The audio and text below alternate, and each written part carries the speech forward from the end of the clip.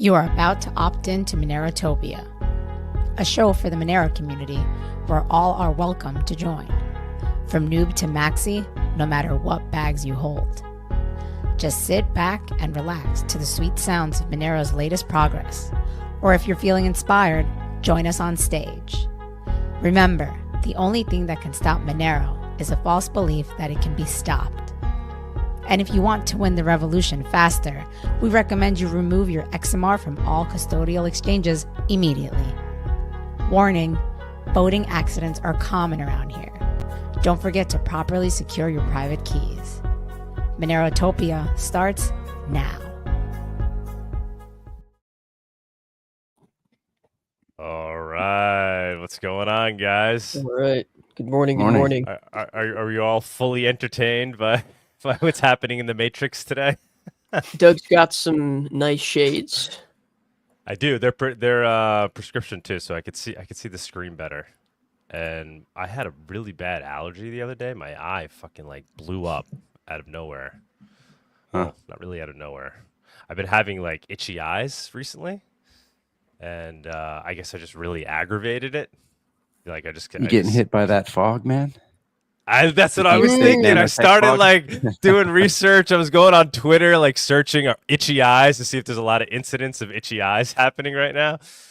I don't know. How are your eyes, guys? You guys got itchy eyes, or am I just the first to get hit here in Queens? No, I'm good, man. Okay, it's good. Just New York. Good. Stay safe. Stay safe. Yeah, who knows what goes on in New York? When Tux is here, I felt like the entire time you're just like looking for an exit, like get me the hell out of here. Trying to avoid tunnels. Yeah, I felt like Underground. Tux had to get back to the mountains. Yeah, it was an interesting experience. But you experienced it. You'll be here again. That was your first. Yeah. That was your first time. That was my first time. Yeah, that was your first. In New York City. You'll be back. You'll be back, Tux. I'll throw a Monerotopia in New York City just so you have to come back. Hey, that'd be fun, actually. I'd be totally down for that. It's got to happen at some point. I think we got to do a New York City Monerotopia.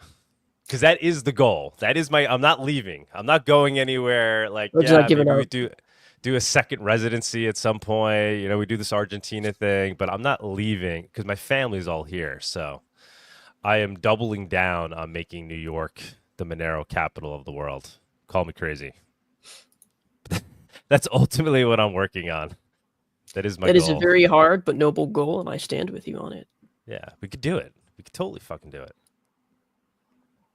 All we got to do is get Trump's ear and just tell him how we'll make $1 billion off of it, and he'll be down. And be like, and it's untraceable, bro. Oh, really? No, I do think that new POS app that's being developed, I think that could be really useful as like a easy, if you can fund these devices, they're fairly inexpensive. Then you have, because like the thing is, most people don't really care that much. So you have to really give them an incentive to accept crypto in the US. So like you'd be like, here, I have everything for you right here. This is all you need. Yeah, it's just an additional thing you're accepting. You're not saying, or they can just use that as their main device because it takes everything else. We have to get that going. I want like Astoria to be the test bed. We have that supermarket there. The guy is willing to accept Monero. We just have to like set him up. We got to go in there and maybe use this device, whatever it is, build something, like let that be the testing ground. It's a Monero supermarket in Queens. Yep. You know, and we get it working there, and he doesn't care. He doesn't care if, it's one guy that comes in a month, but we just have it there.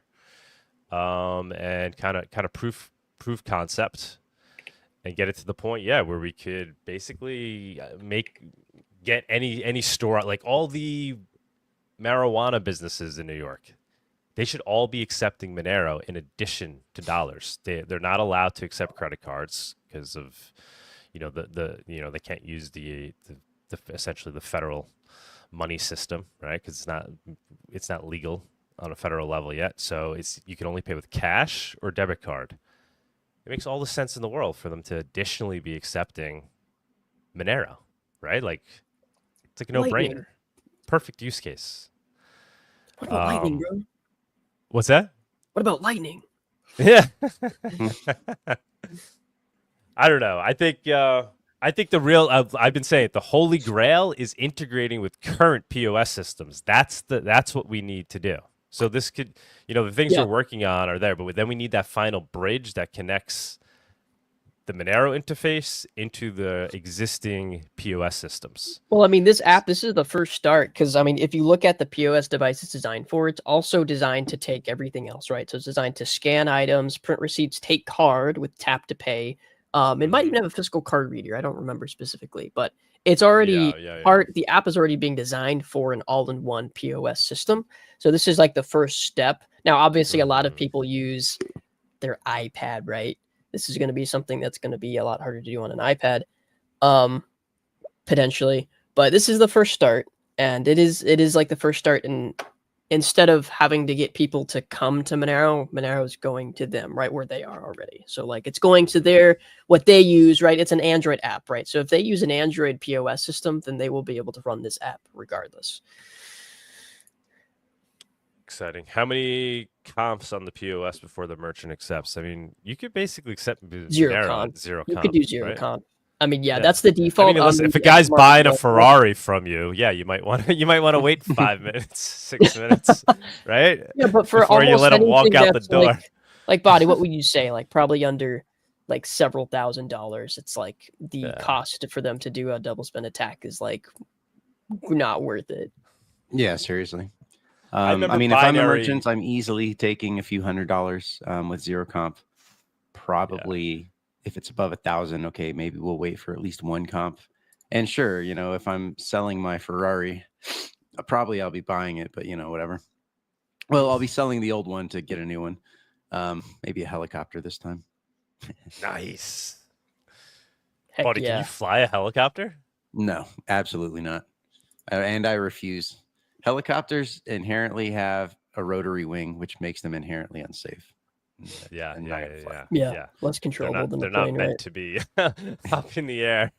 No, it's just something that fixed wing guys say about rotary aircraft. We're like, fuck no. Well, they don't glide. you don't have gliding. That's like a major factor. But you have like this different kind of control that's really cool, because you can just like hover in one place and spy on somebody. Cool. Do some helicopters glide? I don't like. There's got to be ones that they've figured out, right? I think some of them have like little winglets or something that helps them maybe extend their range, but not really too much. Yeah, the problem with helicopters, like, I don't mind if you lose your engine. You have ways of dealing with that. But if you lose that rotary tail, like, you're done. It's like over, I had bro. a buddy that's he had helicopters that they used to do kind of like cattle ranching out in Wimberley, Texas. And he was hovering one day and he caught his tail on, I can't remember, it was like a bush or a power line or something. He said he saw one rotation, he spun around in the air once, and then he's like, he had to yank the power and then fall 30 feet straight to the ground. Because if you don't, like, you're just done. Like, if you don't do that, you're going to wreck completely and die. So he broke his back, he survived, but it's like, damn, bro, you just do one little mistake like that and you're totally done. Whereas I feel like, with an aircraft, with a fixed wing, as long as you don't do something too stupid or do like a midair, you have a pretty good chance of setting it back on the ground. It's crazy, dude. The land in Argentina. I mean, there's no reason why we can't put a runway on that, right?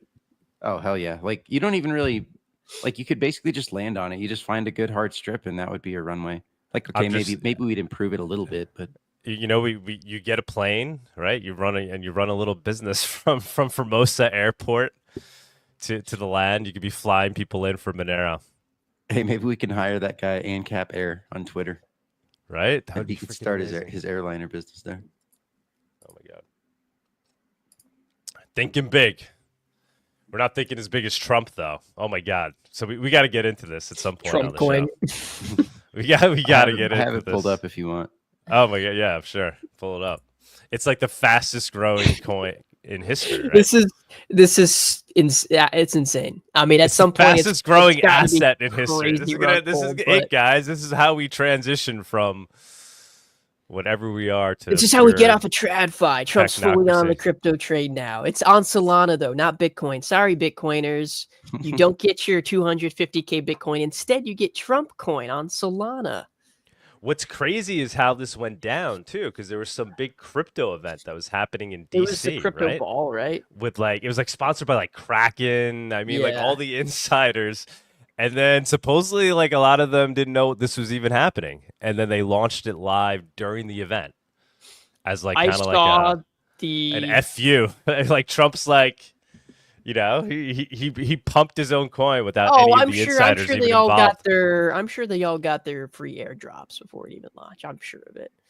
Yeah, he definitely had some insiders, but I don't know.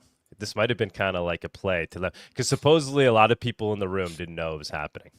It caught everyone off guard, so people thought his Twitter account was hacked. Yeah, but I saw the post about 11 minutes after it came out, and yeah, admittedly, it looked a little bit suspicious. It was like, huh? And then a few minutes after it got confirmed. But between the time that post went up, it already had gained several billion market cap just within like. What was your visceral reaction when you saw it, and then you knew it was real? What was like your thinking? I mean, it was like kind of like a face slap. It was like it's like silly. It's really silly, but I wasn't surprised. I knew it was going to happen. I said months ago there was going to be a Trump token on Solana. I knew it was going to happen at some point, but I was not expecting it to like blow up this largely. I guess it's because it's finally the official. Like, there's been tons of Trump meme coins, but this is like the official one, so people are putting all of their life savings into it now. But literally, as it stands right now, it's at almost 30 billion market cap. But within a minute, it'll go up and down by 1 billion of market cap because it's 1 billion supply, and it's the only amount of circulating supply right now is 200 million because this one large wallet holds 800 million tokens, and they're supposed to release the rest of that over the course of 3 years. But as it seems right now, there's no actual locked liquidity. According like they're supposed to be, they say it's going to be like 100 million of liquidity, but apparently it's not actually locked. So we'll see what happens. The tokenomics aren't super good, but I guess they're not that terrible. I know, Bawdy, what's your take? I don't think the tokenomics have to be good at all. I think that once it gets out into the masses, they're just going to be like, holy shit, yeah. And then the inauguration is coming here on, I believe it's Monday. So I don't think it actually needs good tokenomics or locked liquidity. I think people are just going to fucking ape into it. What is the current market cap? 30 billion. 29 billion. If you look at the list, you can see the stats here. The volatility is so high, it's just going in between like. So it's like 6 times the market cap of Monero. What is the market cap of Monero right now? It's like 3 billion. 3.5, right? 4. Oh, it's only 3.5. Oh my god. Maybe it's 4 now. So this eclipsed Monero in like 30 minutes. Yeah, it's like almost 10 times the market cap. That's insane. And eclipses Monero. It's time to give over. It's time to give up. Monero's over. 10 years and we only have 3 billion market cap. What is this? My reaction was anger that he would do this. Like, we all know he's a grifter, but like, you know, the hope was that he finally arrived at a point in his life where he wanted to, I don't know, leave a good legacy of you know, freedom and liberty, and here he is just misleading the masses to buy his fucking gambling scam coin. Unless he's got some pure capitalistic thought here, and like he's like, oh well, this is gonna help the markets. I don't know. Like, well, here's I don't see what the positive argument is. To a coin, right? Because I saw you talking about on X being, oh, is this next? No, it's not a Hawk to it. Hawk to it was like rugged within like 5 minutes of being open. But we'll see like what happens in the future. I feel like this will go up, and it'll maybe go up to like $50, maybe even 100. I mean, it's ridiculous. But over the course of his presidency, it'll probably just continue to go down as people lose interest. But we could see some massive. Yeah, but the idea is like, why are you telling people to buy this thing? Like, what are they getting for it? Because he probably has like a large share. Right, a lot of key players. No, I understand that. I'm saying, but you're saying that's the only reason. It's just to make a bunch of money. That's it. There's nothing else. Right. I'm saying that's the problem, right? You're president of the United States, man. You should be there. Like, you know, the logo they're showing is his fight. Like, that should be what motivates him. This shouldn't even be a thought. Let me go launch a fucking scam coin to make $1 billion on the side. Like, he's just not focused on the job. Like, well, it's very disappointing that is always what he's thinking about, is just how to acquire more money. I mean, Right? this is such a Trump thing, but it was like entirely like a third party that is handling all of this. So I doubt he actually had that much to do with it. But yeah, his son it is still well. on brand for Trump to sell some funny thing. Like they had, I think. Yeah, I mean, he's Trump getting he owns it. They said like his like net worth like tripled already from this thing. Well, you know how much is actually liquid that he can withdraw, right? If he rugs, yeah, he doesn't have the whole his market Bitcoin, cap sure. of Trump. But assuming, I let's see, until he adds Trump coin to the reserves. Let's just pretend alongside Bitcoin. That would be fun. Now that would be epic. That would be like, all right, that's just hilarious. Epic troll. Dude, the Bitcoiners would be so, they'd be so mad. They'd be so mad. They'd be like, what the hell is this? Is not what we voted for. We voted for Bitcoin only strategic reserve, and now there's fucking Trump coin. Trump coin right now is good enough. Like, I'm happy. That would be like a hack in the piss Matrix. Trump would just have like hacked the American system to the max. Just drain the fucking. Oh my god. It is highly entertaining, though. I think there's more than just a monetary component here. Yeah, I mean, Trump, he's got his brand on everything, right? So why wouldn't he have his own branded meme coin? It's just part of the Trump empire, you know, the Trump legacy, all the Trump character and all that. So that kind of makes sense. Maybe his son was probably behind it to some extent. I mean, obviously, he's already a billionaire. He's already got all the cash that he needs. You know, there could be another psychological component here that's sort of like intended to sort of discredit the notion of crypto, right? He's like, look how funny it is. Look how silly it is. Look, well, that's like Elon, right? That's kind of like we thought Elon was doing with Doge, maybe, right? Yeah. Like anything can be pumped. So like the value is subjective. So does Bitcoin really have value, guys? Or is it also just,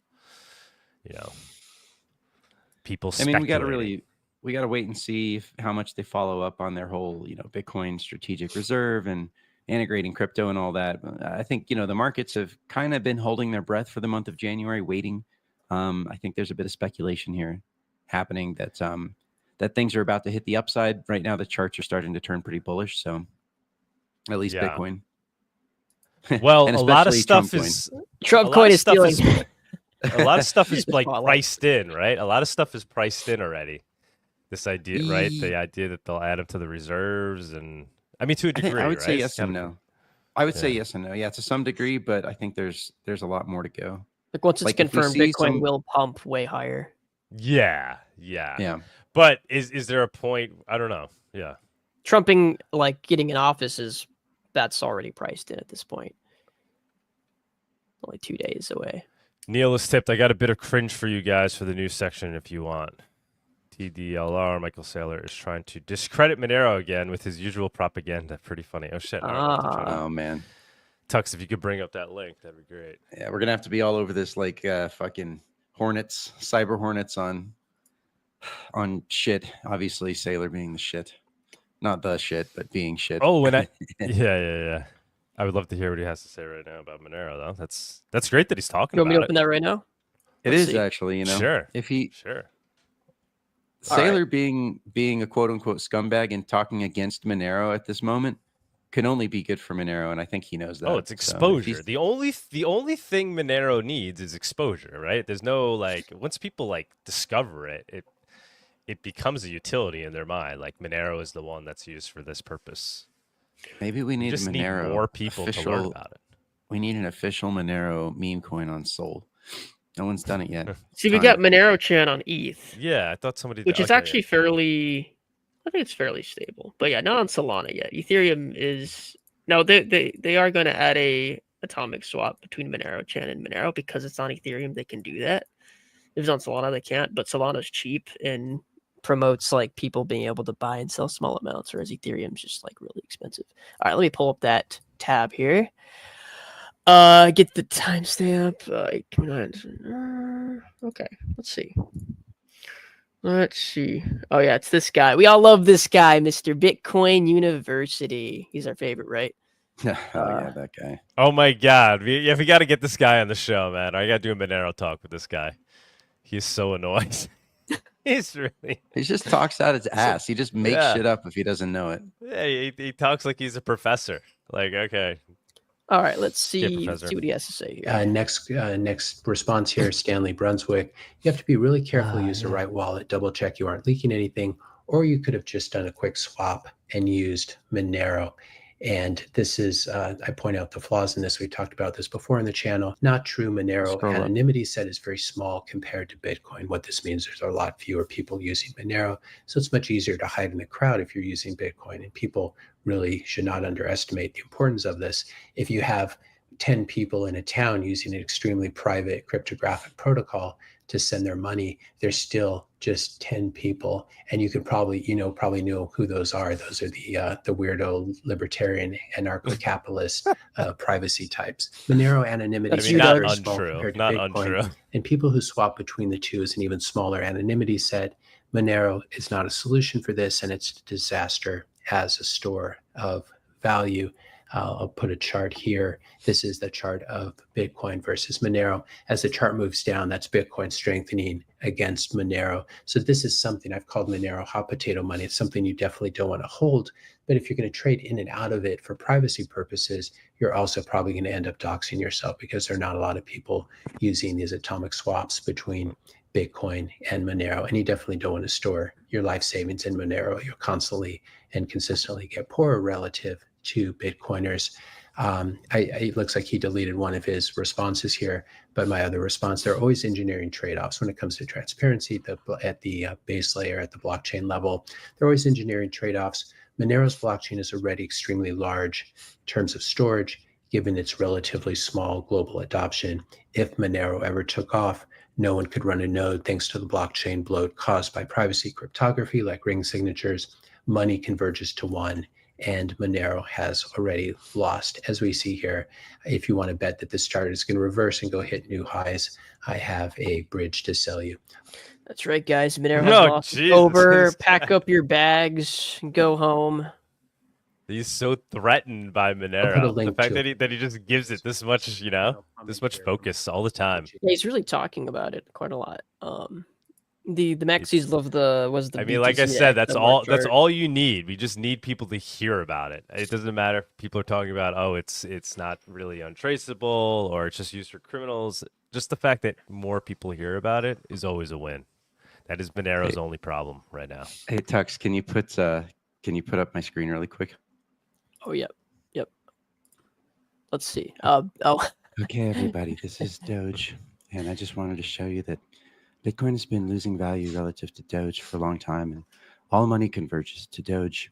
You can see that it's dropping very close to zero here, and as time continues, you just won't be able to have any value out of your Bitcoin.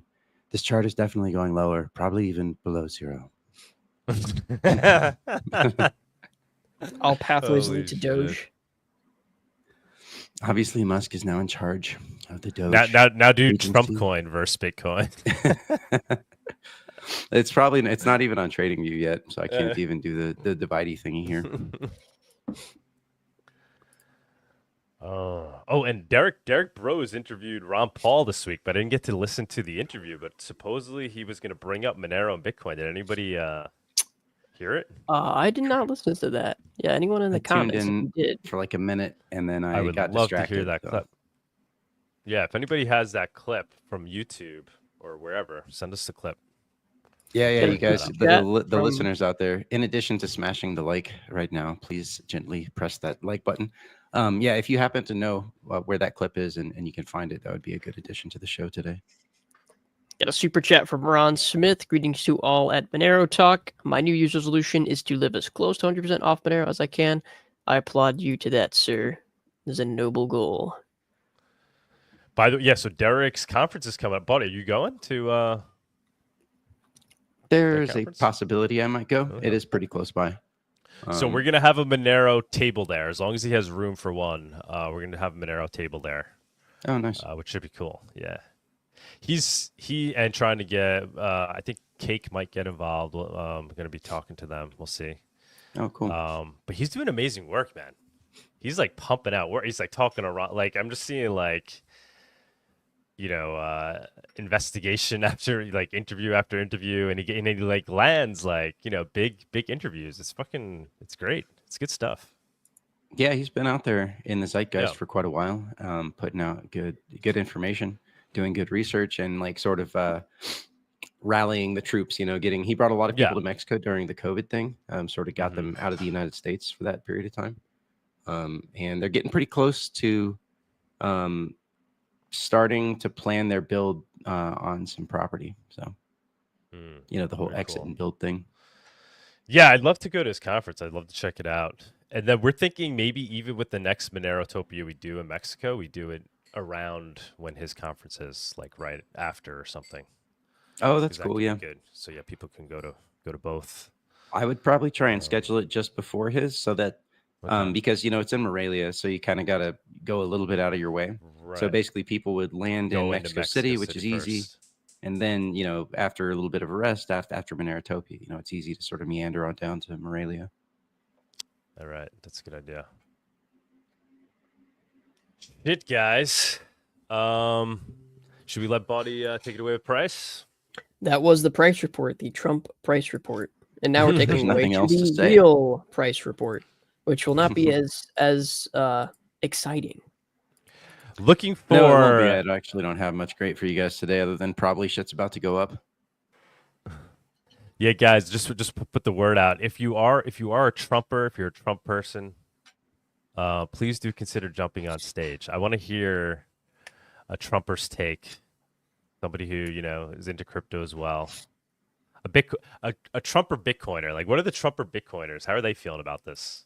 They do not like this. They definitely do not like this. They just, the entire sentiment that I received from the Bitcoin community was they wanted Trump to pump, well, just Bitcoin, right? And now, assuming Bitcoin will still get the strategic Federal Reserve from the Fed, I mean, you know, they'll still get what they want ultimately. But I specifically remember people sitting behind me. It was like Jimmy Song. It was another guy. There are people sitting behind me at Bitcoin Nashville when Trump was speaking. Every time he said crypto instead of Bitcoin, they were audibly upset.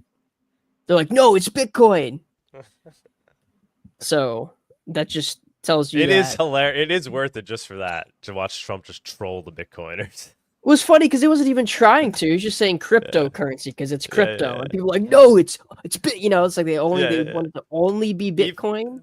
He can't even talk when he went to the pub quiche bar in New York. Remember, and he like used Bitcoin for the first time. He even like referred to it as crypto when he went to pay. He's like, "Oh, can I pay in crypto?" They're like, "Ah, no, Bitcoin." And it was hilariously a terrible experience. It's just funny. Yeah. They had these burgers. He was like, crypto burgers, and the guy's like, no, Bitcoin burgers. And he responded. He directly turned and said, no, crypto burgers. No, I'm pro crypto. Soul's crushed. Soul's crushed. That is amazing. I do love that about him. I do love that. See, I mean, it is bullish in a way too, right? Because here he's saying that it's perfectly fine for me to go and launch this coin, right? So that's a, like, from a regulatory standpoint, that's a real message too, right? He's saying, guys, it's a free for all out there with crypto. Do whatever the fuck you want. You could go do your pump and dump scams. No one's gonna stop you, because I'm literally doing it, and I'm the president. So I mean, it's kind of positive in that respect, saying that things are going to be very unregulated, right? Yeah. So definitely from an SEC perspective. We get to maximize the shitcoins on Solana. Let's go, guys. Hey, I'm all for it. You can't tell me he's going to be like all like anti-SEC and all this stuff, but then also he's going to be anti-privacy in Monero. Like that's like that will just be crazy if that's the case. I mean, that'll be the real mask off moment if that happens. Yes. But him releasing his own like Trump meat coin on Solana means that it's definitely like that's kind of like, I feel like that's almost like taking a stance on like, yeah, we're gonna let this shit ride. We're gonna let you guys have your fun, at least for a little while, right? Yeah, no, that sounds about right. Ron Smith tip 25 cents. Greetings to all of Monero Talk. My New Year's resolution is to live as close to 100% off Monero as I can. I did read that one. I love And it. I do applaud you, sir, once again for your noble goal. Speaking of, let me pull this up real quick. XMR Bazaar. I just purchased from Italian shop. Oh, what did Doug just purchase? Yeah. Some wine? The Parmesan. Oh, sorry. Parmesan. 10 Whoa, 10 pounds, you actually got it. 10 pounds see of this. Parmesan I've had delivered. Let's see this lovely block of Nice. Parmesan. Yeah, Very nice, yeah, sir. it looks Beautiful. legit. Oh, yeah. I eat Parmesan Costco? every day, pretty much anyway. That's some gourmet shit right there. Yeah. So, yeah, right from the source. That's nice, man. Yeah, I eat Parmesan a lot too. Yeah. I don't trust American cheese anymore. Oh, Get what yeah? government Yeah. cheese? I mean, it's just better, obviously. Anything, Yeah, it's anything better. from Europe or wherever, yeah, it's going to be. Any Yeah. cheese that I buy, I only quality. get from a local store that has like raw cheese from one of the farmers that's in my county. That's the only time I buy cheese. Otherwise, it's just like not. It doesn't even taste that great, and it's not very good for you. Yeah, when I was in Sicily this summer, I was just like going to the deli every day and get like a chunk of Parmesan. Yeah, and you don't have to Just go out of different your though. way So as much good. to It's get so high good. quality cheese there. Like here, you really have to go out of your way to get high quality cheese. But let's see, we got another super chat from Linus. Bawdy, do you teach your trading techniques and how you estimate the markets anywhere else besides Monerotopia and X? I do not, bro. Doug dragged me on the show a couple years ago, and I reluctantly but graciously accepted. But no, I don't really do videos or anything like Bawdy's that. Trading Academy coming soon. else. Confirmed. There's a chance that this wave magic indicator one day I'll sell it, but I'm gonna at least go like one more hoorah using it to exploit it for trading. But I mean, at some point it would be pretty cool to sell it. I would sell it for subscriptions maybe, or I Yeah, would make your actually money love to off of it sell as long as you can. Yeah, exactly. I mean, it's just so fucking useful. Like, it's not perfect. Nothing is. No, especially no TA indicator is, but it is a pretty unique way of looking at the market. So, I mean, there's probably enough here, bro, for you to get a general feel. Like, if you go back through the videos and watch my price reports over the years, there's probably enough there for you to get a good sense of what I look at and the kinds of things that I'm interested in to get a good feel there. So, I mean, every week we look at similar stuff. So, yeah, we kind of look at the same stuff over and over again every week. And I kind of try to give you little pointers on like, okay, here's how to use these big pleb lines. Here's how to think about them. In general, it's kind of like a multidimensional analysis, right? My trading paradigm in general is look at a whole bunch of different stuff from different perspectives, right? So that's market psychology, technical analysis, fundamental developments, news cycles, stuff like that. And then try to synthesize all of it. See if it comes together in a good coherent picture. See if all the indicators sort of point the same direction. Is there confusion in the markets? And then don't get too locked up into a trading thesis, right? Keep your mind limber, keep it nimble, be okay with being wrong and needing to pivot from time to time. And then always be trying to challenge your thesis. Where could I be wrong? Generally speaking, I actually don't recommend that people trade. Most people are going to lose a lot of money for like the first year or two while they're just getting their bearings. So, guys, yeah. I'm trying the Parmesan. Hold on a sec. Parmesan live test. I would fake choke right here and be like, that's it. It's over. Oh my God. No, this is really good. Nice. This is really good. This is Here, pass them over to your brother. Let me take a bite. 30 month. 30-month aged. Man, we're going to have to start targeting Mexico. There's so many people here in Mexico that are like, they want this and they want that. So maybe, but I got a bunch of shit I need to sell. I need to get on Monerotopia, or I need to get on the website and start listing my XMR Bazaar and start listing my stuff. You don't understand the feeling of being able to buy Parmesan directly with Monero and have it be the most amazing Parmesan I can get. You got it. It arrived. I now have that part of my life has been moved over to Monero. There's not that many more things I need to move over. It's not that, He's olive got his oil. Parmesan. Now he's happy. I just need. He's I got his need coffee. my meat. I need my steak. I mean, there's not that many things. It's happening on XMR Bazaar. It's like it's not that far away. You can do it. You could already do it today if you like put the energy in. How much was the Parmesan that you ordered? Let's see. 25 US for 0.115 XMR for how big of a block is that? It's like 2 Looks pounds. like a pretty 2 pounds. Okay. damn. Okay. So that's $12 a pound, basically. It's a lot of cheese. I think that's pretty good for Parm Reg. Yeah, that's. Yeah. I mean, no, it's what- no. It's how about more shipping than that, cost to ship to No, the US? It came out to I think like 0.75 XMR, and I got 5 of them, and that was with shipping. So okay. So you maximized on your shipping cost. International is that? shipping is 0.1 XMR. Is that what it says? So that's about $20, $22 right now. So yeah, I see why you bought several at once. So the shipping's kind of a lot. It's international shipping, so you're able to maximize the cost for you by ordering in bulk. Bulk Parmesan from Italy for Monero. 1,000 That's amazing. Is This that is all 1,000 grams total? allegedly. This is this could be another Parmesan. I didn't actually buy it on XMR Bazaar. I used my credit card. Used cash. He was a good boy. I allegedly. He did his participated in KYC on this. Stripe. Don't worry.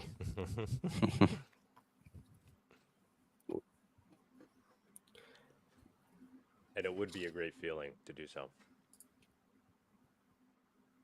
So yeah, there's a lot of good stuff popping up on XMR Bazaar, and we are adding that bonding feature we talked about.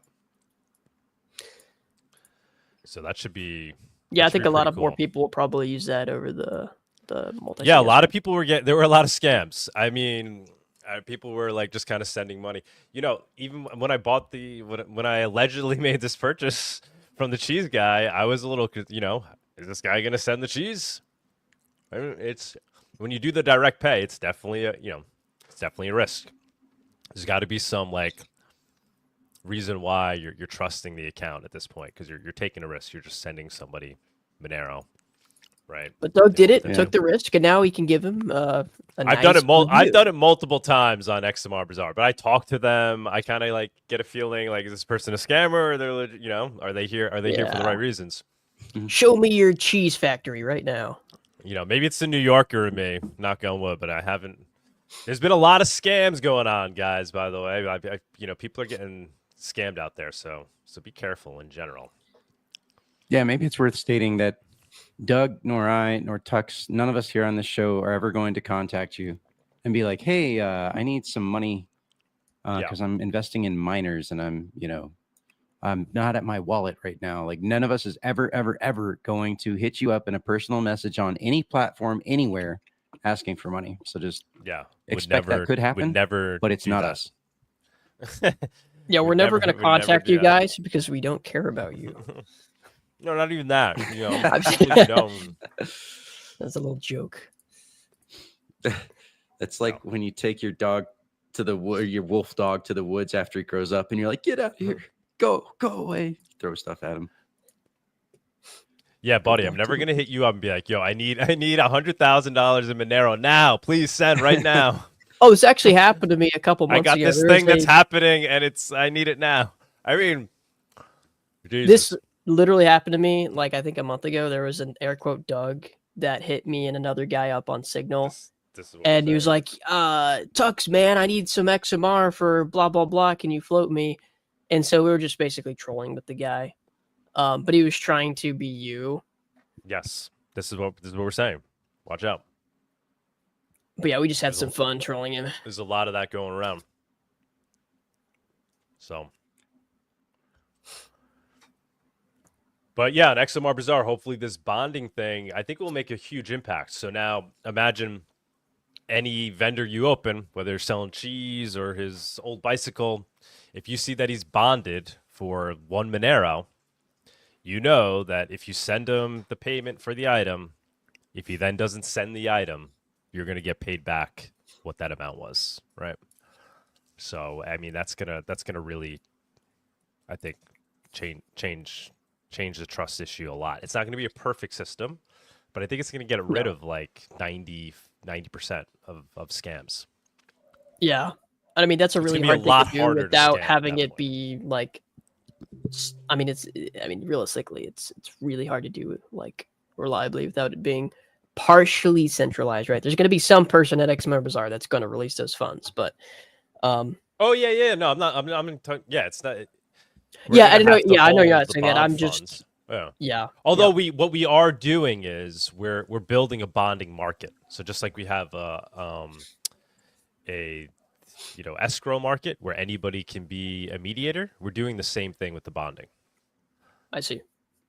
So when you buy a bond, you're not buying it from XMR Bazaar, you're buying it from whoever is a bond seller. Right? I'm the first bond seller though, right? So Doug Tuman will be holding the bonds. And then your funds are safe with Doug Tuman. Yeah. Aaliyah is going to be the first mediator, but you can come and be a mediator in the bonding network. I don't know. I mean, obviously, so it's not a decentralized system. No, I'm saying that's okay. Like I'm saying it's. But I'm not seeing a legal issue there with. No. Right? No. Like I mean, this is a really we're hard not transferring. Thing to do. We can't be labeled a money transmitter for this. We're. Yeah. I know. Obviously, local Monero shut down, right? They used some type of bonding system, but it was per purchase, and it kind of could have been labeled as essentially just a money transmission. I feel like, and we don't know why they shut down. We don't know if that was an issue or the issue, but I do feel like this setup is another layer of abstraction away from being labeled a money transmitter. I don't know, Bawdy, any take on that? I just think they shut down preemptively. They saw a whole bunch of stuff happening, and they were like, "Nah, this is too much risk at this point." They saw some writing on the wall, even though they could have been fined for. They weren't actually doing anything wrong. They were concerned about the way I guess the FinCEN regulations were being I don't know, used. So hell, in some cases it wasn't even FinCEN. Like that, I want to say that I saw a court ruling very recently that was like, you guys have exceeded FinCEN significantly. Basically the bureaucrats, right? The way the SEC lawyers and the DOJ and these guys have been going about doing what they're doing. So it probably wasn't an unreasonable thing for them to shut down just on the basis of how many people the government was attacking, even if it was against the law, right? And that's the thing that I think is going to eventually come out of a lot of this, is that like the Samurai guys didn't do anything illegal. And I have a feeling that a lot of cases are going to be either dropped or decided against the government, but those poor bastards are sitting in jail for like the last year now. So I don't think local Monero wanted to participate in the go to jail for a year while you fight the government saga. That's a good point. That is a good point. Yeah, that was crazy. You hit the nail on the head. That's unfortunate, but I guess that's kind of how it is. JK saying, need to make a local map that shows vendors that accept Monero. We have it. We have it on XMR Bazaar. You can go to the map, Monero map. While we've been sitting here talking, Trump coin has lost 3 billion market cap. Just pulling back. Oh, look at this. We got 12 in Australia. All right. Where do we have 14? Or was this? This is just all of Europe. Cool. I forgot about this map on the website. Germany. Always Germany is definitely a Monero hotbed. Oh man, there's only 2 Bottom in the Mexico. US. We got some, yeah. Looks like most Mexico. of We need Mexico. We need Mexico to like, 2, a whopping 2. Sorry, we buddy. need to take the lead. We got to do Monerotopia there again, and it's got to become a thing. All right, I have too much like stuff accumulated over the years. I'll definitely drop it onto. Definitely Argentina. We definitely have. Yeah, here, look. Formosa's got 8. Nice. Yeah, man. Oh, We gotta blow this up, guys. We gotta blow this. This is how we win. This is it. Think nothing other than blow this up. Get people accepting Monero, using Monero. That's it. You don't have to focus on literally anything else. The tech is there. It all works. Now we just got to use it. Everything else will fall into place. Then we win. Right? I mean, am I wrong? What's the losing scenario there? That's a we good get a growing network of people using it. That's it. It's on its own. It works. It has utility. I mean, as it gets bigger, it'll continue to be bought at harder. Yeah, I don't know. Because I think that would make a good co-opted it instead. Make a good 4-quadrant meme where the guy's like, doing the teaching. He's like, first, step 1, step 2. Right? It's like step 1, we use it. Step 2, we win. Can anyone? Wait, he's asking. Can anyone list that they accept XMR on the map? Yeah, just go to XMR Bazaar and create an account. You could create an account even anonymously. You don't need to. We don't ask for a lot of information.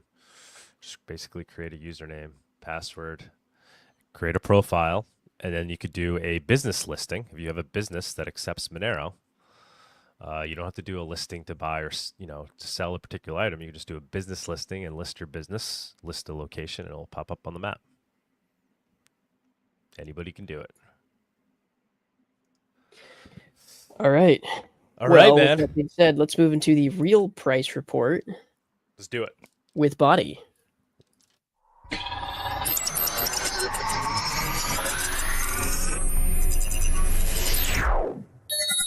The Monerotopia Price Report segment is sponsored by Exolix, a privacy-focused, non-custodial instant crypto exchange. Go to exolix.com to enjoy secure and completely anonymous swaps with no KYC or sign-up. Swap between Monero and 2,000 plus assets at the most competitive rates and with no limits. Exolix.com, your fast and secure way to privacy. All right. Good morning. Good morning. I just want to say real quick, Bawdy, before you do think, JK, man, jump up on stage if you can. You're making some great points. Best way for people. Yeah, he's saying, the best way for people to earn Monero is to sell something for Monero, sell a good or service. That is the best way because you're earning it without KYC. It's peer-to-peer. And then you're also simultaneously building up the Monero peer-to-peer network. You're actually partaking in the network. So it's just a win-win. You're obtaining Monero without KYC, and you're growing the Monero network. So, yeah, JK, please consider jumping up later on. 100%. Good, Bawdy. Totally agree. Yeah. So today I know we kind of covered this a second ago, but let's capture a little bit of it for the official price report. Trump launched a token amidst some kind of get-together gathering with Kraken and other insiders last night. It was kind of a surprise. And he officially launched a Trump coin on Sol, and this thing has gone up to, looks like about 30 billion, almost 30 billion in market cap. It's actually oscillating quite a lot. If we were to drop here down at the 1 minute, you could actually see that this thing within the span of each minute, really within the span of about 5 seconds, this thing is oscillating about like 13% up and down, just up, down, up, down. So yeah, this is pretty funny. Sounds like Tux was able to leverage that. He was in on the action early. I don't know why he didn't share it with everybody and put the alert out. Kept all the gains to himself. But hey, I can't blame you. I mean, look at that. That's only 10,000% up from the launch price. So, yep, everybody hit up obviously hit up Tux for his 10,000x gains. No, I'm just kidding. He was I definitely made breadcrumbs. But what did you do? Yeah, what'd you do it on, Tuck? Just out of curiosity, what do you using these days? I was just on Dex Screener and I used whatever swap provider was already on there. It was just Meteora, and I was just using Backpack in the browser because it's a good Solana wallet. Yeah, I mean, that's the way to interact with the shitcoin industry, or if you're going to play with some meme coin nonsense, you do it all in the browser. Like there's no, like, just treat it like a checking account. Don't put your stupid life savings on there, but put some cash on there, trade around, whatever. And then at some point withdraw that to your normal wallet, but it's probably not worth all the trouble to get your hardware wallet and all this other nonsense. You know, but at least that's how the people that I know that play in these meme coin markets, that's how they do it. So, and it's designed to be run like that. So yeah, I mean, Trump coin kind of making a mockery of our meme coin industry. No, I'm just kidding. It's making a mockery in general of crypto, which I totally support. Most of crypto is a mockery, so I'm totally down with it, especially since Trump gets inaugurated here on Monday in all of 2 days. Launching this meme coin amidst the whole, like, oh, we're going to make Bitcoin a strategic reserve. If it makes the maxis angry, I'm good enough with, you know, that makes me happy as well. So let him do that. Let him sort of expose the silliness of what most of crypto is. Totally down with that. If you want to make some money on Trump coin, as the monkeys get wind of what's happening here, more and more are just going to ape into this coin, and it's probably going higher, guys. I mean, he's probably not going to hawk 2 of this coin. He's probably going to let it ride on Trump. Body bullish on Trump coin. Funny to point out that this has single-handedly pumped Sol by 10%. Yeah, that too. More than 10%. Let's go over here to our Z-scores and take a look at the Z-scores. Can someone just buy me some Trump coin? Can somebody like quickly set up like a Monero for Trump coin? Yeah. Someone list an XMR Bazaar for our pooled Trump coin long here. Oh my God. If I could just send somebody some Monero and get some Trump, then I'll do it. I got you. Hit me up. Oh man, I can't. You can actually see it here on the Z scores. Let's go down to a little bit shorter time. Doug's feeling some FOMO on the Trump coin. No, I'm not. I can't participate. It deeply angers me that like I said, I do see some like positives at it. Like it's just saying, all right, it's complete. It's the Wild West out there. Everybody do whatever the hell you want to do. But I think it's so. As the president of the United, like, why, man, in this position, like with this, you know, with this mandate that you have, you're trying to solve the world's problems, and you go and launch this fucking shit coin. Yeah, he's making them all free money. To me, this does solve a problem, right? We have a current problem with over maximalism in the Bitcoin idiocy. So, like, Trump trolling in this kind of way, yeah, does, you know, unironically a Trump W making a shit coin. Yeah, exactly. The only thing that could be better is if he integrates this into the national reserves now, Federal Reserves. That would be hilarious. He just sets the precedent from now on. Each new president launches their own shitcoin that gets integrated. No, that's not going to happen, but you know, it's fun to talk that way. But yeah, as Tux mentioned, you can see here Sol in light blue has actually been outperforming here for the past, well, for pretty much ever since Trump launched his project on Sol. Yeah, obviously, it gives Sol a little bit of a bump. These are Z-scores, so it doesn't tell you exactly like the actual US dollar percentage, but you can just see relative to its own performance over the past 400 hour time frame. Sol has been performing pretty good. Everything else is basically performing about the same. XMR actually had a little bit of a peak here as of the past week. XMR has been performing pretty well. So why don't we just go ahead and go to XMR and take a look at the US dollar price. Yeah, so basically we peaked up here pretty close to actually edging out a slight higher high right at the like 230 range, 235. So that's good. Effectively, you know, we're going to have a little bit of issue getting past, you know, this range right here, but at the moment, overall, the crypto market to me looks like a positive. Right? It looks like the crypto market's going to want to go to the upside here. We'll talk about this later when we look at Bitcoin, especially. But things are starting to set themselves up into another bullish pattern, and that makes sense. Last week, the theme was, you know, markets are kind of on hold until the inauguration, and it seems we're actually looking at a similar kind of situation as with the election. So yeah, we'll talk about that here after we get done talking about Monero. But right now, this is good, right? This is a positive development. We're kind of moving towards the upside again. You could sort of draw a little pleb line right there. You know, it's not prescriptive. It's really just descriptive. Hey, you know, the lows are getting lower and we're kind of moving towards the upside now. So yeah, this is good. You could maybe even try and draw like a little short-term triangle. So who knows, right? We might have some consolidation here and then pump towards the upside. It could even happen that this is not like a strong pattern right here, guys. So it could even happen that this thing just does this and then pumps here next week, early next week. That could totally happen. So Monero is in a position now where it can finally start to make some pretty good pumpage towards the upside, and I think we would all like to see that. Who doesn't want to see their bags go up, right? We all want to see that. Let's take a look at the longer time frame, actually, just to get a bigger, broader picture of what's happening here.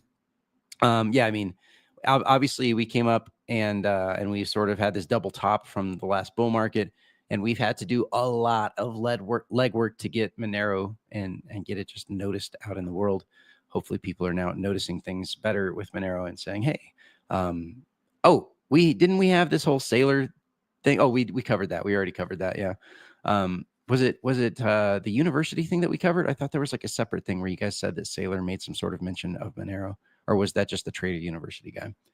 Anyways, let me know, whichever one. But oh, actually, we do have a couple. We have a couple XMR chats.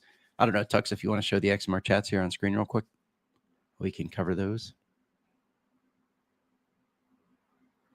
There we go. I will wait. Let me pull those up. We got a couple here. Andrew Collins tipped, I got the feeling the guy behind Bitcoin University is a bad actor. He talks about the Lightning Network like it's a glorious success. Monero, Roger Ver, and Whitney Webb trigger him big time. Monero Talk is the best podcast of crypto. Thank you. Thank you, Andrew Collins. And Shortwavesurfer 2009 tipped, why does XMRchat have LTC bad? Does it? I don't know. Really? I don't really care. I don't really use Litecoin. No, we added a way for people to, I mean, eventually, hopefully, they'll be able to tip in any crypto, and then it gets auto-transacted swapped into Monero.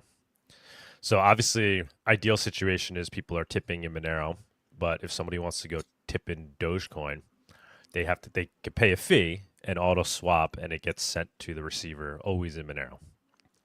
Okay. Oh, that's reasonable. That's pretty cool. Yeah. I think that could improve adoption. Yeah, why not, right? I mean, they'll have to pay the fee, and then that also becomes a way to, a revenue model for the, XMRchat, right? Because everything is peer to peer. Otherwise, if you're using Monero, so if you want to exchange, if you want to use your shitcoin, and then it's a benefit to the receiver because they're still anonymously receiving. They're still getting Monero. Yeah. Monero. Yeah, that's actually a really good idea. And I mean, this is what Nano GPT does. They have like support, like kind of more native support for a lot of other coins besides Nano, but at the back end, it just gets swapped for Nano anyway. So, gotcha. Nice. Sorry, Bawdy, continue. No, it's fine. I think Shortwave actually has one more. He bought a Majestic node on XMR Bazaar. He has another super chat. I don't see it. It's right below where he asked, why does XMRchat have LTC? I don't see it on my screen. Must be a bug. Oh, okay. I'll just call it out here. Shortwavesurfer 2009 tip, 25 cents. He says, I bought a Meshtastic node on XMR Bazaar. So thank you, Shortwave. Oh, that's awesome, man. Yeah, Shortwave. Jump up. I know you normally do. Jump up. I want to learn more about the Meshtastic things anyway. Meshtastic. Okay. Yeah, that's weird that it's not showing up for you guys where I can see it here on XMRchat.com. Oh well. Anyways, we press on ahead here with price going towards the upside, price report. So at the moment, guys,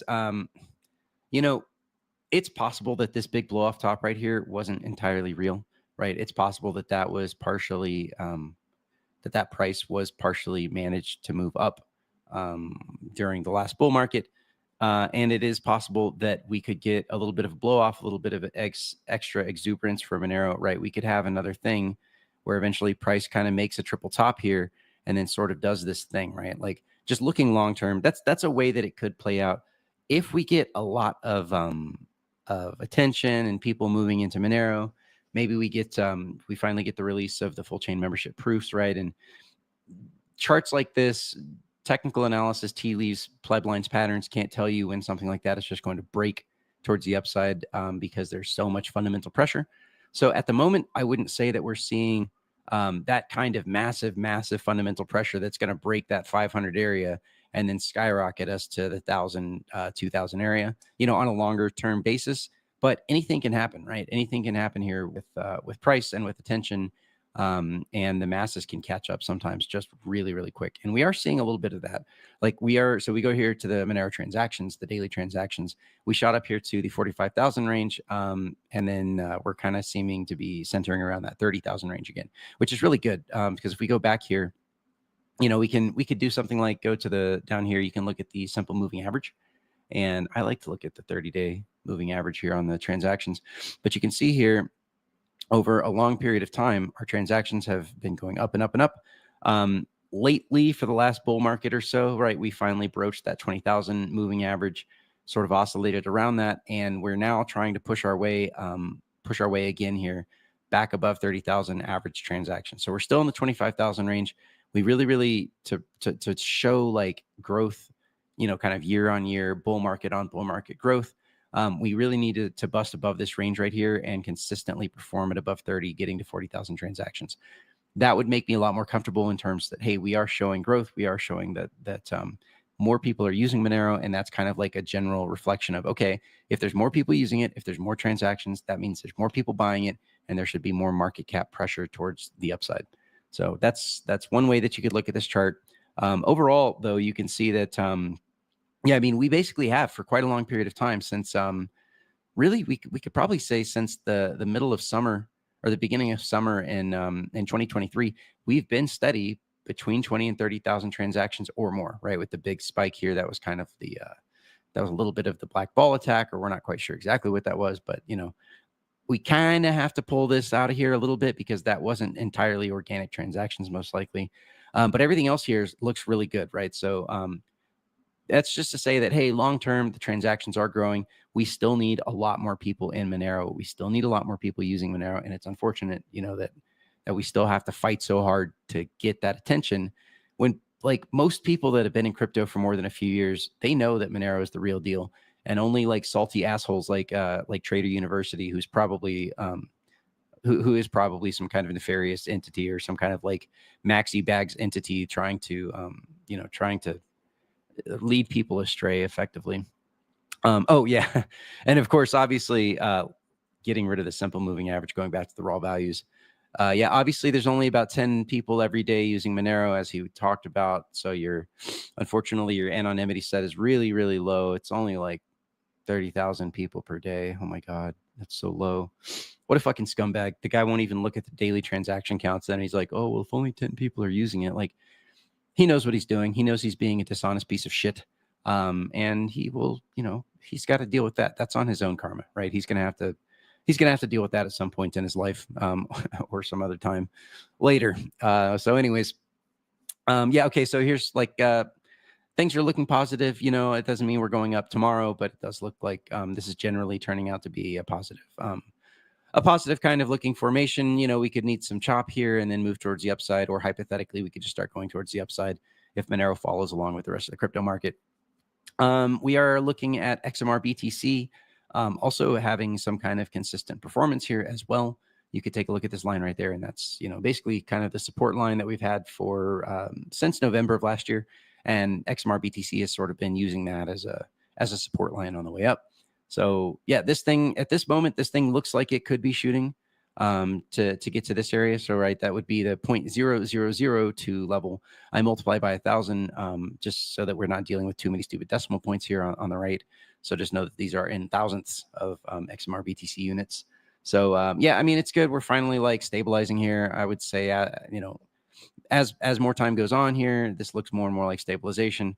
You know, we're going to have to be careful. Maybe Bitcoin decides to pump solo here, but I don't think that's going to be the case. I think more or less alts are going to keep up with Bitcoin here going forward, more or less, right? So with that, let's actually go to the Bitcoin, the larger crypto chart here. And all right, so here's Bitcoin on the 4-hour. As we talked about for some period of time, said, hey, we're going to be a little bit constrained by the standard deviation bands here. So the top of these blue bands, which the top line is right there, actually starting to curl up, and then the bottom there. One thing that happened on Monday, actually, if we go to the daily, this looks actually a lot more clear. Sorry, dang it, charts do that sometimes. Let's actually get rid of the wave magic. Sometimes these charts take too long to Actually, no, this was better on the 4 hour. I don't know why I switched time frames, but anyways, one of the things that was kind of clear here that happened on Monday. So this thing looked like it was about to break down, right? You had this like big drop off, and then it immediately recovered. That's a very common kind of like wick washout pattern. And then things start to move to the upside. Like that was, if you're a short-term trader, that's exactly the kind of thing you're looking for to say, oh crap, that was a good washout wick. And this is also a trick that a lot of traders will tell you, like when you're thinking about taking a position, stop. Think about if you took that position, where would you set your stop loss? Like, let's suppose you wanted to go long, right? Because you're like, hey, here we're at the bottom of the standard deviation bands. Why don't we take a long? You might say, okay, well, where would I set my stop loss? Well, I might set my stop loss right there, and then say, okay, instead of taking a long here, put a buy order at where you think your stop loss should otherwise be for this trade, because that's where a lot of the market makers and liquidity providers are going to search to wipe your liquidity out. It's a very common thing. It happens in aggregate, and especially in crypto being the wild, wild west. They can see the order books. They know where your stop losses are. The insiders do at least. And they say that, no, we're so honest, but fuck them. They're not. Somebody can see that, and somebody is leveraging that. So like, just know that that's how that game is played. Anyways, the point is here that Bitcoin is really starting to set up, as we talked earlier, it's starting to set up in a bullish scenario here. And this looks a lot to me like what was happening with the election. So if we go back, let's go back here a ways. Okay, so here's the election. And we were saying that at the time we were saying, hey, this actually is looking, starting to look like a somewhat bullish pattern. Maybe we should go to the 12 hour here. Sorry, this is going to take a little bit slow. It's going to be painful to scroll. We'll get there. Trust me, we'll get there. Okay.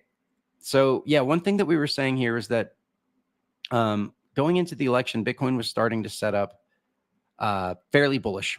We were starting to notice this kind of like bullish, this bullish nature of this chart. And obviously that's because Trump was about to get elected. People were getting pretty confident that he was about to get elected. And I know this is a little bit of a messy chart here in terms of the wave magic, but effectively, yeah, the things pumped towards the upside, the election happened, and then things continued pumping towards the upside.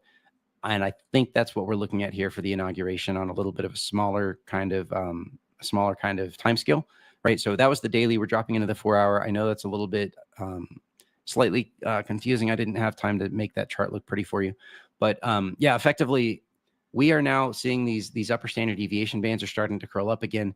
Things are riding here at the top side. I think that as long as Trump doesn't do anything retarded, retardedly bearish, right, as he gets into office, most likely this is going to be the impetus to send the markets towards the upside.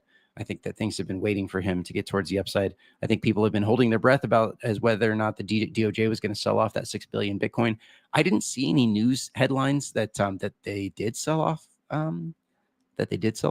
that 6 billion from Jimmy Zong.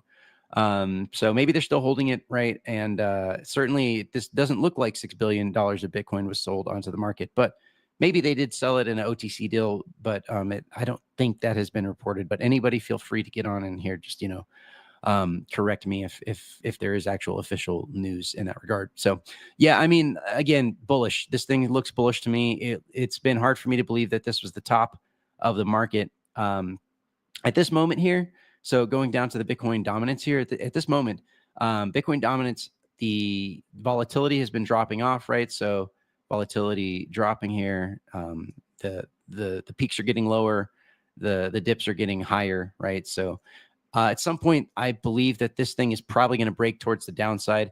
I would probably be looking for something from the SEC. There's going to be a new SEC chair. Perhaps they even drop some of these cases, right? Perhaps they settle out of court, or they drop some, not out of, well, yeah, I guess out of court. Perhaps they settle with a lot of these guys, or drop some of these bigger cases. You're going to see shitcoins individually popping off one after the other, especially the bigger ones that are still in litigation. So if you're the DGen type of news watcher or an AI bot type of person, you could set your AI bots to be scraping the SEC websites for official announcements, be scraping the websites of the various crypto projects that you might be looking at picking up. And once that news drops, bam, you get that AI notice, right? You get that notice that, hey, an important news thing is dropped, a case has been dropped, etc. and it's time to get long, right? So you can get in that position if you're the kind of person that you're at your desk a lot, you're at your computer, maybe you do your work online, and you can just get that notification, switch over context really quick, and then buy that shitcoin that you've been waiting on, right? Now is the time to be able to leverage that kind of opportunity. If you can leverage that, I say go for it. There's really good opportunity here as some new SEC chair comes in, and as the sea change happens there. Okay, so that's another like impetus that I would think that to look here for Bitcoin dominance to drop. And we could be looking here, guys, at bull market in earnest, right? Ready to go, bull market, time to go to the upper regression boundary, time for shitcoins to perform massively, time for this thing to start dropping. Like we are in the window that could now happen, right? So keep that in mind, depending on what your trading style is, depending on what kind of assets you buy. Obviously, everyone here only buys Monero ever and doesn't ever buy anything like Xano. Obviously, you can only buy Xano. In my mind, I've sold all my Monero already because JW Interim told me to sell my Monero and my WoW for Xano, which is what I've done. So obviously, this chart, I'm just supporting the liquidity here, and it's about to pump towards the upside. Just kidding. Obviously, all of that's just bullshit. Anyways, so yeah, we're gonna take a break here and take a look at our privacy altcoins here. Darrow, lull. Darrow dropping. Going to continue to drop. Darrow's next target here is like their all-time low. Sorry, bye Darrow. Pirate Chain's probably going to look for another pump here. They look like they want to set up. Somebody, it looks to me, decided like, hey, let's make sure that we psychologically set the level. We prevent it from going any further than this, and let's try and move it towards the upside. We don't want to look like we're round tripping all the way down here again. So, I mean, there could be some organic buying there. There's the TDV, TDC, Mexico guys, and the Jeff Berwick guys or whatever, that are all about the pirate coin. Not all of them, but some of them are like vehemently about pirate coin, pirate chain, whatever. Okay, so this thing's probably going to find its way up to the top side here at some point in the coming weeks to months. It'll find another pump. Don't be an idiot. Once it pumps, just sell your bags. Be happy that you got a good trade. Everyone's looking for that like 100x, 1000x that happened again on pirate chain that happened last time. And I wouldn't guess that it's probably coming. Maybe it will. Firo, interestingly, headed towards the downside. Monero's been pumping. Firo has been kind of dumping here for the past week. So I don't know what's going on with these guys, but they've lost like 20% here. Okay, whatever. I really don't like play with the privacy shitcoins all that much. Xano seems to be taking some kind of a break. It does seem to have broken its like primary, short-term bullish bands, uptrending, wave magic bands here. So that's fine, whatever. It could just need some time to consolidate here before it wants to make another upside movement. I think other people, they might have realized now that there's Beam, that you can also kind of issue these assets on Beam. So although Beam hasn't necessarily done too much in terms of positive motion, but yeah, it's just something to think about here. Again, Xano probably has some upside here overall, like on the bull market. But again, it's like the real magic is going to be private smart contracts. And I really have to believe that a guy like Amir Taki isn't just blowing smoke up our asses, that we are going to see DarkFi at some point hit the streets here, and that people are going to actually start releasing stuff on it. So, yep, that's what we're looking at for the privacy coins. That's what we're looking at here for Bitcoin and Bitcoin dominance. Let's go ahead and go over here to the macro. Hey, you want to take over a look at Litecoin real quick while you're still on the cryptos? Litecoin had some ETF news recently and pumped a lot. Oh, okay. Yeah, let's go to my quad chart. LTC. It's good crypto. LTC USD. Let's put that on. Let's go to, yeah, we are on logarithmic. Yeah, okay. So Litecoin actually did here pump pretty good the past few days. This is not a bad chart pattern, I would say. Litecoin is basically exploring some very long, man, let's go to the weekly. Or, yeah, the weekly's fine. Yeah, so basically Litecoin is exploring these very long kind of capping bands here, but it does look a lot like it's headed on its way up. It does look like it wants to try and eventually break those. So how much did it actually pump here this week? It went from down there to about there. Wow, Litecoin pumped 50% this week. Yeah, like in a day it was like 40%. People use it. It's like Bcash, people use it. And to the extent that crypto is usable as some kind of money, I'm kind of okay with that. I really don't like Litecoin in the sense that I don't like how it was launched. I don't like Charlie Lee, and I don't like these corporatized interlinked coins, but people actually use it to move value. So okay, you're pwning your privacy equally to Bitcoin. Like it's optional privacy, and it's who knows whether or not Mimblewimble can even be unwound. There's a big question over that in my mind. I don't know why anyone would use Litecoin over Monero for private transactions, but people still do, and it's integrated into a lot of places. So I mean, I guess I have to admit I occasionally use Litecoin when I can't get Monero liquidity on some platform that I need to interact with. But yeah, I totally agree with that, and that's kind of how I look at it. It's like, okay, I mean, it's not, like, why would I use it over Monero? I wouldn't. But if I can't actually use Monero, well, Litecoin's very, very fast and cheap as a way to swap in and out to vendors that do take Litecoin and not Monero. Because Litecoin, I mean, it's a lot of places except Litecoin. So yeah, it definitely did a good job marketing itself as the sort of alternative, faster, cheaper to Bitcoin, which is kind of funny. That's sort of the market that the Bcash guys wanted to occupy. But I think just the overlap of marketing there on Bcash, that just serves them so terribly. And the psychology of it all, that all the Bitcoin forks have, like, they basically all failed, like, quote unquote, all failed. Yeah. No, Bcash hasn't failed. Like, the network still runs, it still works, but it's just the trust that people don't trust it. People have this like, oh, you guys supported fake Satoshi. And so like just this negative stigma. And it's hard for me to think that's ever going to really be overcome. And personally, I just can't find any good reason to use it. Like, I could just use something else almost every time. If I want contracts, I'll go to ETH or Sol, or stable coins or whatever. And if I want quick liquidity in and out to some platform, Litecoin seems to do that job pretty well as well. So anyways, whatever. Yeah, I mean, I don't want to shit on Litecoin or Bcash too much or anything, but I know we got a lot of Bcash guys in the chat and on the show. That's just kind of the reality, guys. Like, that's just how the reality of how the markets tend to see Bcash. So on a longer term basis, not that long basis. I feel like there was some frustration recently when the Bcashers saw Roger Ver talking about Monero and Xano, mentioning Monero and Xano on the interview he did with Tucker Carlson, and I don't think he mentioned Bitcoin Cash. Oh, he didn't, did he? Yeah, maybe he's so pivoted. There was like, everybody was like, oh, they were panicking over there. I mean, Roger Ver has always been a big Monero guy, along with, when he started Bitcoin Cash. I mean, I'm fairly certain he was already in Monero for quite some time.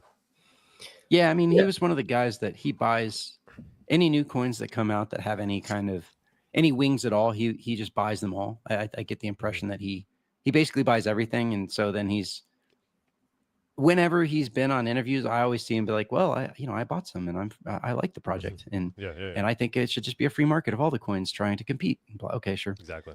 Nobody disagrees with that. But yeah, it was kind of weird to hear him talk about Xano when he went on Alex. So Tucker Carlson, I was like, wow, it's like Monero, a couple other coins, and Monero. But when he was on Alex Jones, it was like, and I like these other coins like Xano, and then Monero. And I was like, well, okay. And then it came out, the Xano guys informed us that he was in on some kind of action, some OTC action there with them. So it's like, oh, okay, he's definitely an early Xano guy. Yeah. So he's, I mean, obviously, he's trying to shill his Xano bags a little bit, and I mean that's man, I hate doesn't help the legitimacy of the project.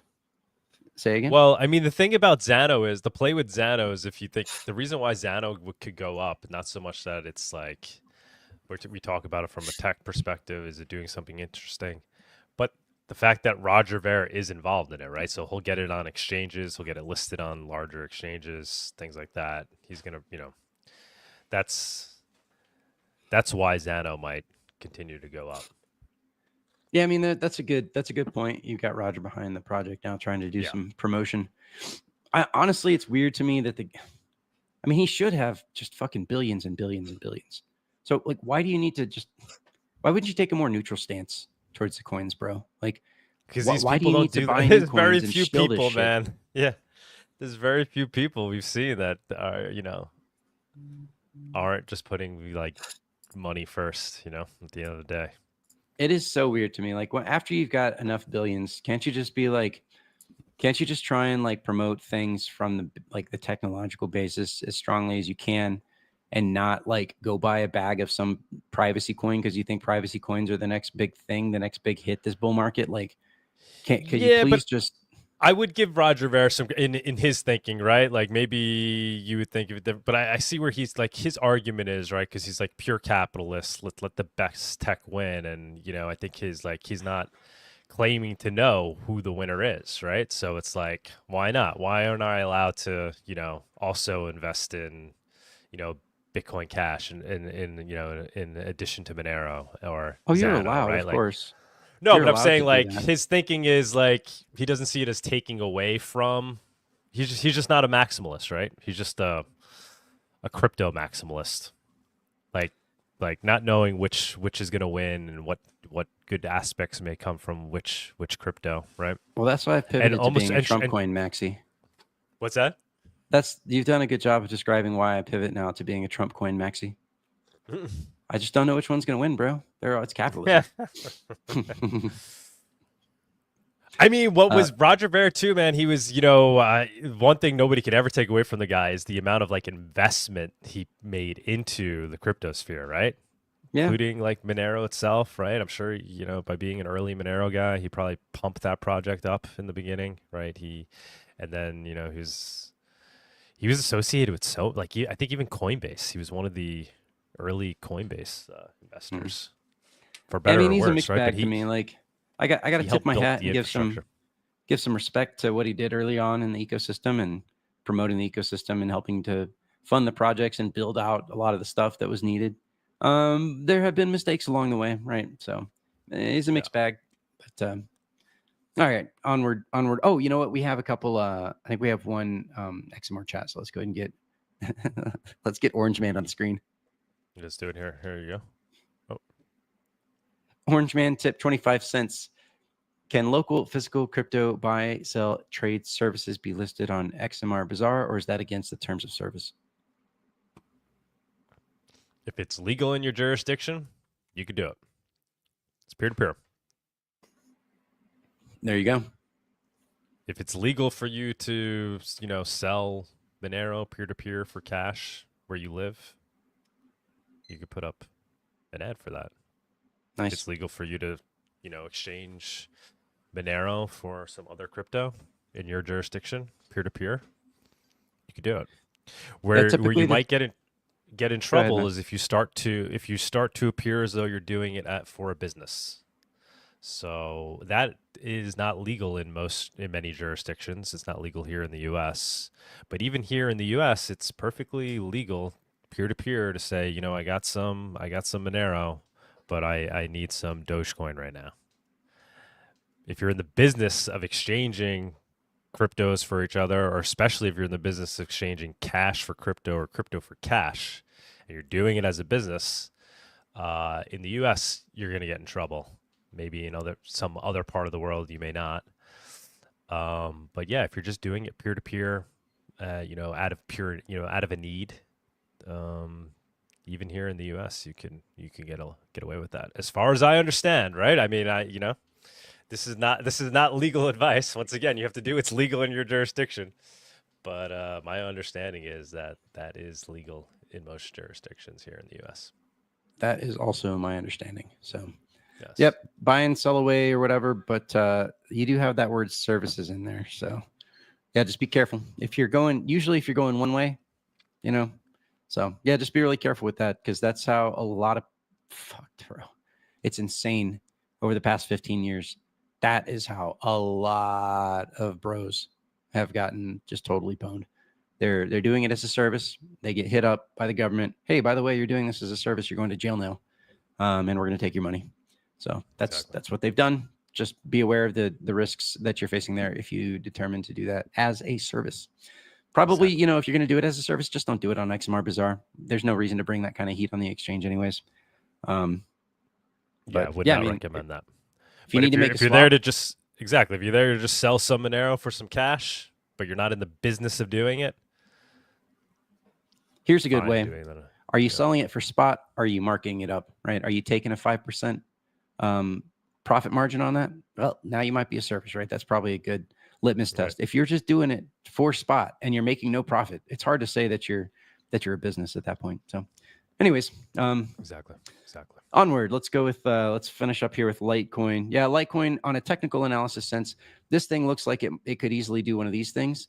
Kind of like Monero, actually. It looks very similar to Monero. And in fact, my guess is here, if I looked at a bunch of different altcoins, a lot of them are going to have this kind of pattern here and I remember when we left off a few weeks ago here, I remember thinking, yeah, damn, like over Christmas, I remember thinking, damn, everything is kind of at the top of their long-term standard deviation bands. Like so many different altcoins were doing that. And I was thinking, yeah, things aren't quite ready here, probably according to the wave magic, but we are starting to hit that point where they might be getting ready. So there's no reason why things have to take time to break this now. I think enough time has been dwelt here at the top of these standard deviation band ranges to start breaking them towards the upside as early as next week. So that doesn't mean it is going to happen next week. It could take time until Trump gets some new SEC head, until they start like putting out the news that's going to make it happen, right? So maybe it could still be a few weeks here, but I think that we are looking at the windows opening here for alt season to truly begin. All right, so let's go to the macro and then we'll call it a day. Let's start with Yellen. Yellen said something that we all love to hear. She said that the U.S. is going to hit the debt limit on Tuesday. Oh, gasp, everybody hold your faces. And she advised that the Treasury start extraordinary measures as that debt ceiling gets hit. So I'm sure that there's no accident there and there's no theater of political machinations going on where they're going to hit the debt ceiling. They're going to hit the debt ceiling right as Trump comes into office, and he's going to have to clean swamp and fix some things. And probably, I thought they eliminated the debt ceiling. Like I thought they said, nope, it doesn't exist anymore. Didn't they do that? Like, am I just like Mandela effect here, remembering wrong or some shit? I thought that Congress said that there's no more such thing as a debt ceiling, but anyways, they're hitting it. I can't keep up with the latest psyop, and I don't know. So I don't know. Something's going to happen. Probably it'll involve printing a shitload of money. Big surprise. I'm sure everyone is totally surprised by that. Okay, yeah. So here's the dollar index. Still basically has the upward trend. Although you could see here with our little line has now been broken. Oh wait, no, I do this. No, it's on regular. Okay, yeah. I don't know. We could probably drag the line out here. Yeah. So this again, pleb lines are like they're kind of like these eyeballish areas, and hypothetically we could try and drop this into some sort of regression analysis to make the best defined line possible that we could do to define the support of the dollar index. Just use your eyeballs, guys, and just know that it's like not totally scientific, but slightly scientific, maybe. So yeah, dollar index is still like doing this thing where it's pretty strong. Overall this week, it had a little bit of a pullback and then, flat, pretty much overall flat from last week. So it's still looking pretty good, pretty strong.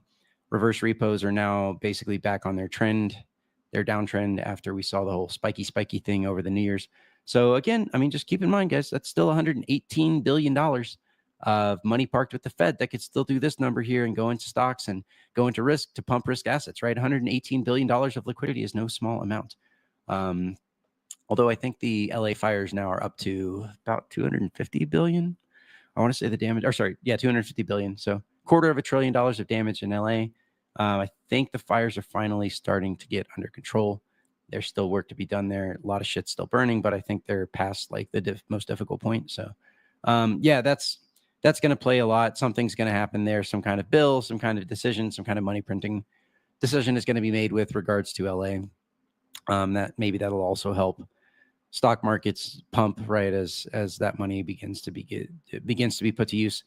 Okay, gold right here. We talked about, hey, gold is looking like the volatility has been dropping off, and it's going to get ready to make another move here at some point. And right now, it definitely looks like gold is kind of doing here what crypto has done, right? It's moving up towards the top of these top of its range, right? You can see the peaks, the previous peaks there.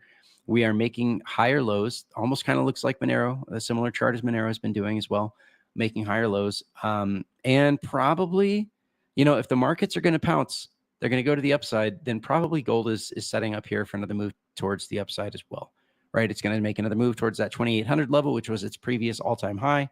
It's really not that far from where we're at now. What would that be? About, 3%? Oh, okay, yeah.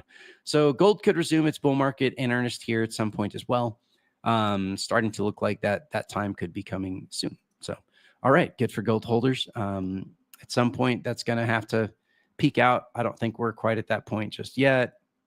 Let's see what else in the macro. Let's take a look at the bonds. Yeah, so bonds, the yield curve continues to uninvert. Although this week, if you look down here, we actually had a slight tick downwards on the inversion. So, but I mean, the yield curve is basically fully uninverted now at this point. Yeah, we had the rates, the long end of the yield curve, the long-term rates, you know, the 10, 30, 20 year, all massively pumped towards the upside. They've had a little bit of a pullback here. We'll have to be curious. I think the Federal Reserve has a meeting. Is it next week? Let's see. That's the BLS. Do I not have that? Oh, here we go. Federal Reserve has FOMC meeting on the 28th. Oh, okay. So not next week, but the week after that. So, but I mean, guys, they're going to bring rates down probably. Maybe they'll hold them flat. I don't know. I got to look at what the market thinks about this one, because I don't know what the Fed's going to do. They do have the question mark now a little bit over the whether the inflation rate is going to get worse, is going to get sticky. We're hovering here around 3%. You know, they want to get down to 2%. Hypothetically, you know, if markets pump too much, maybe this thing could start coming towards the upside. I don't know. Usually if markets are pumping hardcore, inflation's not going to take off because everyone wants to be in the market. But okay, you know, whatever. S&P, NASDAQ have been flat this week. Like we've talked about, you know, numerous times here, week after week. This line right here is a massively long, 100 years long line that goes all the way back to 1929. This line is not going to be just broken so easily. So it makes sense that the S&P for the past few months has been oscillating at this line. It's not going to easily be broken, although it's probably going to get broken, guys. Let's be real. Like they're just going pretty parabolic with the way they do the money printing. So, yeah, at some point this probably will get broken. Maybe it won't stay broken for a period of time, but yeah, I mean, for now, it looks like the S&P and the NASDAQ are still on hold. I think the name of the game here, largely as the inauguration happens, is crypto. I think that's where the attention is going to be focused. At some point, probably stock markets will follow. Maybe everything will go up together. I don't know. But yeah, so that's what the markets look like today. Let's take a look here in case we missed anything. I don't think we did miss anything. Nothing. Yeah, that's fine. That's good enough for now. Let me take a look at the comments. Does Bawdy have any interest in physical platinum as well? I guess, bro. Listen, I look at gold as more like, I don't like the alternative metals, to be honest. Unless you want to trade them, I don't like the alternative metals all that much. Mostly because I look at gold as my reserves, and that's how you should look at gold. Occasionally, it has the opportunity to get reevaluated significantly higher relative to the rest of the market, and occasionally, once every couple decades, that happens. Other than that, gold is basically just kind of treading water with inflation, and it's the kind of thing that if things go to shit, that 5 or 10% that you use as your reserves might become, 80% of your stack if things really go to shit. But otherwise, like, gold should be looked at as reserves, and it should be looked at as a place that you store value, as a place marker for a period of time where you're looking for how you're going to deploy capital. So you might ride the bear market out in gold, right? Like in 2022, but then you're going to look to redeploy that capital in a bull market because you want to get the yield. So far, this bull market, gold has been doing quite good. And I think overall just keeping up with stocks. So in this case, gold has kind of acted quite good as an investment. But in general, I'm not really too keen on silver and platinum, all this other stuff. They're less liquid. They're harder to sell, right? You want to hold a bunch of physical platinum in your backyard. You're going to have a much harder time selling that physical platinum anywhere on Earth. But in gold, basically anywhere on Earth that has a population of above 500,000, a city with a population of over 500,000, there's a gold bullion dealer somewhere around the corner, probably just 100,000, 200,000 people. So yeah, I'm not huge on that stuff. That doesn't mean that maybe it doesn't have a place for the people that really want to play with that. But personally, I'm just not, it's not my thing. So yeah, I think that's about all I got for you guys today on the price report. Let me hand this back over to Mr. Doug and Mr. Tux. All right, man. Fantastic. Thank you, Bawdy. Thank you, sir. Tux, I appreciate the pointing out the Trump coin. That I had no idea. Dude, it was gold. We had to solid gold. Wait, what happened with Trump coin? 100%. What did I miss? I wasn't paying. Oh, you missed nothing. Just talking about it. Okay. I'm saying Tux pointed it out. I had no idea that Trump launched a coin overnight, and Tux bringing it up was fucking fantastic. Oh, yeah. Nobody heard about it yet. Much lols have been had all around. Fastest growing asset in history. I mean, like actually, this has to be the biggest, the fastest growing like meme coin like ever, right? Yeah, which would probably make it the fastest growing asset ever. Right? I mean, that's insane. I hope that it gets on CoinMarketCap. I hope it gets in the top 10. Dude, it should. I mean, it already. Let's see what top 10. I looked at this last night. I hope it challenges XRP for its. I think XRP is number 4. Does Bawdy have any interest in physical platinum? It's in the top 10 already. It's number 10. Oh my god! It's Tron. So the difference between Cardano and Tron is like 17 billion, and Trump is at 28 billion. So it beats Tron, and it's in number 10th place now. So wait, but it's only 10% of its of the amount of tokens are being sold to the public. Is that what it is? So this one wallet right now has 80% of the total supply, which is 1 billion Trump. And over the course of 3 years, they're going to release the rest of that 800 million supply to the public. So, at the end of 3 years, it will be yes. Over the course of time, on some emission schedule. Yes, it's very basic. It's just like every 24 months, there's like an unlock for a certain amount. Crazy.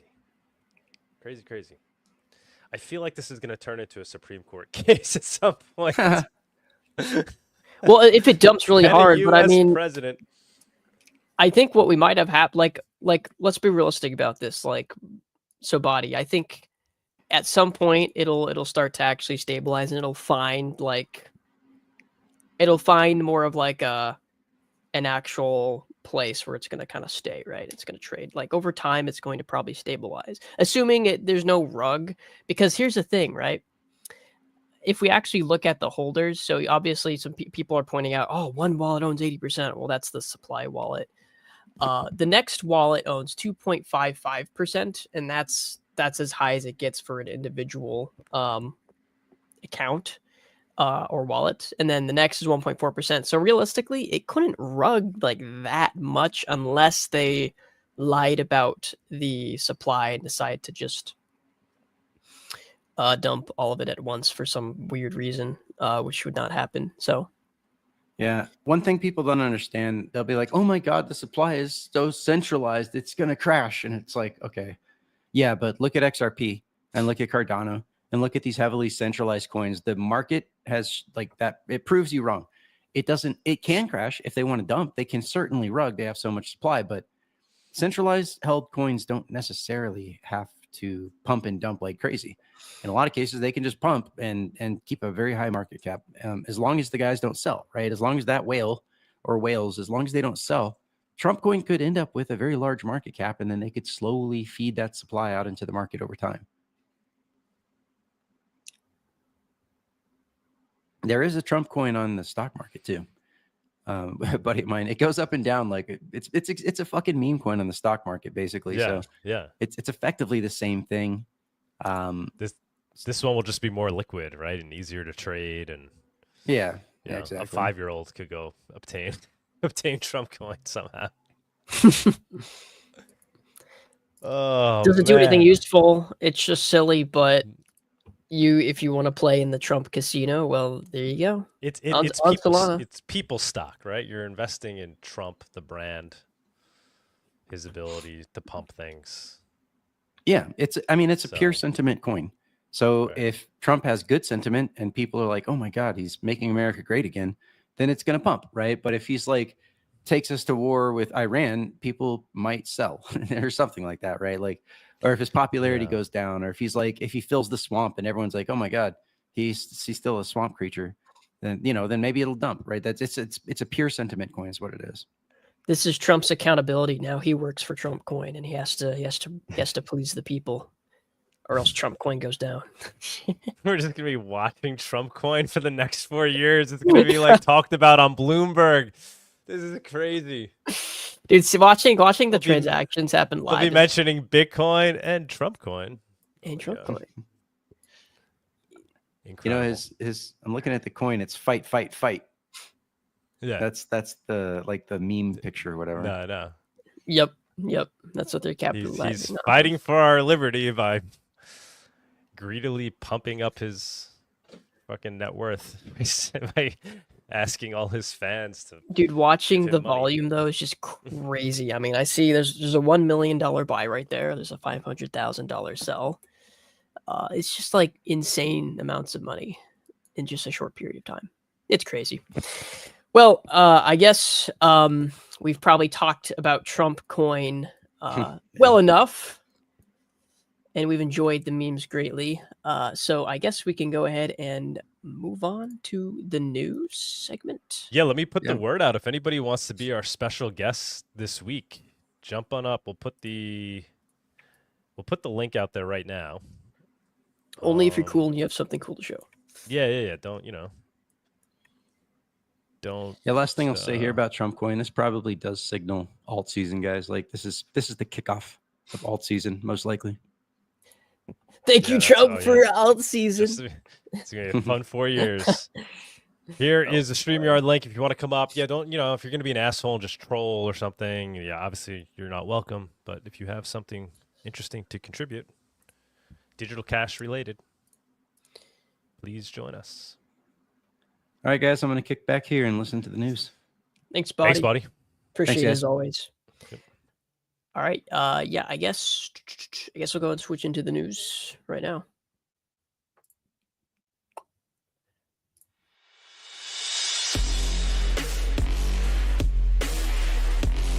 The Monerotopia Weekly News segment is sponsored by WizardSwap.io, a non-custodial cryptocurrency exchange. All right.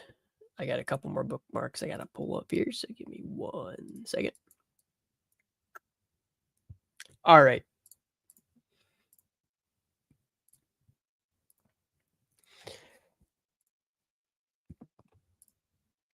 So, starting out, we've got a post from, this page did not load correctly. Let me reload. There we go. We got a post from Lola Leitz, the journalist, and she says, while room temperature IQ bros and busy lobbying for the federal government to buy Bitcoin, Dusty Devers introduced the Bitcoin Freedom Act in Oklahoma. I believe Dusty Devers is a senator for Oklahoma. Yes. In Oklahoma, that actually sets out to protect Bitcoin and its users from government overreach. Not only does the bill formalize for merchants to accept Bitcoin as payment, it also exempts non-custodial services from requiring money transmitter licenses and protects their operators from Bank Secrecy Act applications. The Bitcoin Freedom Act ensures that participation is entirely voluntary, respecting free market principles and empowering employers, and businesses to choose the payment options that work best for them. This is legislation that Bitcoin needs. That's pretty huge, I think. That's pretty cool to see that being put forth. Would be cool to see that get past the Bitcoin Freedom Act. I think that's a step in the right direction. What do you think, Doug? Oh, I guess Doug went AFK. That's okay. Sorry, that's really cool. I was not paying attention. I was doing something. But what was your question? Just asking what you thought about the Bitcoin Freedom Act I read out here. Honestly, I don't know much about it. What is the gist? What are they? It's designed to protect people's ability to use Bitcoin, like as a merchant, protecting them from things like the Bank Secrecy Act and from exempting them from non-custodial services and requiring transmitter licenses and stuff. Oh yeah, that is love that. Like I've been talking about, I would like to start trying to do that here in New York, right? Let's at least get rid of the bit license. I think that would be a huge step forward. By the way, I'm putting the word out. I'll continue. I'll start maybe doing that on a regular basis. Reach out to me, Monerotopia@protonmail.com, if you want to help with that initiative of getting rid of the bit license here in New York. If you're a New Yorker, you're into Monero, maybe you get some legal skills, maybe you know the political landscape, maybe you know how to get things done. Reach out to me, Monerotopia@protonmail.com. this is somewhere where I think Monero lacks, right? Because we're so decentralized and there's no corporation involved, like we arguably see in a project like Zcash. Yeah, there's not really any legal presence. Right. There's no fund that's being used to advocate on behalf of Monero from a legal perspective, right? Where nobody's out there lobbying for Monero. And so I know there's this idea, well, we're all agorists, so we don't even want to integrate with the current system. And I think that's a great approach, and I think we're doing that aspect really well. But we could be fighting this war on another front, which is trying to work with and take advantage of the current system, hack the current system, if you will, and get Monero more integrated into it. And one way I think we could make a leap forward in that regard is to simply get rid of the bit license here in New York. Make it so Kraken is here in New York offering Monero on their exchange. Get Monero into the hands of the plebes, right? They could easily get their hands on Trump coin. Let's make it just as easy for them to get their hands on Monero. Yep, well said. Next up, we have another post from Liliths, and it reads, oopsie doozles, Chainalysis wrongfully attributed almost twice the volume of hacked funds to North Korea than funds it found actually related upon further investigation. The software is used to put people in jail. And as an image from Chainalysis that reads, note that in the last year's report, we published that the DPRK stole $1 billion across 20 hacks. Upon further investigation, we determined that certain large hacks we had previously attributed to the DPRK are likely no longer related, hence the decrease to 660.5 million. However, the number of incidents remained the same as we identified other small hacks attributed to the DPRK. We aim to constantly reevaluate our assessment of DPRK-linked hacking events as we require new on-chain and off-chain surveillance. Yeah, that's pretty, I mean, it's a little bit concerning, but also not surprising. We've seen stuff like this from Chainalysis before, where it turns out that even with how traceable these transparent ledgers and blockchains are, Chainalysis and other chain analytic companies' ability to trace stuff is not as good as what they claim. And their software is some kind of proprietary black magic that we don't get to see, but is also being used to put people in jail for a really long time. So hopefully this will continue to, the sentiment grows against Chainalysis so that there will be some pushback against using them in, I guess, court for evidence. So moving on, we've got a post from Coinbase developer platform announcing the on-chain reputation API now in public beta. Unlock powerful insights into on-chain addresses with scores ranging from -100 to 100 plus detailed metadata. Positive scores reflect strong on-chain activity, like what you see in on-chain score.xyz, while negative scores flag potential risk using on-chain and Coinbase data. So basically, Coinbase is trying to bring a credit score to the blockchain by giving you a score based on a bunch of metrics to see how your on-chain activity stands. If you're a bad boy and you're doing things like swapping for Monero, well, you're gonna be -9 million score. But if you're good and you only use KYC platforms only, and you only use transparent ledgers only, well, you'll be good. You'll be just fine. So nobody liked this. Every single comment is just hating on Coinbase here, totally reasonably, totally rightfully. So yeah, hopefully this gets so much pushback they decide not to even go for it, because that's just disgusting, and it's just like totally opposite of what crypto is supposed to be. Got a super chat here from XMR France, Monero Heart. Thank you, France. Appreciate it.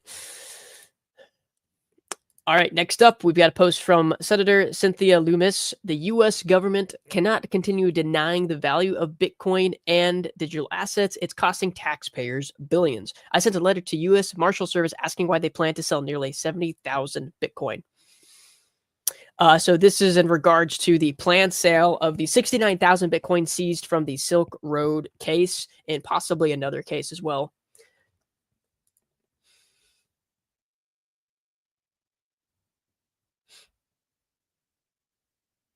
And it's just some papers from a letter written from Cynthia Loomis asking details about them selling the 69,000 Bitcoin. and I guess why they should or shouldn't. So you guys can read this and leave your thoughts about that. 69,000 Bitcoin is a lot, and I'm guessing there's concern on the price. Yeah, it's Bitcoin maxis pleading yes, the they're US like, no, government please to don't not sell their don't bags. sell because it's a lot of Bitcoin. It's gonna dump our bags. Yeah, exactly. Yeah, it's interesting to see, but yeah, that's a lot. That's a lot of Bitcoin. 69,000, almost 70,000 Bitcoin. That's a lot. So yeah, I mean, that Bawdy could probably give some numbers about what that could potentially do, but yeah, people are concerned about that. Anyway, moving on. The Wolf of Wall Street's posted Coinbase relaunches Bitcoin-backed loans. Coinbase has reintroduced Bitcoin-backed loans, allowing U.S. customers, except in New York, sorry, Doug, to borrow up to $100,000 in USDC stablecoin Get rid of that bit powered license. by Morpho, a lending protocol on Coinbase's base network. The loans require 133% collateralized and offer flexible repayment schedules. The relaunch comes after Coinbase discontinued its borrow service in May 2023 during market downturn. With Bitcoin now trading back above 100K, Coinbase aims to expand Bitcoin loans globally and explore their crypto-backed lending options. All right. Yeah, New York, man, that bit license, that's like the real Achilles heel of New York and crypto adoption. Like all the other states have the, the money transmitter license, but the New York bit license, you see companies just decide to just withdraw themselves completely from New York and only New York just because of the bit license. So exactly. Yeah. It all needs to go, but the bit license is like an extra slap in the face to anybody who tries to operate crypto services in New York City or New York State. Yeah, I just think it's low-hanging fruit. I think it's something that could be done, given the environment with Trump in office, potentially getting, another red wave here in New York. At some point, New York is kind of swinging back a little bit because things have been so left, so crazy. People are fed up with the policies here. You know, maybe make that part of the swinging back of the pendulum, right? Reducing crypto regulations in New York. Make New York great. Trump talks about wanting to make New York great again. This completely aligns with that initiative. It'd be so easy to do. Just a swipe of a pen from the governor eliminating the bit license. Yeah, I mean, with what it looks like is being potentially more pro crypto in the upcoming administration, I see there's potentially a path to that. But we'll see. We'll see. I mean, everything's always like a lot of talk, and we'll see what actually happens.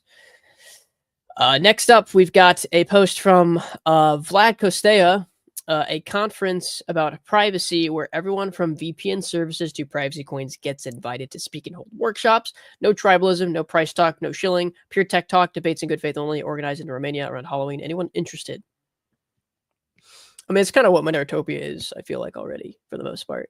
Like, yeah, it's Monerotopia. Yeah, I was like, Vlad, weren't you just the MC at Monerotopia last month? You literally just described Monerotopia, except for the marketplace, which I'm sure, that's a natural. Yeah. So, I mean, this is what Monerotopia strives to be, and I think we've done a really good job of doing it. I think Vlad even said it was one of his favorite conferences, if not the if not the best he's ever attended.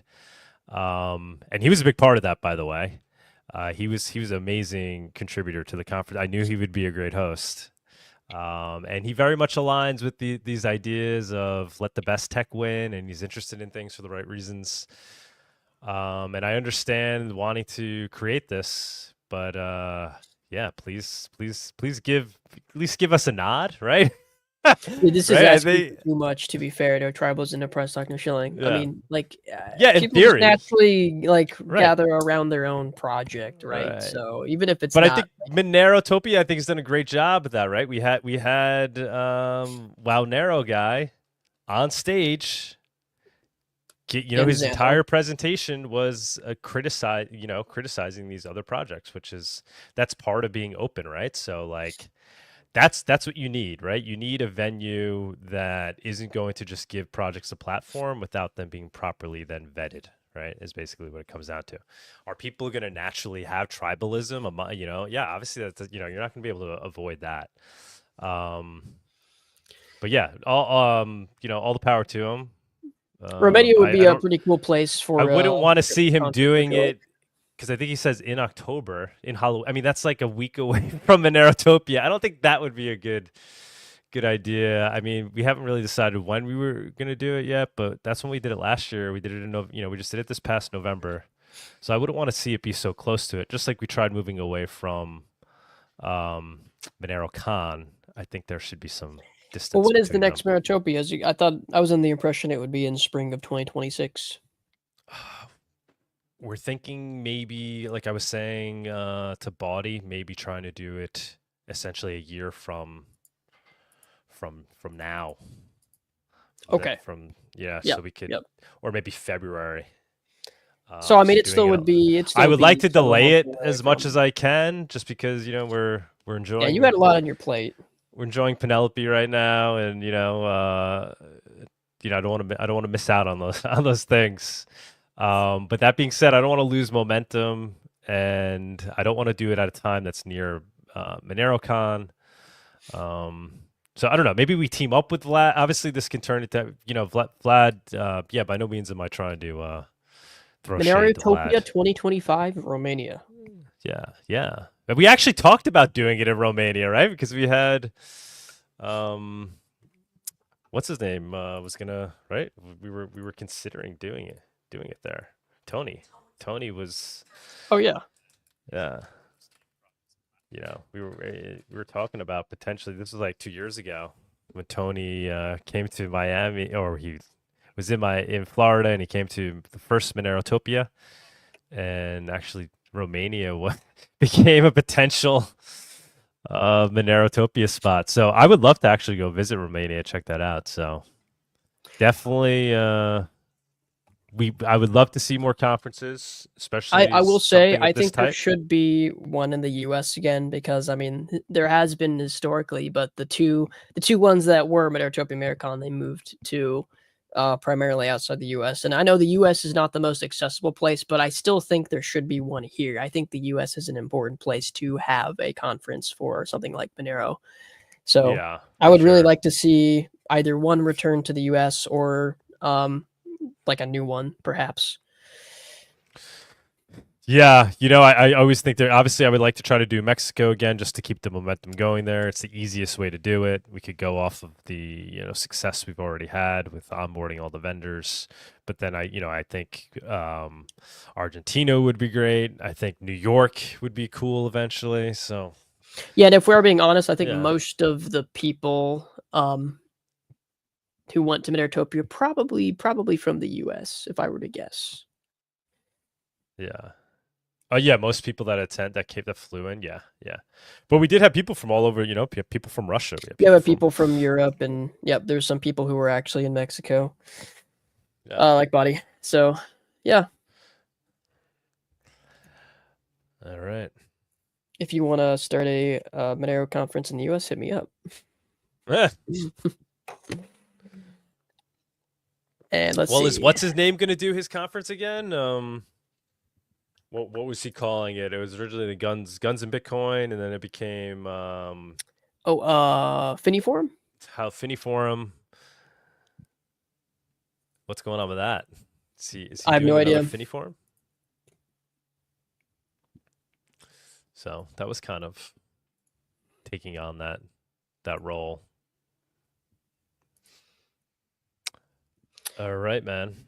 I think that is it for the news. Not that much. Yeah, not too much today. We spent a lot of time talking about Trump coin. It kind of took the stage. I think Trump coin was the guest of the show today. We can make Trump coin the official. Well, let's see who jumps up on stage, and we could throw a guest segment for somebody here. Who's Anon69? I don't know if that's a legit. Oh, it says device not connected. Okay. We got Nihilist, we got Alaska, we got Shortwave. We can go ahead and move into the viewers on stage segment, I guess. Let's do it. Yeah, if anybody new wants to jump up on stage, please do. Please do. It's the viewers on stage segment. It's that time where we invite you, the viewers, up on stage to comment on anything you've heard so far today, ask the guest a question, or maybe talk about one of the news topics. Come on down. All right, I'm going to just invite everybody up. Let Doug eat his Parmesan in peace. That is the goal. And on 69, you don't have any devices connected, so you are not able to join. You still need to play the guest segment piece though for the sponsor. Shortwave. We're gonna. It's okay. I can talk about Cake Wallet. Shortwave like is our $5. special. Shortwave is our special guest today. Let's do it. Let's run the segment. Okay. I do want to ask Shortwave some questions. Let's do it. The Monerotopia guest segment is sponsored by Cake Wallet. Store, send, receive, and exchange your Monero and Bitcoin safely on iOS and Android too. Cake Wallet is open source, and you always control your own keys.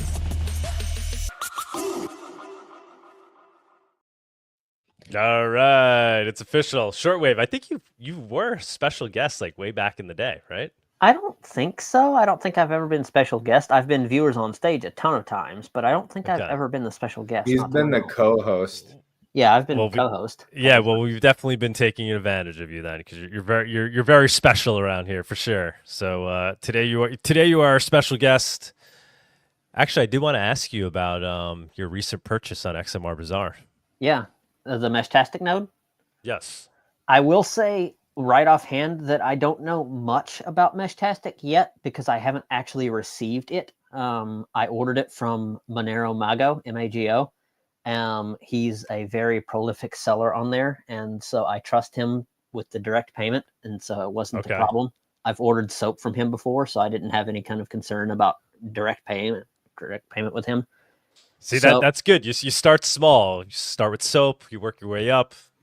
That's a smart way of going about it. He has a lot of trades on there. Yeah, he's got like 20 or 25 different reviews, positive reviews, and a person said that they purchased like $1,000 computer from him direct, and he had no issues with them. So I trust this guy. He's got 20 good reviews. All right, good. So I suspect he's hopefully. all right. What's his name? What's the account name? Monero Mago, M-A-G-O. He used to be called Monero Bull. Oh, okay.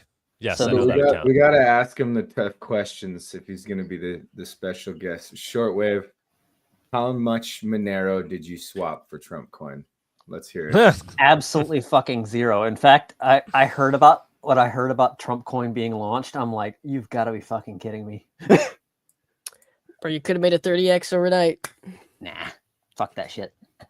I do want to ask more about Meshtastic. Do we know anything about that? I know we talked about it on the show in the past. Like it's supposed to be kind of a pretty easy plug and play mesh network thing, right? Where you so what I do know about it right now is from reading and watching different videos, but I will be getting it probably in the next couple of days, I would assume, next couple of days to a week, and setting it up.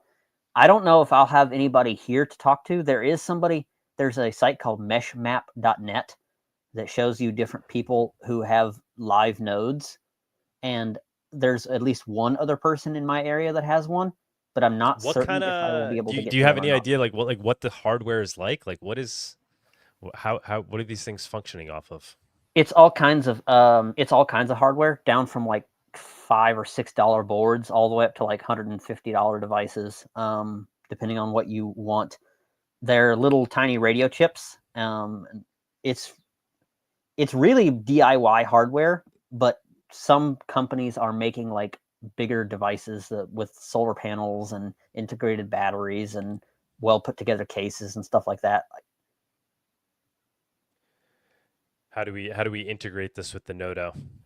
How do we get to the point? I think I saw somebody make it was a great point in the comments, right? Like that's kind of an ideal if you get to the point where Monero nodes are running off of or integrated into a mesh network. So I can tell you, it's probably already.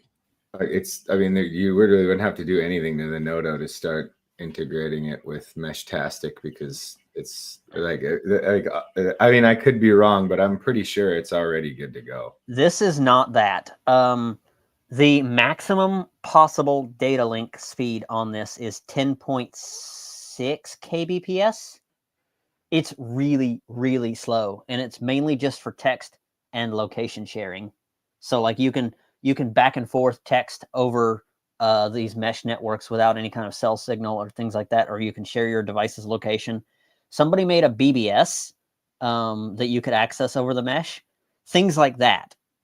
This isn't going to be for any kind of high data link throughput things. Okay. Cool, nonetheless.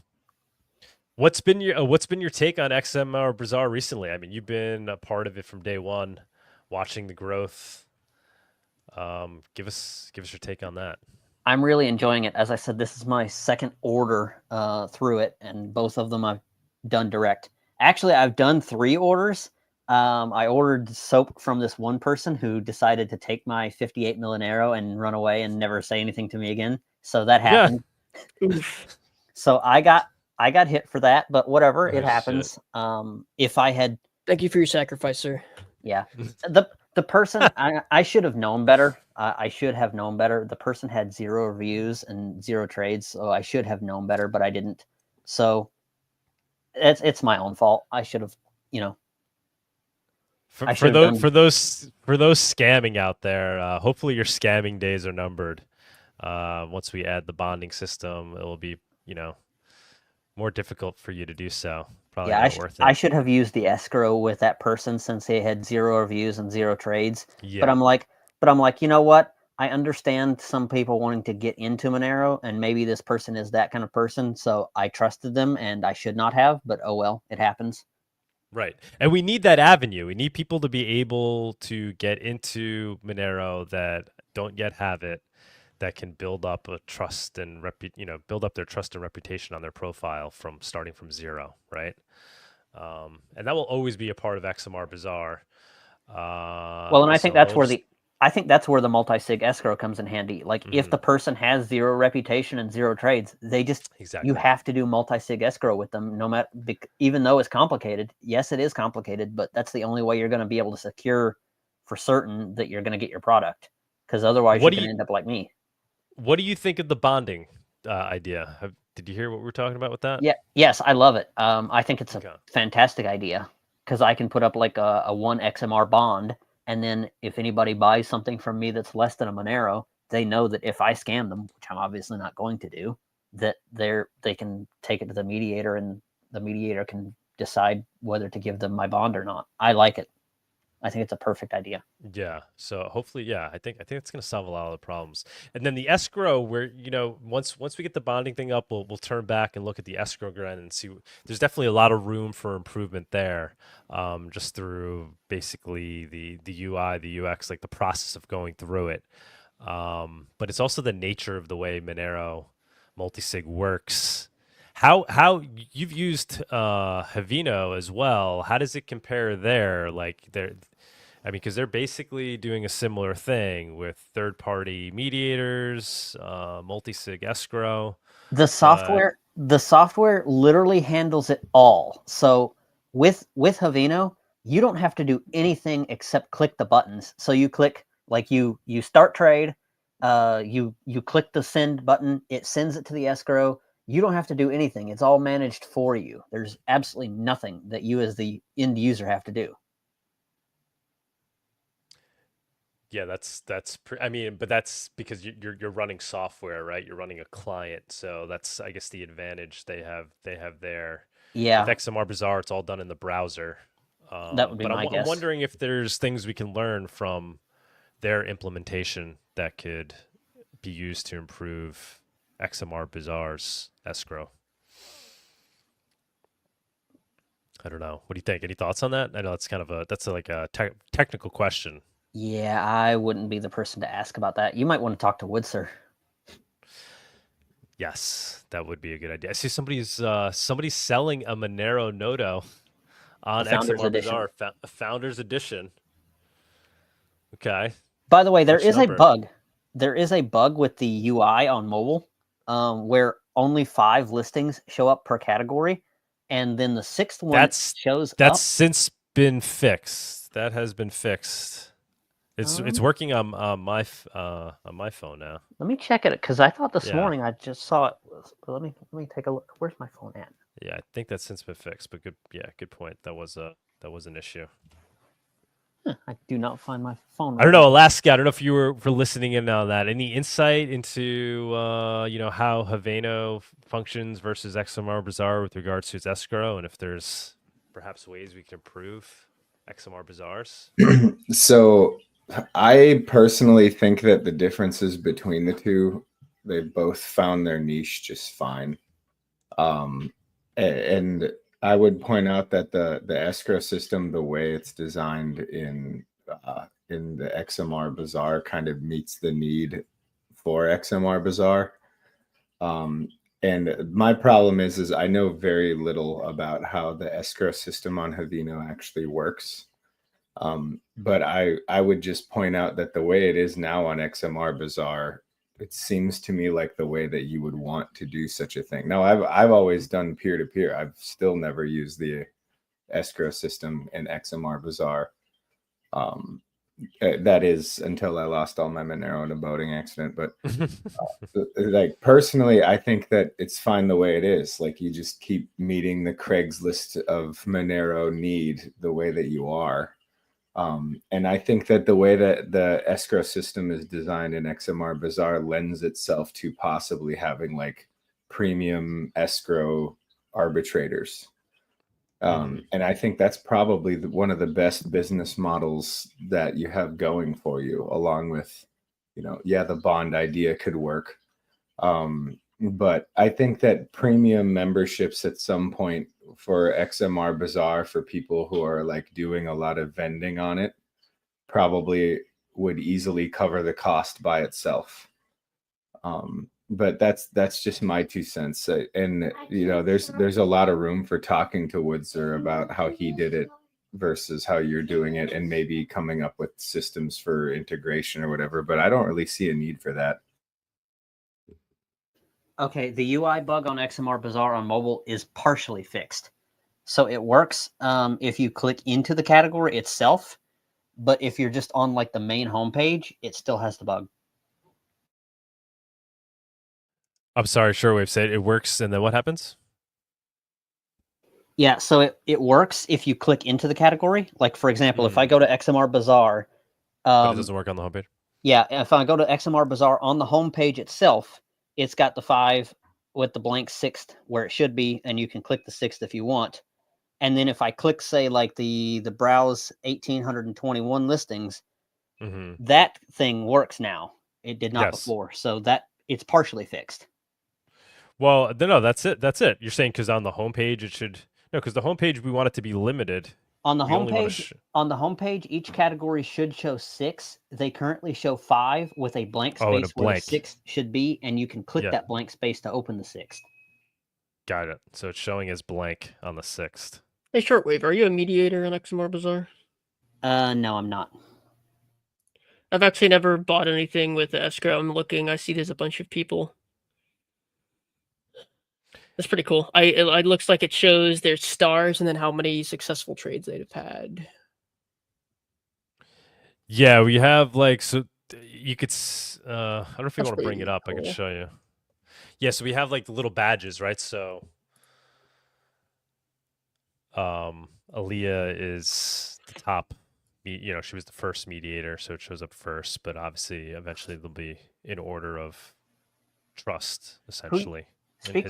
Speaking of the bond idea, though, who you should talk to is Simplified Privacy and Aaliyah, because they set up a bond. Aaliyah's very much a part of this. I mean, she's the mediator, right? Okay, because her and Simplified Privacy set up a bond for their stuff with their pixels and stuff like that.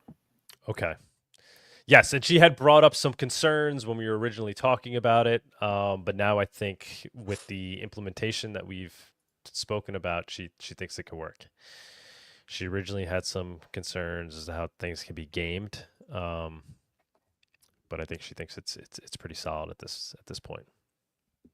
I'm very excited because I'll be using it when it's live for certain. So if I want to order this service manual for the Nissan R31 Skyline, I can click on escrow and then I select a mediator, and we've got our options here.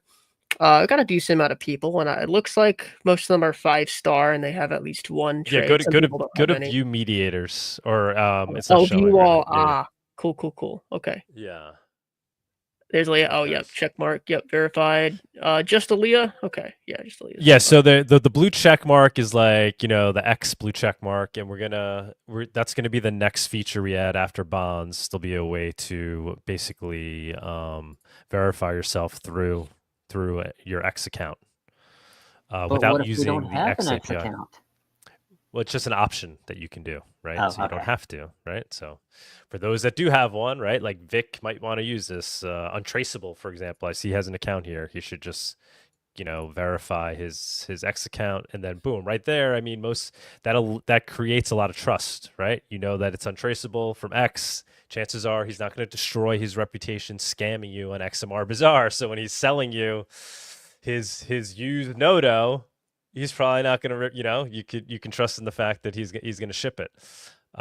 So we're gonna add that, and then once we add the bonding feature, those are also going to become badges that you would see. And then the bond badges will be colored based on whether the bond fully covers what the vendor is selling or only partially covers. So if you have a vendor that's selling $600 phones and they've only put up one XMR, they would get, let's say, a yellow badge, right? Bonding badge. But if they're fully bonded, if they put up 10 Monero bond and they're selling products that don't go over the value of $600, it would be a different color. Oh, that would be cool. Badge, so each listing, so like if I was selling a $600 phone, it might be yellow, but if I was selling a $5 widget, it would be like green or something. Right, because we don't want the $600 phone guy to just buy a $25 bond and make it look like he's bonded, right? You need to know that the bond covers the value of what you're selling. So just to communicate that to buyers. Yeah, I might actually try buying something on here because I haven't actually bought anything at XMR Bazaar yet. I might try buying something. I won't say what it is though. How terrible of you, Tux? Why? It's exhilarating. I know. How dare you? You've been XMR. Hey, I haven't bought anything on Monero Market.io either. I just haven't. Or sell something. If you're not looking to use Monero right now, you want to earn something, you could sell something too. I bought some gold backs on Monero Market before XMR Bazaar existed, so nice. I tried buying a flipper. What was it called? The Flipper Zero on Monero Market.io months ago, but the guy didn't respond, so I ended up getting my money back. That was the only time I actually tried. But yeah, I might. Yeah, there's some cool stuff showing up, like the cheese, the Parmesan, straight from Italy. I mean, how cool is that? I love yes, the fact it's now.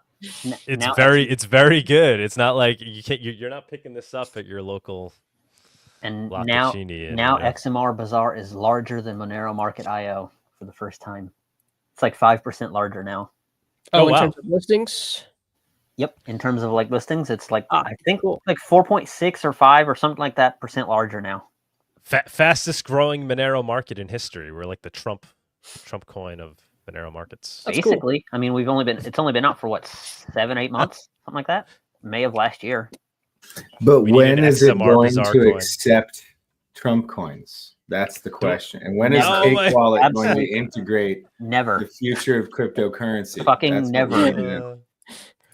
Somebody mentioned in the on XMR Bazaar, that is a feature we will be adding too, just like we said with XMRChat. We're doing it there first, but once we get that working, we'll do that on XMR Bazaar too, right? So anybody can come, they could spend their Dogecoin, they could spend their Trump coin if they want to pay an exchange fee, and the seller always receives Monero. I didn't know that's how awesome. I didn't know that's how the XMRChat one worked. I just saw that you could choose Monero or Litecoin. I'm like, I don't want to send them Litecoin. I don't have Litecoin. I don't want to use Litecoin. I want to use Monero, but I didn't know that it would convert it to Monero. There should be a one-liner there that the streamer always receives Monero on their end. Yes, do not fear Shortwave. You will not receive Litecoin on XMRChat. Okay, good. Yes. But I think that's a great way to bring in other cryptos, right? There's a lot of, agorists out there that maybe aren't completely Monero bros yet, but they have, I don't know, Dash, right? Let them come spend their Dash on XMR Bazaar. I want Monero. I don't want no Dash. And then the sellers are earning Monero, right? I think it's a great way to bring in all the digital cash users, start getting them to opt out and spend, but while simultaneously growing Monero. Somebody needs to play the Monero extremist song. I want Monero. I don't want no Dash. I think I have part of it on my soundboard. I'm a Monero extremist. Monero. Nice. It sounds really low quality though. It's just one of the buttons I have. I Yep. don't know why I have a part of that song.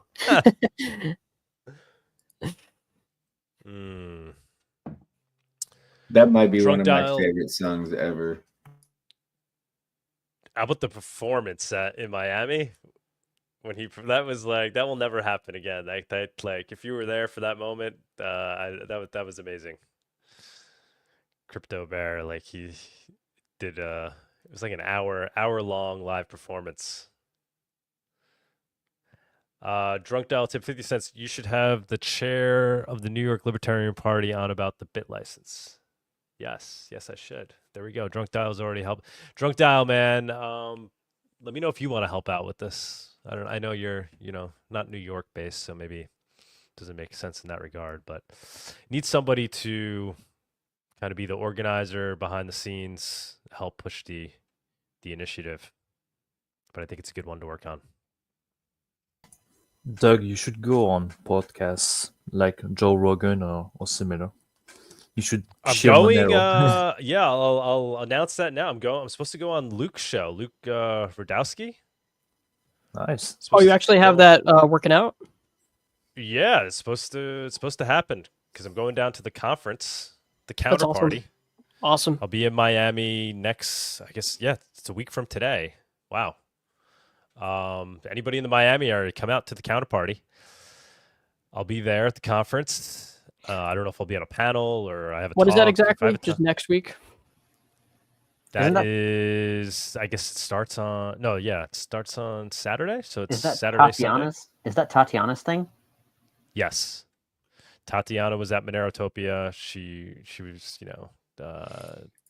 fantastic. She did a live performance. She sang. Yeah, you absolutely need to have her back. Like, just give her a standing invitation. Show up whenever you'd like. Oh, of course. Yeah, she was on the show a couple of weeks ago talking about the counterparty. So I'll be going to that, and then she's the one that got me on Luke's show, and Martha Bueno helped out too because Martha Bueno is like a regular now on the show. Cool. Originally, awesome. he was a little reluctant. I don't know what was going on, but I think he's down to.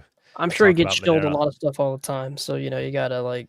I mean, he's well aware of Monero, right? I Yep. think he had his reasons. He didn't want to be out like talking about it so much, but now it's like, all right, Luke, it's time. You got to step up. we need you out there talking about Monero. So that should be cool. That'll be a big moment. And then should I pull up to that? Yeah. Sure. It'd be a long drive, but I could.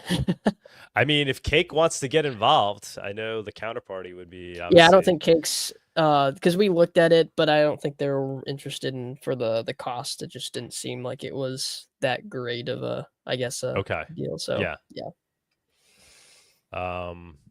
Like I said, Cake, I think we'll be getting involved in the Derek Bros thing. I'm supposed to talk to the team to some degree because if nothing more, then we'll just run a Monero table there. I have somebody there that will run it for us. He was a big help at Monerotopia. He's a local to Mexico. He's a big Monero guy. So that's super cool. He'll be running a Monero table there. Maybe Cake gets involved to some degree. At least we could give some Monero out. I mean, those are the early adopters there, right? Like Luke's crowd goes beyond just Monero people. It is like the agorist and I know. It's like it seems like it does seem like it is a fairly small event because it's just gonna be at this one place for like a night, basically, right? Which one? The one that you're going to next to counterparty, yeah. Yep. Oh yeah. But they have a huge speaker list. Tremendous speaker list. It does seem like a pretty big speaker list, and there are some big people like Luke Rutkowski. Yeah. Alaska, why are you so quiet over there? Spit some fire. I'm trying to see what other people bring up. Like I'm a big fan of listen first. I just usually try to cover blank airtime if it happens, So and you do a fantastic job of that. You definitely. I don't think anybody can light a candle to you on that one. Plus, Shortwave is the special guest. I mean, we all are privileged to have an audience with the man himself. Nah, Shortwavesurfer needs a golden check mark on XMR Bazaar as being like an XMR Bazaar ambassador. Shortwavesurfer don't know uranium, shit. Bro. He needs the uranium. Yes, we could definitely get you a blue check. Obviously, we can manually add blue check marks as well if we know it's the if we know who the people are. So we'll start the doing that as VIP well. pass. Yeah, I mean, it's just to show verification, right? So if Doug Tuman knows that this account is Shortwaves, why not? Well, I do. XMR Bazaar Plus. I use Shortwave as my personal account on XMR Bazaar. But I like for buying and stuff. But I do business through an account called Aurora General Store. Okay. We could Aurora. Come on verify now. both. You are not north enough to use that. I just thought it sounded cool, so that's why I used it. Or are you hinting Instead at of something? Agora? I have enough land. You could just build a house right over here, and then you earn the Aurora badge. It's a Uranium Aurora XMR badge. Radioactive. Anybody else want to jump on up? Otherwise, I'm more than happy to call it a short show today. I'll drop the link in one more time. If you're a Trumper, please come on up. So tell us why we should be encouraged. I've got by one for you guys. Trump I pump. guess Cypher Bliss is here if you want to add him, but so Okay. I thought this might be of interest. So I've been talking to. Hey, can you hear me? What? Yes, we can hear you. Yes, Go ahead, man. Hear you. Yeah, I think my VPN is a little slow. I can hear you guys choppy. Alex is Yeah, we can hear saying, you "Happy fine, man. Sunday, fam. See you next week." Oh, nice. Alex will be there. Fantastic. He performed at the first Monerotopia. And who have you been talking to there, Alaska? Saturday. So it's a data center and web host provider that they run their own computers, and I think I've got them convinced to. For those of you who don't know, like we're building a massive shop for servicing trucks and heavy equipment and stuff out here, and I think I've got them convinced to put both a data center and start mining Monero in the shop for heat purposes.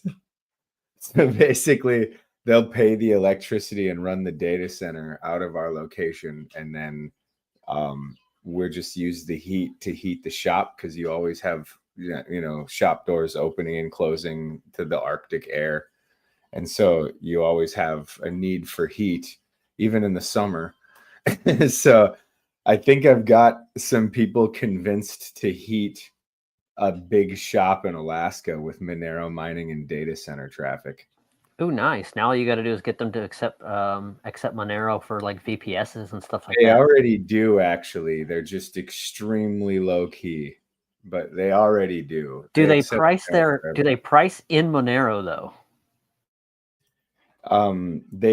They don't price. Actually, they kind of don't even really price in dollars either. They don't. They price in like the Barrels actual of oil. Yeah, their price is kind of if you're at the commercial grade, you're just paying what the actual overhead for that month was plus a percentage for the service.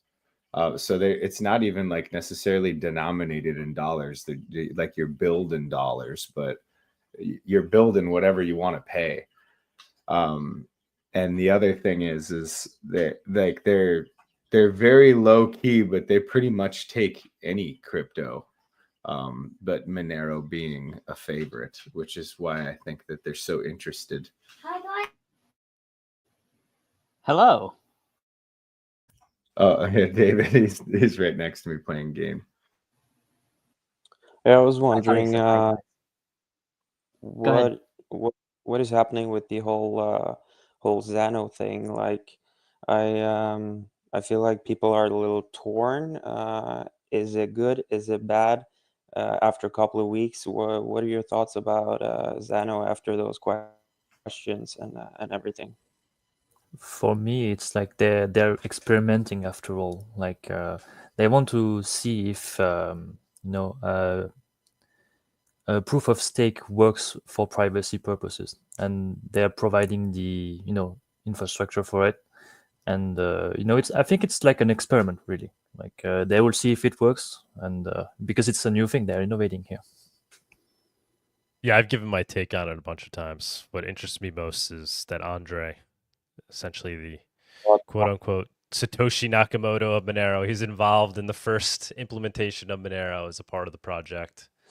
And then they sponsor Monerotopia, and they give back in that way. And then it's up for people to decide if they're doing something interesting with the tech. I think the proof of work, hybrid proof of work, proof of stake is interesting. They figured out how to do essentially private proof of stake, working hand in hand with a Monero dev. So they're kind of they're giving back in that regard by inventing new tech in the area. And so I think it's interesting for those reasons. And then obviously people need to be aware. I mean, what is the end goal? I always was interested in the use case of a private stablecoin, right? So them being able to issue a private stablecoin, solve that problem. I would like to see that implemented. I would be a user of a successful, properly implemented private stablecoin. Monero is a private stablecoin. Yeah, it's all relative, but it would be nice to be able to move between Monero and a private stable coin that's backed by the dollar or backed by gold, right? In theory, right? These would be great things. And there are kind of ways to do it now, but something that does that better would be interesting. Maybe Xano is the first to solve that. And yeah, in general, just the fact that Andre is a part of it. I think some people see that as the problem because they have him labeled as the original bad guy in Monero, which I think that's kind of BS from just my personal experiences with the person over the years. Interviewing him, just seems to be an honest actor. You may not agree with the fact that he's working on essentially a fork of Monero. Like I could see you if you're a Monero maximalist and you think that takes away from Monero, I could see the arguments being made there.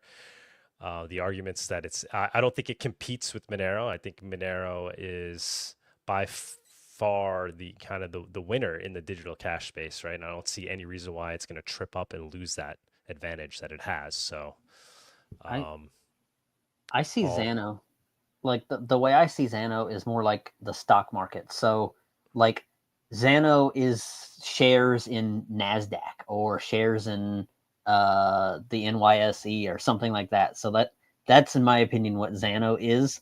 And then Monero is digital cash. They serve totally different purposes. Right. And from my perspective, the most important thing is I think they should be allowed to be a part of this community and part of the conferences. I'm not, we were talking about earlier in the show, Vlad is calling for a conference that's just a privacy tech conference where different projects can be involved. I mean, that's what Monerotopia strives to be. And if it wants to be that, it needs to have projects like Xano involved, where literally the Satoshi Nakamoto of Monero is part of the team. To not have that guy there on stage answering questions, whether you agree with him or not, whether you think what he's working on is interesting or not, to not want to hear his take on things is completely absurd. So from that perspective, I'm interested in them, and the Xano that I have is from sponsorships that they've purchased. So should you be buying Xano with Monero? I don't know. Maybe you want to. Maybe there's obviously there's arguments to be made too that it should just be a good investment for pumpamental reasons, right? It can be added to exchanges. It's small cap. They add it to a couple of big exchanges. It will pump. From a technical standpoint, it's interesting in some of the tech that it's worked on, and that the people involved in it are essentially Monero people. I think Untraceable had a lot of good questions, and one of the biggest concerns I would have is the fact that they might have more Xano than they say they do, and they can't prove that they don't, and you just have to trust it. But I think the whole situation, it's like coming from a Monero perspective, from a sound money fairness perspective. And I think it's good to scrutinize as much as possible to see what these technologies can do and can't do. But just like Shortwave is saying, I think it's kind of an investment. And if you look at it compared to Ethereum, Solana, Cardano, stuff like that, I mean, the amount of tokens that Vitalik Buterin or Charles Hoskinson or all these guys have, I haven't looked specifically at the numbers, but I think they're pretty like preposterous. They have a lot, and they give ETH to people for a few cents when the price is a lot higher to like devs and all of that stuff. So if you compare it to Monero, it's like, oh, I can't trust this. But if you compare it to Ethereum or the other DApp protocols, like it's kind of the same, but you have privacy. So it's like a stock, and I don't know what's going to happen with like meme coins and NFTs. I think they're like probably going to go to zero, especially when people understand what NFTs are and what they're not. Like, they're not actually non-fungible tokens. I don't know if people know how that works. I'm not an expert, but I know enough that website address on the blockchain doesn't give you a non-fungible token. It's not like the Mona Lisa, and it's not even a unique JPEG, whatever you have on a website server. Like that's the JPEG, but people can just right click and save that. So you don't actually have an NFT on the blockchain. And for meme coins, it's just another token.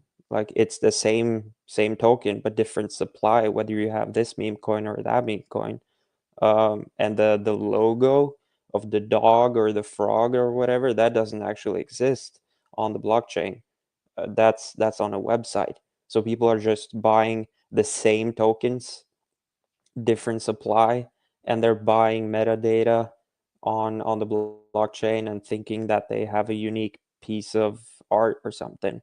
So then you get back to like, yeah, but what is it for? And Xenu talked about this in his recent video. It was like, yeah, but what is it for? What do people use Xano for? And maybe 5 years, 10 years, a lot of people will use it, but they've said that about Ethereum and Solana is NFTs and memes, and like there's just nonsense. But if it has value to people, then that's up to them for them to decide, right? But I think Xano, for me right now, it's like, okay, maybe they have more than they actually say they do, and maybe it's a little centralized compared to Monero, but it's like Shortwave says, it's a stock. Compare it rather to Ethereum or Solana than compare it to like cypherpunk ideals. It's a stock. Maybe they have more, maybe not, but yeah. I think that's the filter you have to use with all crypto, is what does this thing do for me? Is this like, does this thing have any utility? Is there a reason for it to exist? Something like Helium, which is on Solana. I might be able to get behind that. Why? Because it's creating a decentralized 915 megahertz, IoT network for trackers and car GPSs and stuff like I can get behind something like that. Yeah, I don't know if I would personally use it, but I can understand why it exists. Some of these stuff like Trump coin. Why does Trump coin exist? Why does Pepe exist? Why does Fart coin exist? What's the point? What's the reason behind it? It doesn't do anything. Monero does something. It's private peer-to-peer digital cash. It does something. Bitcoin does something. Litecoin does something. Like, yeah, it might not be used a ton, but it does well with liquidity when Bitcoin is too expensive or whatever. Litecoin works well for that. So I can understand the reason for Litecoin's existence. Like, that's the filter I think you've got to use. Why does this thing exist and what does it do? What is the utility? Yeah, for sure. Let me quickly bring up some super chats. Drunk Dial tip 50 cents. Are you going to have Brave Browser guy on and integrator Monero? Brave wallet could make XMRchat easier to use. Oh yeah. We are going to have them on. So they'll either, I don't know if I'll do a Monero talk with him or he'll come on the show. But yeah, super excited that they are looking to integrate Monero into the Brave browser, and we will have a discussion with him one way or the other. Privacy OG Chip, 25 cents. What's everyone's thoughts about building an off-chain or side-chain for Monero to help speed up transactions, especially for stores, shops like fast food restaurants, coffee shops, etc.? Is this something practical without affecting our privacy? Just do zero conf. I think, yeah, sure. But I think there's interesting things there that could be done, right? People talk about a second layer on Monero and how that could make more sense than like with Bitcoin and with full chain membership proofs. Luke Parker has kind of alluded to the fact that it might be easier to do things like this. So yeah, I think there's certainly interest there. I don't know if anybody has any comments they want to make on that topic. I mean, obviously that's a whole big can of worms, but I think it's a no-brainer. It's as simple as that. Especially considering if you want like mass adoption, like nation state level adoption, I don't see a better solution anywhere. And not only that, but when we talk about the privacy concerns, I mean, a lot of people have already figured out how to mitigate those things if something like that were to exist. And so it's a no-brainer to me.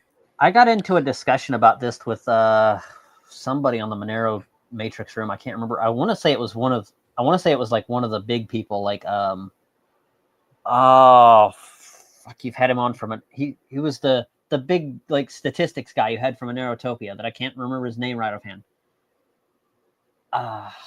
Anyway, it's slipping my mind, but we had this discussion and he was saying that perhaps payment channels could work, or like payment, like where you send a payment to another person, but not with a Lightning network. So like if I wanted to open a channel with Alaska, I could do that, and Alaska and I could send money back and forth over that channel for as long as we wanted. And then when one of us needed that money for something else, we would close that channel and then use that money to do whatever else we needed to do with it. But there wouldn't be any routing. So it wouldn't be a Lightning network. It would just be a payment channel. We have another chat. Fartcoin Sniffer tip 25 cents. Doug loses points for shilling Xano in my book. Will probably regret it in the future. Those dudes he had on were shady. Who's kidding who? The Premon swap from the other shit coin says it all. The Trump coin launcher was more transparent. I mean, I'm not shilling Xano. We had a 4-hour show where, Untraceable was grilling Xano. I've just been open about why we allow them to participate in Monerotopia, how they fund the conference. Fartcoin, you could come fund the conference. Well, actually, we wouldn't have you, Fartcoin, at the conference because you're not contributing to the privacy tech space. But if you were, you're working on some interesting tech, and you were the Fartcoin founder, I would allow you to participate in Monerotopia, buy a sponsorship if you're working on some interesting Fartcoin tech that was going to help privacy tech. But no, you're just a Fartcoin guy. Yeah, I'm not shilling Xano. I don't know how much, it's you could smear me out here, but nobody's telling you to buy Xano. I'm just telling you what the situation is and how I think they've positively contributed to Monerotopia. More so than any other privacy tech project. The next Monerotopia, sponsored by NordVPN. The other thing I'll just about add that, on the. Go ahead, Cypher. Yeah, I'll just add on the. Yeah, I'll just add on the Xano thing. I think Untraceable asked 3 times whether VCs could get in and get a lot of Xano, and it took like 3. He had to ask the question 3 times before they actually answered it. I thought that was a little weird, but again, back to Ethereum and other things that I think compare better. Like there's nothing. If you don't silent think there's anything wrong, yeah. silent fart coin incoming. Yeah, that could be the privacy tech version of fart coin for sure. I'd be, if it was some interesting silent fart coin tech, perhaps we'd let them participate in Monerotopia. Yeah, man. No, I hear I you. don't think there's anything wrong with VCs, but like if the information needs to be out there, it needs to be disclosed. Yeah. Yeah, and if they don't answer the question, like after Untraceable asks it 3 times, like my alarm bells go off. If they said immediately, like, yeah, we have VCs, and like it's the same as Ethereum did, and there's no trouble in that, and someone investing in our company, and like Shortwave says, like treat it as a tech company. I don't care if they have VCs and all that. If it's a tech company. But when you don't answer the question, I'm like, did they not understand the question, or are they trying to elude the question? And that's the biggest problem for me. I don't know if they're being disingenuous or if it's just like, yeah, that's the business model. Well, I mean, the other thing, I kind of had the luxury of getting to talk to those guys for quite a long time while we're at Monerotopia. And it's not that these questions elude those gentlemen, or that and it's also not that they really have like a 100% guaranteed solution right now. But they've explored a lot of different options. But the other thing is from their perspective, it's not something that they have to worry about right now to work on the technology that they're here to work on, which I don't necessarily think that that's a bad take. I mean, I'll give you another example. I don't stay awake at night thinking about like the dangers of quantum computing to Monero tech, but it is something that you want to start planning for now, like Luke Parker was saying. And not only that, but it's not exactly particularly vulnerable as a crypto versus, a lot of other things. And as long as you have a roadmap and a plan and like some ideas for how you're going to handle these things, and if you were the Xano guys, you have a pretty good idea of where the coins are and the likelihood of such a thing as a venture capitalist organization taking over Xano. And you already know that that's not a threat to you right now. Yeah, maybe you don't have like the perfect solution, or you have to think about like, what if the entire supply got scooped up by BlackRock? But the other thing is if you're like a dev and it's not a concern for you right now, and you have like bug fixes you're trying to do and utility that you're trying to add and so on, it's not that it's not a legitimate concern. I'm just saying that there's a certain element of wanting perfection out of somebody when they're developing software. Like they're there to develop software. They're not there to like figure out the tokenomics of what happens if such and such amount of dollars infiltrates that. And I understand that it is a legitimate concern, especially if your end goal is freedom for everybody. But that's also why I love the fact that it's a distributed market. It's not just Monero. It's not just Bitcoin or Pirate Chain or whatever. There are all of these options that a person has, and obviously I'm a Monero guy. But I would change on a dime if I thought that there was something better, right? And I'd say, or there's Monero. You can use. You're just a privacy maximalist. Yeah, and the thing is we have all of these options, and even if Xano were to get conquered by some venture capitalist firm or so, that doesn't even necessarily mean you can't use it for what you want to use it for. I mean, Ethereum and all of these other things that have their problems with who owns what and reversing transactions and whatever.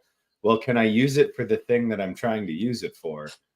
That like sometimes that has to be enough. And when we keep analyzing these projects as though, is this going to be the one project to rule them all? It's like, well, I think I'm just saying, like, we have to be open-minded about the fact that you can dabble in Xano and see where it goes. Give them the benefit of the doubt and see if they figure it out or not. Like, if your stash is distributed amongst a bunch of trustworthy things, I mean, for example, I have bought Xano with Monero before, And I used all of that Xano to send it to like devs and other people who could like mess with the technology that they don't have a big budget for scooping up a bunch of Xano. So it's like, here you go.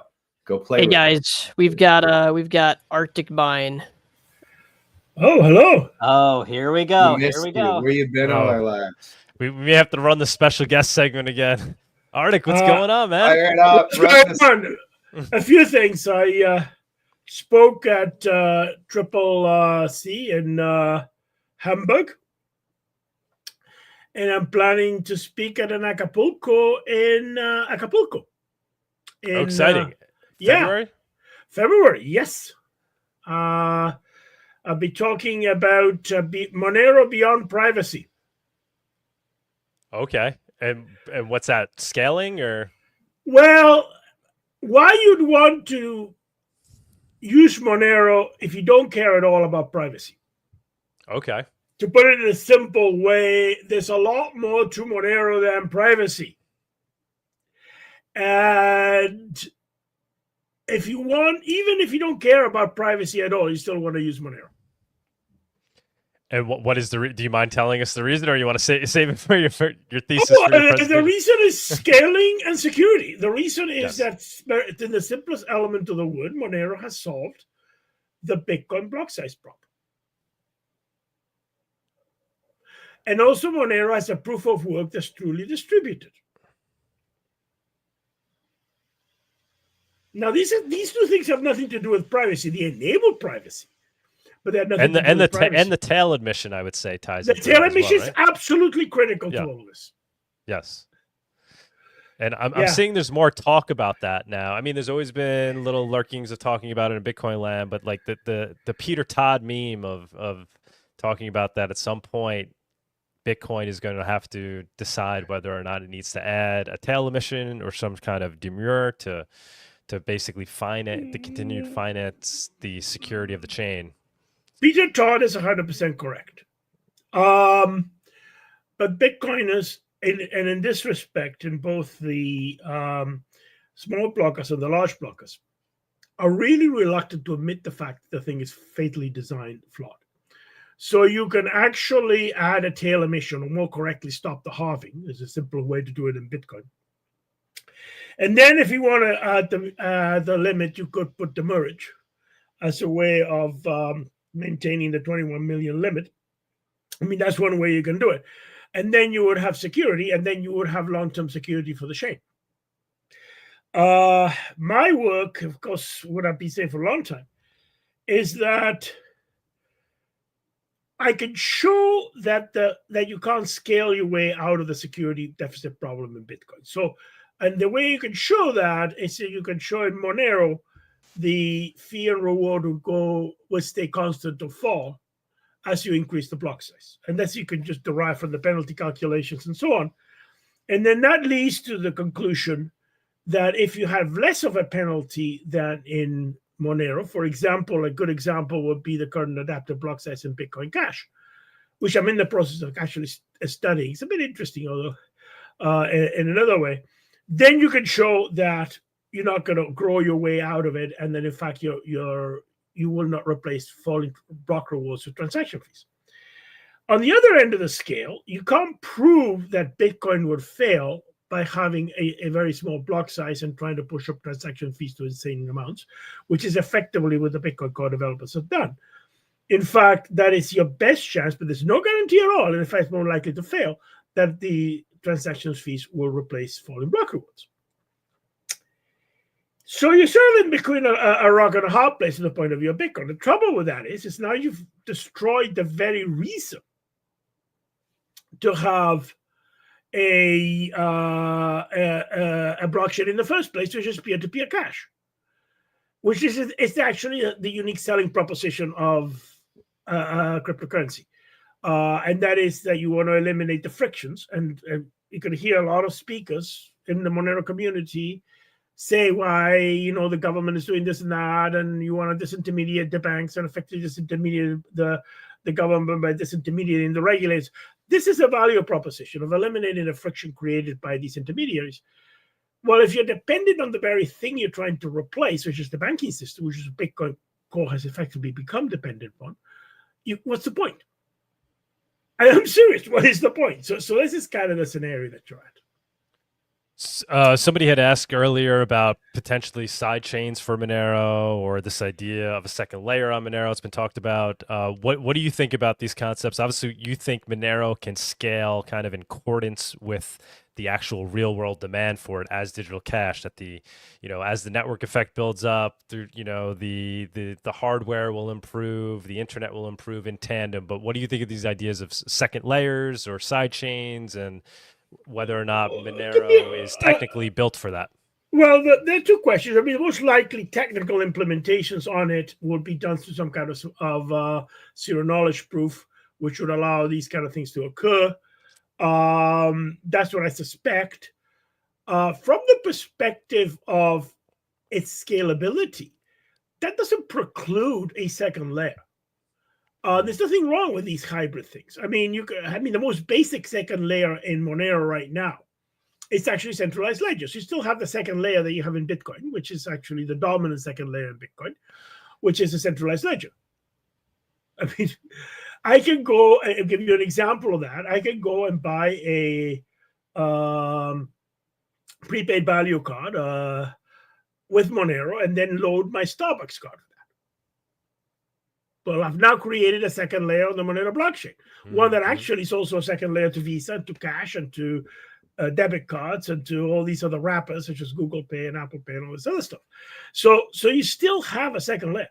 There's no reason technically. I mean, if you can get the how you're going to incorporate it with privacy, etc., to do something like Lightning on Monero.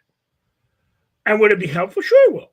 Right, and arguably Monero is better. Like you said, it doesn't hurt its scalability, but in Bitcoin, arguably, it does hurt its scalability because Bitcoin is relying on transaction fees for security. The fact that transactions are moving to second layers hurts Bitcoin's security model. But in Monero, that's not the case. Well, there's two problems. The security side, second layers can actually hurt because you need to have this demand on the first layer in order to hopefully replace the falling block rewards. There's no guarantee it'll work. In fact, if you look at the fee and reward of Bitcoin over time, it's basically shown at a state constant. It hasn't really replaced the block reward. So there's no real evidence that this stuff works. So there's two issues you've raised, and the two are really important. The security issue is that your second layers are essentially you're going to drop the fee, so you have less of a chance of the fees replacing the block rewards, number one.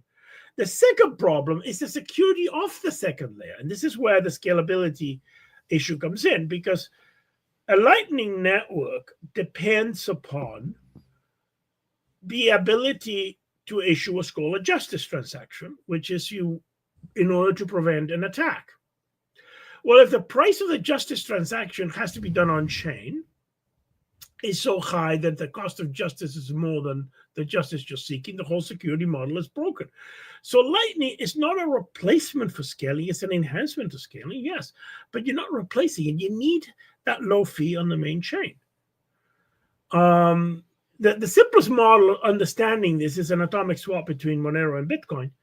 You basically, it's a very simple attack. And essentially what you do is you pay a small fee to the Monero network and essentially to cause someone to pay a big fee to the Bitcoin network.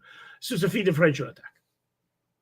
And you put up Monero, say you're gonna trade it for Bitcoin on an atomic swap, and then when you find out the Bitcoin, say, no, I'm not going to complete the transaction. I think it's going to be spied upon by Chainalysis or something, and blame them.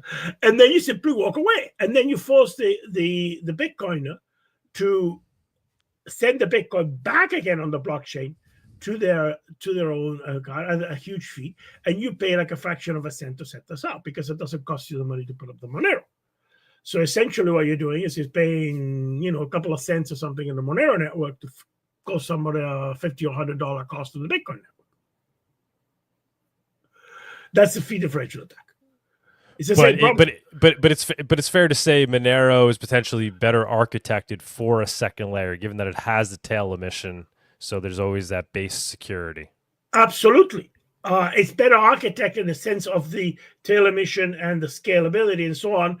you have to figure out how you're going to do the zero knowledge proofs to make the privacy work. So that's what you have to do. And that's and is my understanding correct? And I don't know how far you've got you go down this rabbit hole. But does full chain membership proofs potentially give us a better pathway towards creating second layers? Yes, it does, because of some of the other auxiliary stuff that's been developed along with it. I won't get it. I mean, I'm not the best person to discuss that with you. Right, Like, you know, but there's a lot Luke has of spoken about that on the show, and obviously he's the one to listen to in that regard. A much better choice. But my point is that a lot of what's being developed in conjunction with full chain membership proofs facilitate second layers in Monero, and essentially what you end up having is a zero knowledge proof structure on top of Monero to do this. That's the simplest way to understand it. And sorry, let me ask you this: Do you think Monero is ready to, like, we use it on XMR Bazaar, we use it at Monerotopia, I use it on a daily basis, allegedly, but do you think it is ready to be used, you know, on a daily, you know, in stores in New York City, and, like, you know, can people, are we at the point where people can adopt Monero for usage for peer-to-peer digital cash? Obviously, like, you can do it to a degree, but is it technologically ready, or do you think there's still some hurdles that need to be overcome?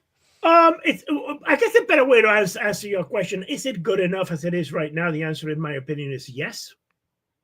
Even without full chain membership proofs. Can it be improved? Yes. So that's the answer to both of those questions. But from a question of saying, is it good enough? I would say definitely after the last hard fork, Monero has reached that stage. And that's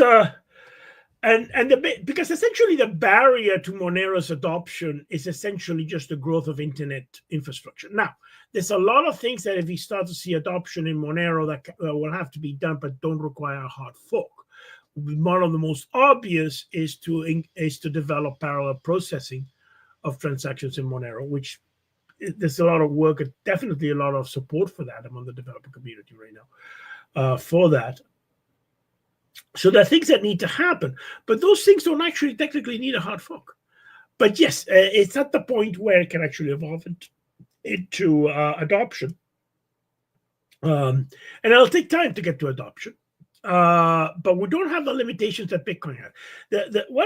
What stymite Bitcoin is that in order for it to grow and adopt, you had to hard fork, and you couldn't get consensus on hard fork, and you couldn't get consensus on hard fork because of the security deficit issue. Those problems are non-existent in Monero. Out of curiosity, when would you, or do you have any opinion on when we might see hash rate on the Bitcoin network start to fall as the halvings keep occurring and the fees go nuts? Do you have any kind of timeline for when that might start to occur? Hash rate is really going to depend on the market dynamics of Bitcoin.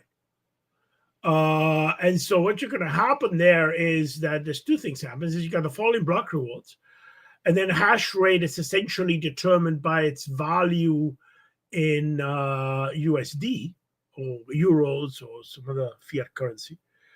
The issue there is that the biggest thing to look at security in Bitcoin, and it seems to be true of the Monero, is the proper currency to evaluate the security of a cryptocurrency is the cryptocurrency itself. So the way you should be measuring security in Bitcoin is in terms of Bitcoin. The way one should be measuring security in Monero is in terms of Monero. Hash rate is more of an indicator of security in terms of USD.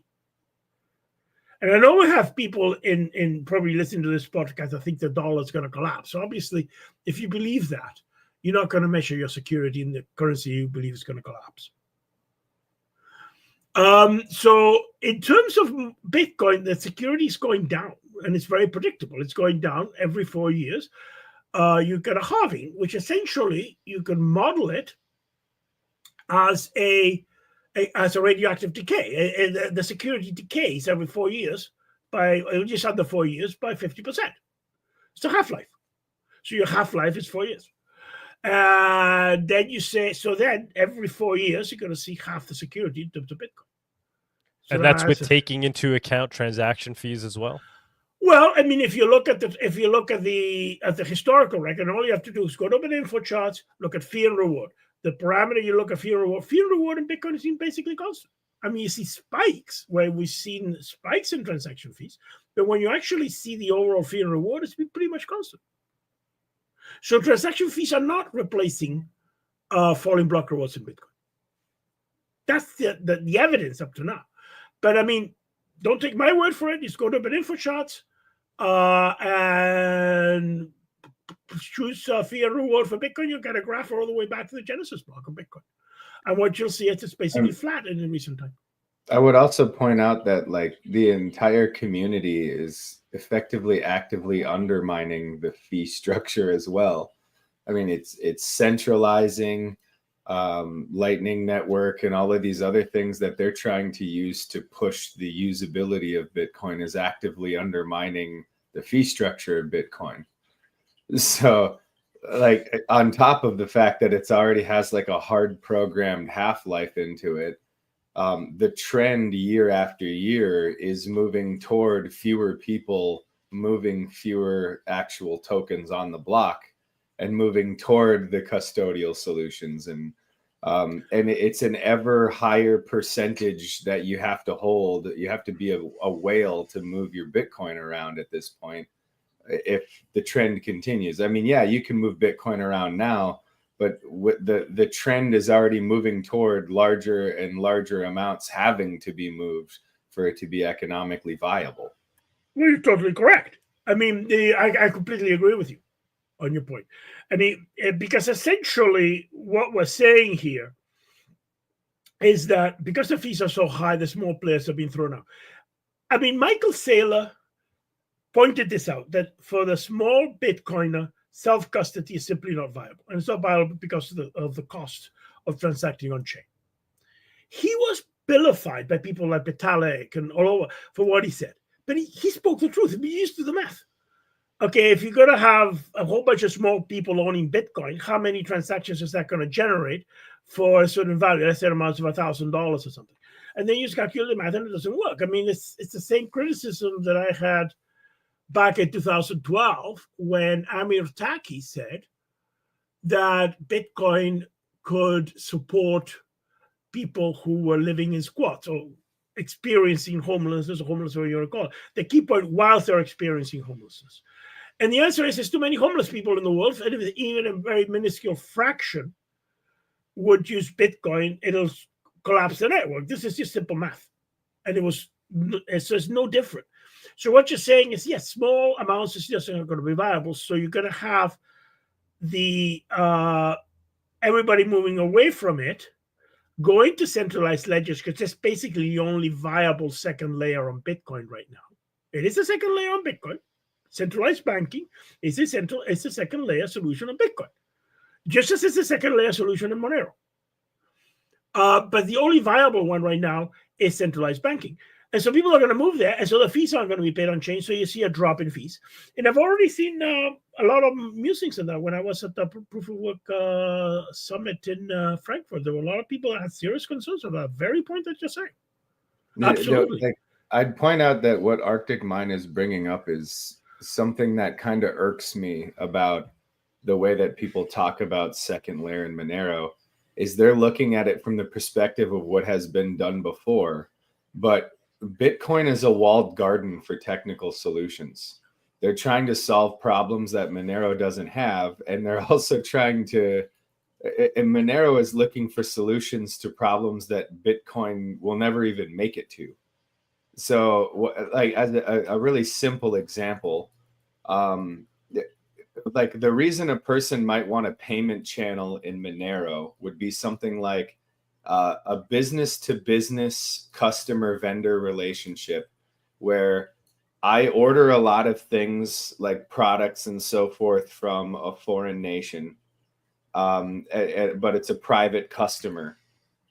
There's a lot of reasons why you might want a payment channel under those circumstances, but it's a unique use case versus Bitcoin is trying to solve a problem of I need to be able to pay for small transactions, etc.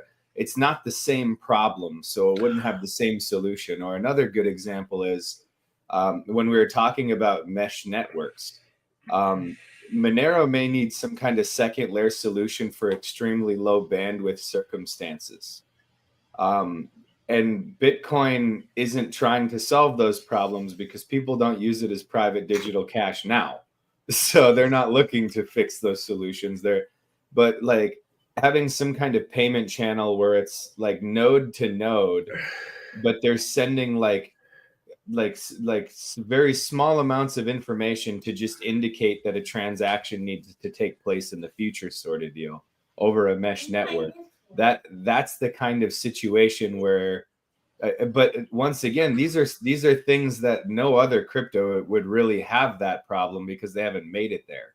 So second layer solutions aren't the same for Monero anyway. I think a slightly different perspective on this. I mean, my point of view is there is a place for second layer solutions, and they're actually a lot simpler than that. Let me give you a very simple example.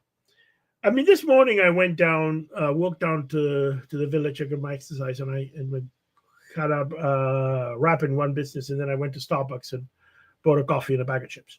Okay, I paid with a Starbucks card, which is prepaid value. That's a second tier solution. That's a second layer solution. It can be a second layer solution on top of Bitcoin. It can be a second layer solution on top of Monero. It can be a second tier solution on top of cash. It can be a second tier solution on top of debit cards and on top of credit cards, etc. So there's no reason why that is different, particularly from Bitcoin and Monero. That's a perfectly viable, useful second solution. And the typical case is where you are interacting with a merchant as a consumer, for example, and you do a lot of transactions with that merchant. Another example is a transit card. You would go in and you buy prepaid value, and then you tap on when you go onto the bus or the tram or the subway or SkyTrain or ferry or whatever transit solutions you take. Those are examples of second-tier solutions. And there's a lot of cases for a Lightning-like solution, particularly where you can close off the channels and so on. So there's a lot of use for this stuff. That is not the issue. The trouble that Bitcoin has is that because they have failed in scaling at the layer one, they're looking to second-tier solutions to solve every single situation, whether they're relevant or not, or whether it's even viable. And even though the second-tier solutions are actually dependent in many cases on the first chain, that's the problem that Bitcoin has with tier two solutions. They're not a solution to replace a failure on layer one. And that's kind of my feeling on this. So sure, I mean, I can use a second-tier solution on Monero right now. But that doesn't mean that I'm using it because Monero layer one is just more convenient. If you have, you prepay value, and then you turn around and go to a merchant. That's an example of a second-tier solution. And it's actually a popular one right now in Monero. Max is asking, is ArcticMine a dev engineer? He seems to understand well full chain membership proofs. ArcticMine is a Monero OG here from the early days. He is part of the Monero core team. He is an expert in Monero scaling. He's contributed to Monero scaling, right? Helping to develop the architecture that Monero uses for scaling. He's made many other contributions in many other ways. He's, I believe, a physicist by trade, by expertise, but he's obviously a premier expert in digital cash, crypto, blockchain technology, understanding how these things work.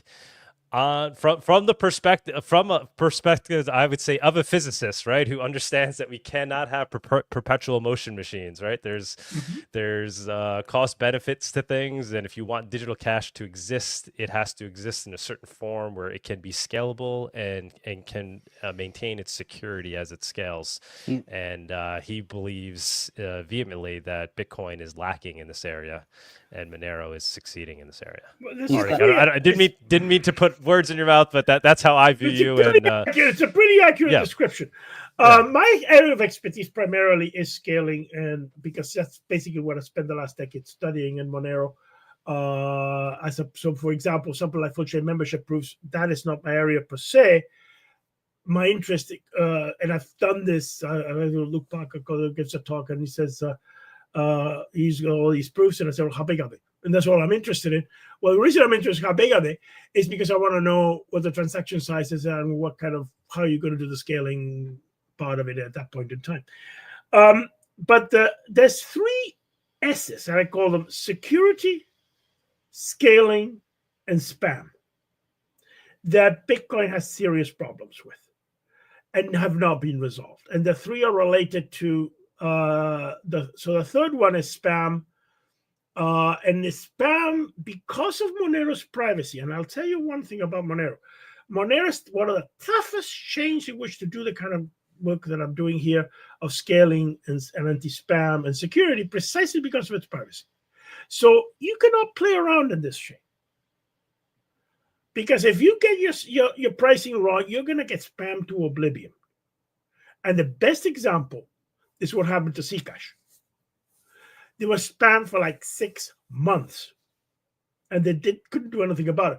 Monero, yes, it has spam attacks, but what's happened is it kind of gave up in frustration about a couple of weeks. People are trying to spam Monero, and then they're giving up frustrated, and that's by design. I mean, we can tweak it and we refine it and so on. So you have that, because the only way you can really prevent spam in a privacy network, where there's a high degree of privacy Monero has, is through pricing. It's the only way you can do it. So that's a key point to understand. So spam is a really important element, which hasn't really, but in what you mentioned. But yes, the 3 S's: security, scaling, and spam. That's I call them the 3 S's. And I'd say you're also an expert, obviously, in like chain analysis, right? Which is related to you relate those things, and you draw a relation to scalability, right? You talk about those things as well. The fact that Monero is used as much as it's used, it, contributes to its privacy as well, and then you understand what the current tech that's being used by chain analysis companies, how that affects different blockchains, and to what degree governments should be relying on that tech for purposes of fighting crime.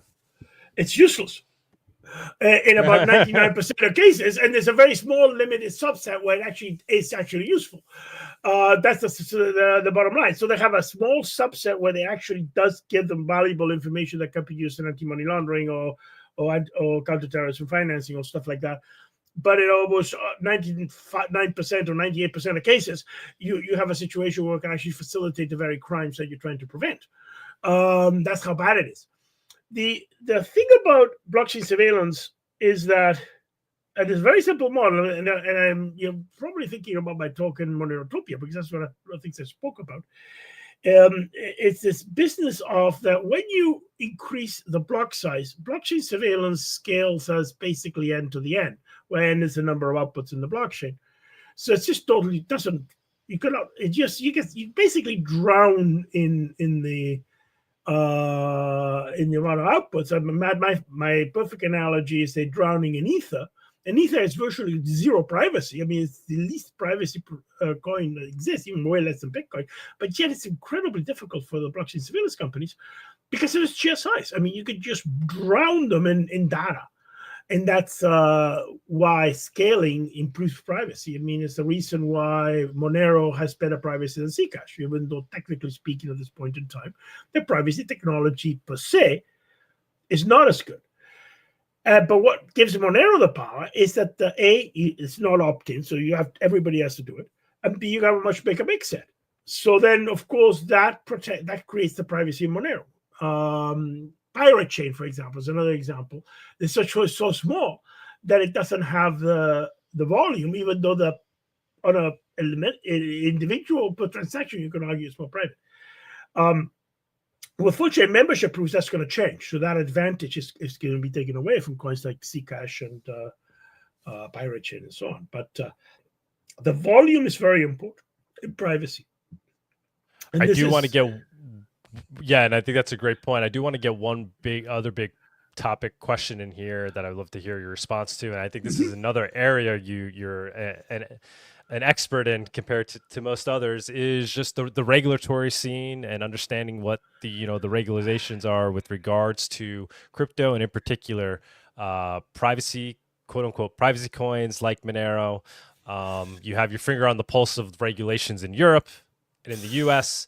With Trump coming in, how do you see that affecting regulation, and how could it affect privacy coins? Could we see potentially something positive here where Monero starts to get relisted on exchanges, or perhaps we see the elimination of the bit license in New York? Could we see a swing of the pendulum in the positive direction for true digital cash with regards to regulation? Okay, I'm going to backtrack just to Europe first, because I was there right at the point when these delistings actually legally took effect. I was in Germany right at the point. In fact, when the delistings were taking effect, I was flying back from Germany because that was New Year's Eve. This is and this is a lot of this comes from the travel rule that's being implemented in Europe. No, it's not travel rule. Okay, what's been implemented in people confuse that with travel rule, because the blockchain surveillance companies have been saying the travel rule is solved by their blockchain surveillance. It's not. What has been implemented in Europe has nothing to do with travel. What has been implemented in Europe is an obscure section of the markets and crypto assets, MiCA, which basically says that you have to trace the blockchain in some really convoluted way, and this is being used which was lobbying of Chainalysis and some of these blockchain surveillance companies, and which basically has led to the delistings in Europe. So there's a specific clause that has to be traceable in some undefined way, which has led to people delisting Monero. That's what happened in Europe. Now, the key elements in the regulatory factor, and I think it's also in the case of New York, I don't think a bit license prohibits privacy coins. It's just that there's been a sort of it doesn't. There's no. I don't think there's any outright prohibition, but it prohibits the companies that are willing to list privacy coins like Kraken, and they're not prohibited. They just don't want to participate in a regulatory system where they have to obtain a bit license. So it indirectly is prohibiting access. Because it creates, and this is, I think, the second element. So the issue with blockchain surveillance is going to come down to whether stuff actually works in Bitcoin and in Ethereum, which is now, and this is where I put a lot of emphasis on the legal cases. I still think the stolen off case is incredibly critical here. And a great example was the talk given by Toekland and Michael Hazard at Monerotopia. I mean, that talk provided a very good summary of the issues associated with the stolen off case. And I refer to that because I know a lot about it. I don't like speaking about it myself. I'd rather let them, as the attorneys for the defense, to take that thing. So if you want to really understand the issue, I would really suggest listening to that talk in Monerotopia by Toekland and Michael Hazard. But, and they covered a lot of the failures in the thing. But the bottom line is that blockchain surveillance is very hard to make the case that it meets the Dalbert standard. And there's a whole bunch of a legal issue around it. If this gets overturned in appeal, then that will provide the biggest impact. Now, if you also have a regulatory environment that's going to be a lot more favorable to crypto, then the combination of the two could actually be quite significant and have an impact. And then we could see a listing of Monero in American exchanges in the United States. In fact, I think that will be a likely result of the combination of the two. Keep in mind that if the United States government getting egg on the face was something the previous administration did, who could easily be blamed on the previous administration for blockchain surveillance, the new administration is going to go for that as an example of the failure of the previous administration. So that's obviously failable. So yes, I think the combination of the incoming Trump administration with the legal cases could have a very significant impact on the United States. And by an effect, then it's going to have an impact worldwide. if we were to somehow, if the digital cash community were able to quote unquote lobby Trump and effectively get him to pass some executive order or assist in passing legislation, congressional legislation that could benefit Monero in some way, what would a reasonable ask be? Like, I always think of it in terms of the ideal would be that Monero is treated equally to the way cash is currently treated in the US from a regulatory standpoint. Cryptocurrency should be treated equally to cash. All cryptocurrencies, not just Monero. And Bitcoin, that's really the proper response. All cryptocurrencies should be treated the same way as cash. And forget about this idea that you can surveil the blockchain in Bitcoin to turn around and accuse innocent people of crimes they did not commit. That's essentially the solution. And do you think this is something that could, potentially get done during the Trump administration? I mean, everybody's talking about these tremendous things that Trump might do. He might, add Bitcoin to the reserves. I mean, could something as extreme as this, which shouldn't be considered extreme, could something like this potentially be implemented? I think it could be the result of a failure of blockchain surveillance in the courts. Because if the courts prove that the stuff doesn't work in Bitcoin, and that innocent people are being falsely accused, which is the issue with blockchain surveillance, then the case for blockchain surveillance is gone, and then you have to treat it as cash. So I have more my faith on it. But yes, I mean, it makes sense for the government to say, wait a minute, we're spending billions of dollars on this surveillance on blockchains that doesn't really work. It's like putting red meat in front of a bull. I mean, the MAGA and the Republicans and all these people are going to say, wait a minute, this is a perfect example of what we're saying. That the government is wasting all this money, they're spending all this money surveilling a blockchain, and then the courts have proven it doesn't work. That's the argument that really needs to happen here.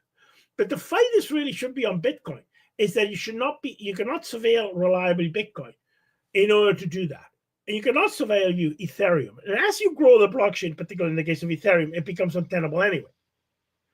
And then you have to go back to a traditional approach of treating it like cash.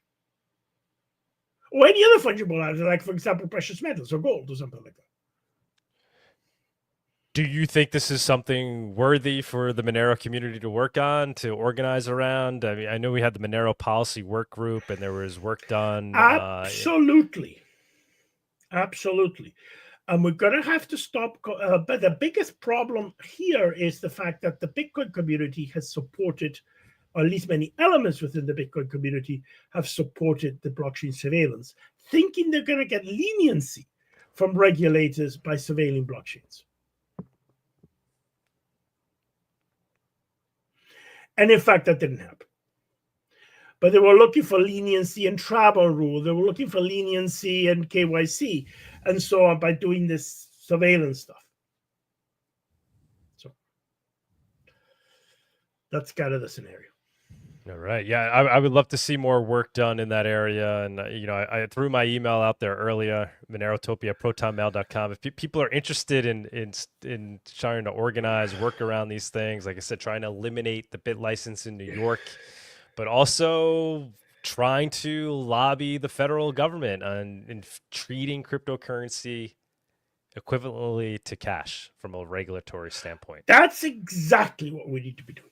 Treating cryptocurrency the same as cash from a regulatory perspective. And that's a unifying argument. This is not just Monero people, but we should be a part of that. We could help lead that because we're best suited to essentially talk about it in an honest way. And there's no reason why other cryptocurrencies shouldn't be involved in those efforts, because it would benefit all. Yes. Arctic, man, I got all my questions in, and thank you for jumping on today. And I guess Alaska wants to ask you stuff, and I know others, but was there something you wanted to bring up? I'm going to excuse myself for just a few minutes, and then I can come back. Okay. Okay. So I'm just going to go on stop cam. Go for it. There's an argument to be made too about like nobody has actually even scratched the surface of the utility behind having solved the double spend and digital scarcity problems. And right now, it's like the main thing the blockchain world has tackled is the idea of replacing things like fiat currency. Well, one of the reasons why I always try to point out how the market cap for the value of these technologies is effectively infinite, because we now have systems where you can pay in, you know, the 10,000ths of a coin, right? Like we already talk about things in terms of satoshis or whatever. We've created a system that allows you to track and account for like tiny amounts of things. We've created a system that allows you to digitally tokenize real stuff, and it's just the beginning of what is capable of for this technology, like the places that we can go with crypto, you know. Hold on a sec. No worries, brother. Exciting to talk about Arctic Mine in those terms, and I do think I'll keep talking about it on this show, and I'm going to try to get that going this year. It's going to be another project. Anybody that wants to help with that, take the lead on it. But I think there's work to be done in that area. Now is a great time to put efforts towards it, and I think we'll see traction there. If it's a better time than ever in terms of, you know, since crypto's been around, this is probably the best environment we've had. Now's the time to strike and try to lobby the powers that be. Well, the reason why I was saying like the capacity for value added economically behind blockchain and, you know, Hyperledger and all of these other related technologies is because that might be one of our best arguments to not just unify the crypto community by saying it should be treated just like cash, but uniting just about everybody in America. Because when you have like this colossal national debt that's all made up and it's all bullshit anyway, but the thing is like if you want to fix that, you can either use austerity, you can grow your way out of it, you can default on the debt, like all of these different options. Well, crypto and related technologies might actually be the only viable grow your way out of it that we're looking at. People are looking at AI as though like that's the way that we could grow our way out of debt or whatever. But honestly, it's something that works right now and works better right now at what it's trying to accomplish, which is Hyperledger and digital scarcity. That's probably a much more viable solution for actually growing your way out of a national debt. To have something that does account. I mean, you could basically eliminate the entire IRS, and you could eliminate, you know, like a huge swath of the banking and regulatory systems and do a better job on top of that, improve the, you know, money velocity and the flow of value exchanging between individuals. Like it's the perfect solution for a proper economic boom. And I think that if you were to try to introduce laws, treat crypto just the same as cash, and you were to make the argument, this is our best bet for growing our way out of a debt crisis, you could get people who don't give two shits about crypto involved as well. Love it. Arctic, can I ask you on scalability again? Absolutely. You kind of alluded to Monero being ready for mainstream adoption, but correct me if I'm wrong, I don't think 8 billion people or however many uses the internet, let's say 5 billion for sustainable. Like I've heard your talks on scalability and everything, so I know the issues. But if you have a second layer solution, what are the biggest issues with that? Things like not your keys, not your coins, the fact that it doesn't get settled on the ledger, which is kind of the point, like who owes what to whom. It has to go back. But do you think it's possible that you can have these second layer solutions like a Lightning for Monero, and then Monero continues to be used by 5 billion people for the next 50 years? Well, I mean, the issue that we got to look here is what we have to look at is the long-term growth and technological change. And this is the point that most people have difficulty with. It's not 5 billion people using Monero. It's that being part of the ecosystem and options that 5 billion people have as an option. You don't have to use Monero for every transaction. It doesn't replace everything. And I don't think a cryptocurrency can. What we need is to target and replace those areas where there's the biggest need and where there's the biggest value in using peer-to-peer digital cash. And in some cases, it could be as simple as that the fees are lower. In other cases, so you start moving into any technology that can grow as technology changes. I mean, what I believe is, for example, if you were to scale after FNCP in about a decade, Monero could reach a transaction level comparable to that of Visa. That is doable. Does that mean everybody's using Visa? No. But it's part of that ecosystem. And it has the ability to grow into that ecosystem. If you think of air travel, for example, since the Wright brothers, it was about 50 years later that it really took off with the advent of the jet engine. The advent of the jet engine, it was fundamentally changed air travel, and that happened in the 1950s, 60s, and 70s. The biggest change occurred in the 1970s, where we saw the big shift away from rail and ships to air travel for international travel. And fundamentally, in many respects, air travel hasn't changed that much in the last 50 years. I mean, the time that, yes, the planes have become larger and more efficient. In many ways, it becomes safer because of a lot of what's been learned. So all of these things happen. It's been cheaper because they're more fuel efficient. But, you know, when I flew to Mexico City as a child in 1968, I was 11 years old. The next time I flew to Mexico City from Vancouver also was when I went to Monerotopia 2 years ago. It took the same amount of time to get there.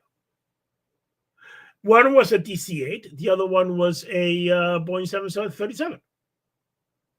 A variant of the Boeing 737 that actually is the same plane that came out in the 1960s, actually.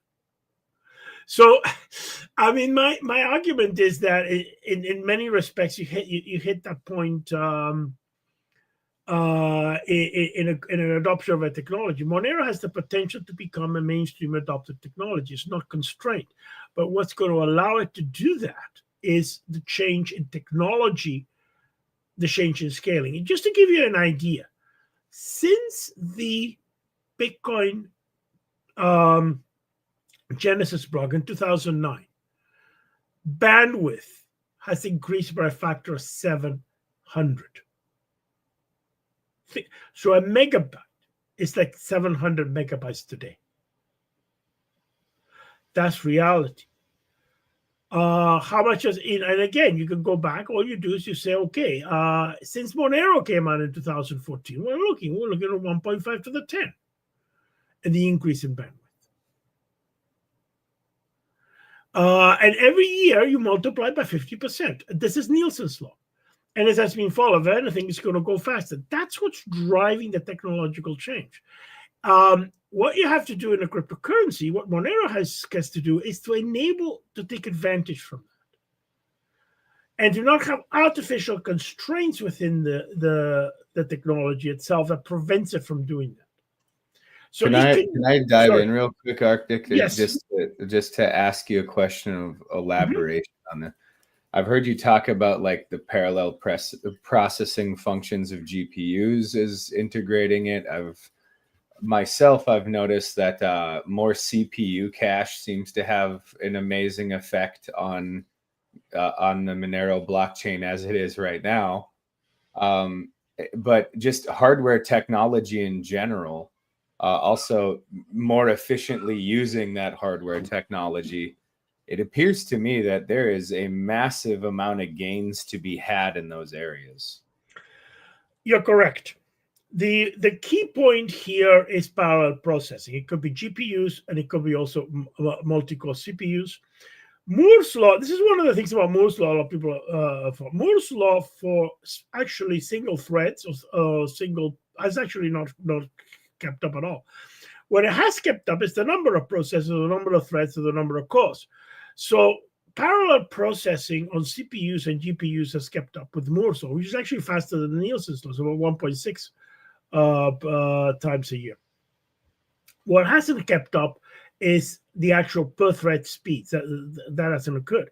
So there's a lot to be done simply in enabling parallel processes in CPUs and in GPUs. And there's a huge opportunity. That's the software. But the beauty of that is it doesn't really require a hard fork. So you can do that without hard forking the chain. And that's the key difference in the situation in Bitcoin. To run a parallel processor that verifies Monero transactions in parallel, you don't need to fork the Monero blockchain. You can write the code to do that, but you don't need to actually create a hard fork in the chain. And that's the key point. So parallel processing, definitely there's a huge amount of opportunity in software development to take advantage of that. GPUs are a bit tricky in some cases. And by the way, by GPUs, I also talk about phone processors and so on. The biggest issue there is when you talk to a lot of the developers, they want to see open source solutions or free software solutions. And some of these things have closed source and some of them are not. Some have open drivers. So it takes some time to get things like Mastadon, these kind of things, which are open source drivers for the GPUs in place. So that's a limitation. And it's also getting the developer time to code this stuff. And as the demand increases, then there's going to be the need to do that. So yes, there's a massive opportunity there.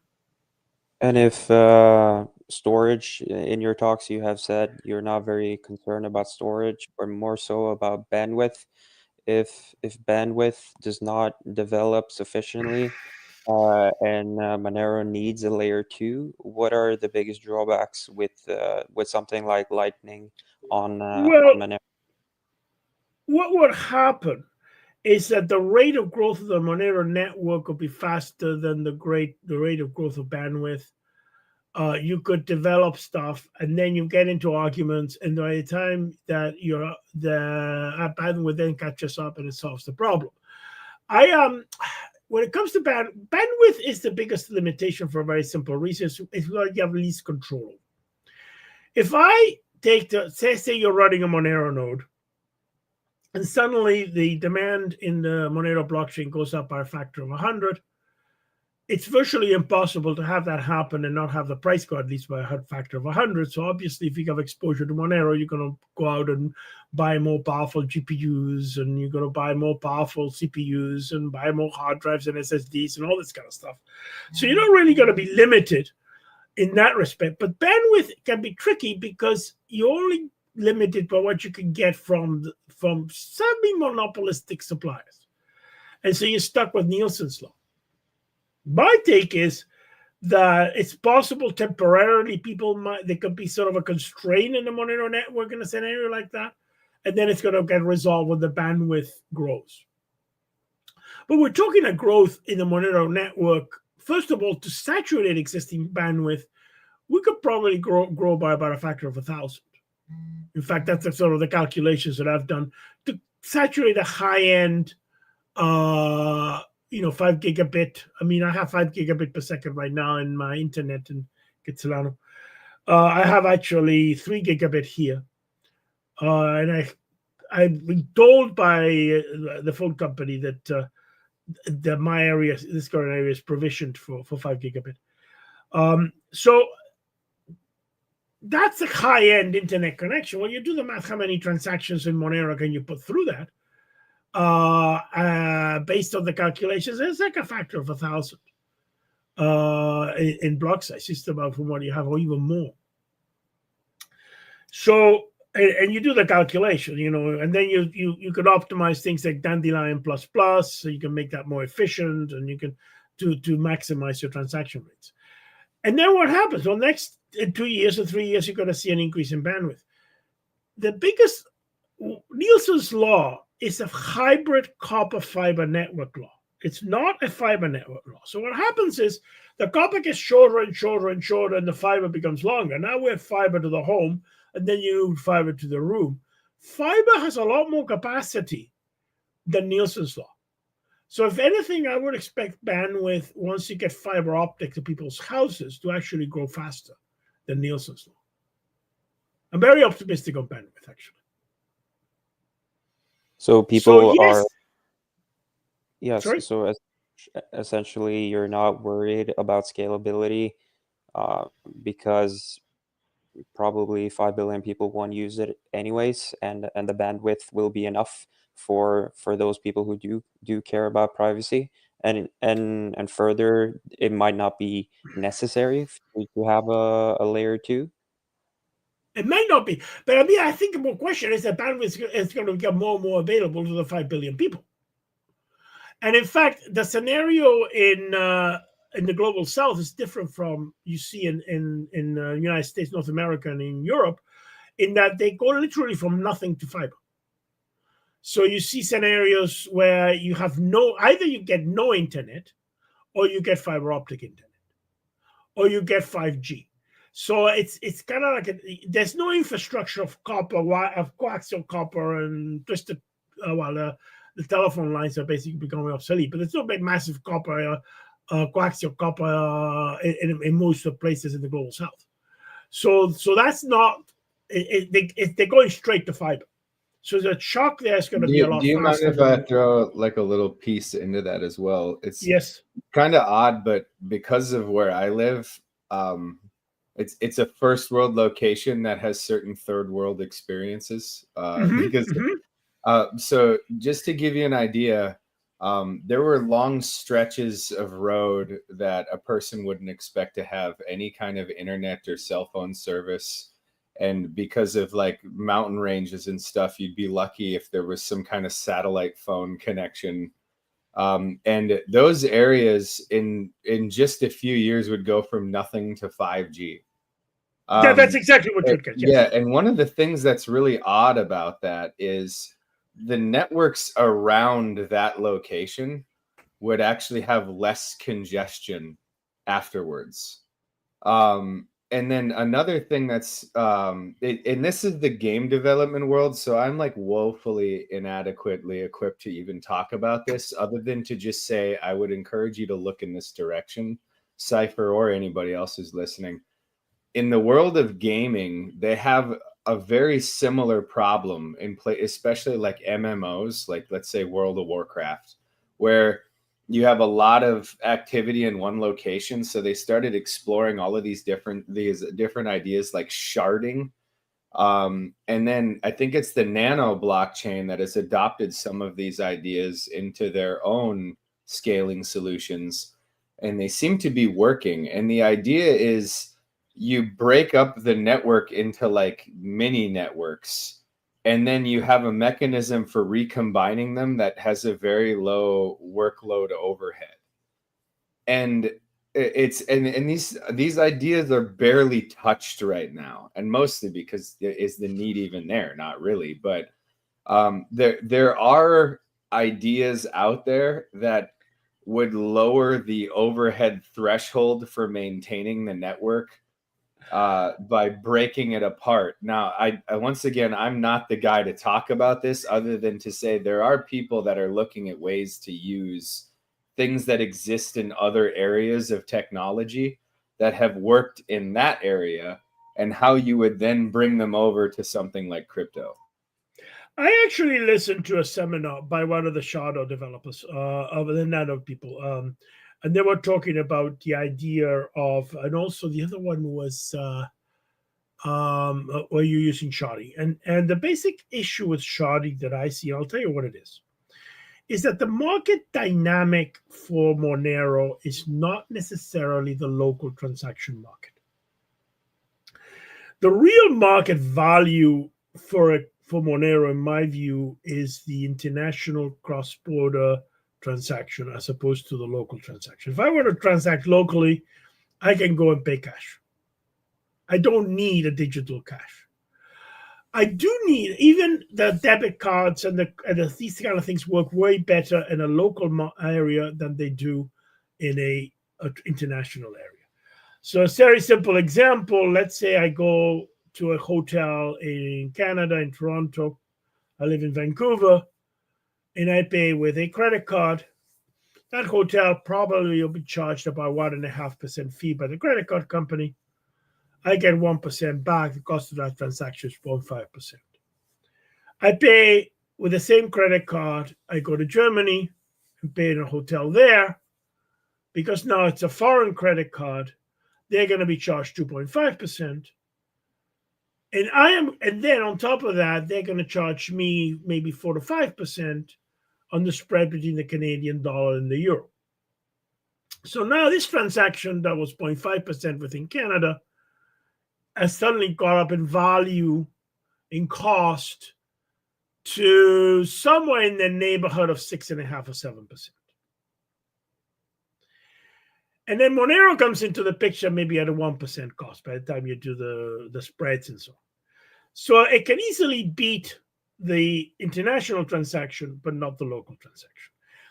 One of the biggest misconceptions I think people is that I see the biggest value proposition for cryptocurrency is in small international payments, as opposed to local use. Yes, local use is great and it's simple to do, but there's lots of ways to make it work. And this is where second tiers can, in many cases, be effective also, because it's dealing at a local level, as opposed to the international transaction. So it's when you're sitting in some part of Alaska and you're interacting with somebody who wants to transact in Australia in the middle of the Australian summer, and maybe you're mining their transaction because it's cold in Alaska and it makes economic sense for you to mine it. And they're sitting in, you're at minus 40 Celsius or minus 40 Fahrenheit, and they're in the 120s or 40 Celsius in Australia. And this is where all of a sudden the power, for example, Monero's proof of work comes to play. So I see the real value more in the international than in the local. So sharding is a great technology for something like Ethereum, where you want to have a whole bunch of different things and dozens of different NFTs and so on. I don't see it as much of a great technology for a chain like Monero, because its real value lies in that international transaction. So that's kind of how I feel about sharding. But yes, the kind of thing, you could do a local second tier currency that you may want to put based on top of Monero. I mean, there's all sorts of things they can do that would work in those kind of environments. That's just my thought about it. So in an isolated environment, definitely thinking of it in terms of like, if you were to get to like 1 billion people trying to use Monero, you can pull something like that off of the shelf and figure it out. I mean, but the basic scenario would be is that, are they using Monero? If they want to use it locally, then sharding obviously makes sense. If they want to use it internationally, that's not going to be 1 billion people. It's probably going to be the same 1 billion people with a lot less transactions. And so sharding will work for that local component of transactions, but you have to be a main chain for that international transaction. So you're taking the local transactions and put it into a sharding situation, and then you keeping but you still have the main chain for the big international transactions, for the ones that you're going. Yeah, and when you start to combine all of these ideas, like there's enough meat on the bones to make it to a far higher transaction volume than we currently have. And we barely scratched the surface of dynamic block size for what it's actually capable of delivering. We haven't. But what I'm saying is that if you have a viable, solid layer 1, then these layer 2 ideas can work. Side chains. Lightning type network. Lightning network is a great local network. I mean, if you're interacting regularly with a coffee shop, you go and buy coffee there every morning, and you want to use Monero, it's a perfect example of why a Lightning network makes sense. You open a channel with them, you deposit, and the beauty is now you have security because you can pull it out at any time. You deposit your Monero with them, and then you go down and you use the channel all the time. And when it goes down, you do it again. So now you've got the number of transactions on the main chain by a factor of 10 or by a factor of 20. It's a great example of a local application where it would work really well. And so, what happens? Sorry. What happens when? What happens when all those transactions have to settle on the main layer? Are there any, like, obviously storage wouldn't be such a big deal, but in terms of bandwidth, when all of these transactions, if 1,000 transactions and has happened. No. What happens? What would happen is that you settle one transaction, but you make 1,000 small transactions. You get to how much you have in your channel. That's the whole point. Is that you magnify the process. So when I open a line, and I go back to my example. It's a great example of the Starbucks card. So let's say I go to Starbucks and the app, which is the same thing, and I put $100 in cash in the Starbucks card.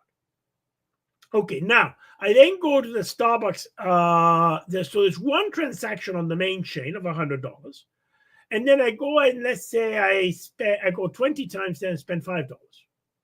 So now 20 transactions on the main on the channel have become one transaction on the main chain. So what you've done is you've reduced the amount of transactions on the main chain by a factor of 20. That's essentially what a Lightning channel does. So that's a simple example where a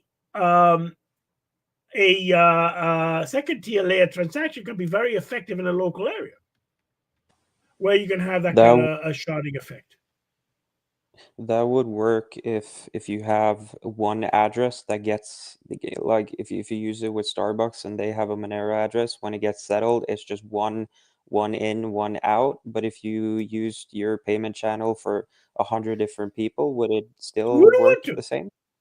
No, you wouldn't want to. I'd also point out the next iteration, if I'm understanding what Luke said correctly, like 3 weeks ago or whatever, multiple transactions, like transactions to multiple wallets as just one transaction are kind of baked into the next hard fork. So that's and then the other thing is at some point, if we transition over to like a quantum resistant blockchain, like fully quantum resistant, at some point you have to close off outputs like backdated to a certain period of time. So basically people have this window of moving over to a quantum resistant network. You could also effectively permanently prune the blockchain, and then you could just maybe, have like a place where that the prior to the pruning, all of that data is still available for, posterity's sake or whatever. But the thing is not only could you shrink the blockchain when you make that migration, and you can make all of these efficiency improvements for storage going forward, but then on top of that, with some of the changes that are already baked into the cake right now, the speed at which the blockchain is growing is probably going to shrink, at least as far as like on a per transaction basis. And then if you also incorporate just how fast, hardware availability is growing for storage, and then some of the future mechanisms for storing things that are on the horizon are also absolutely incredible. I think that there's enough, not only, proposed future solutions, but demonstrably working right now proposed future solutions. So for example, the idea that the throughput that fiber actually has versus the amount that we're using right now, it is just like, it's not even close, right? So we're using, I think it was like 1/2000th of the bandwidth on the table. Yeah, it's like, and that's just like people with hardware that they're actually able to use right now. They can already multiply it by a factor of 2,000.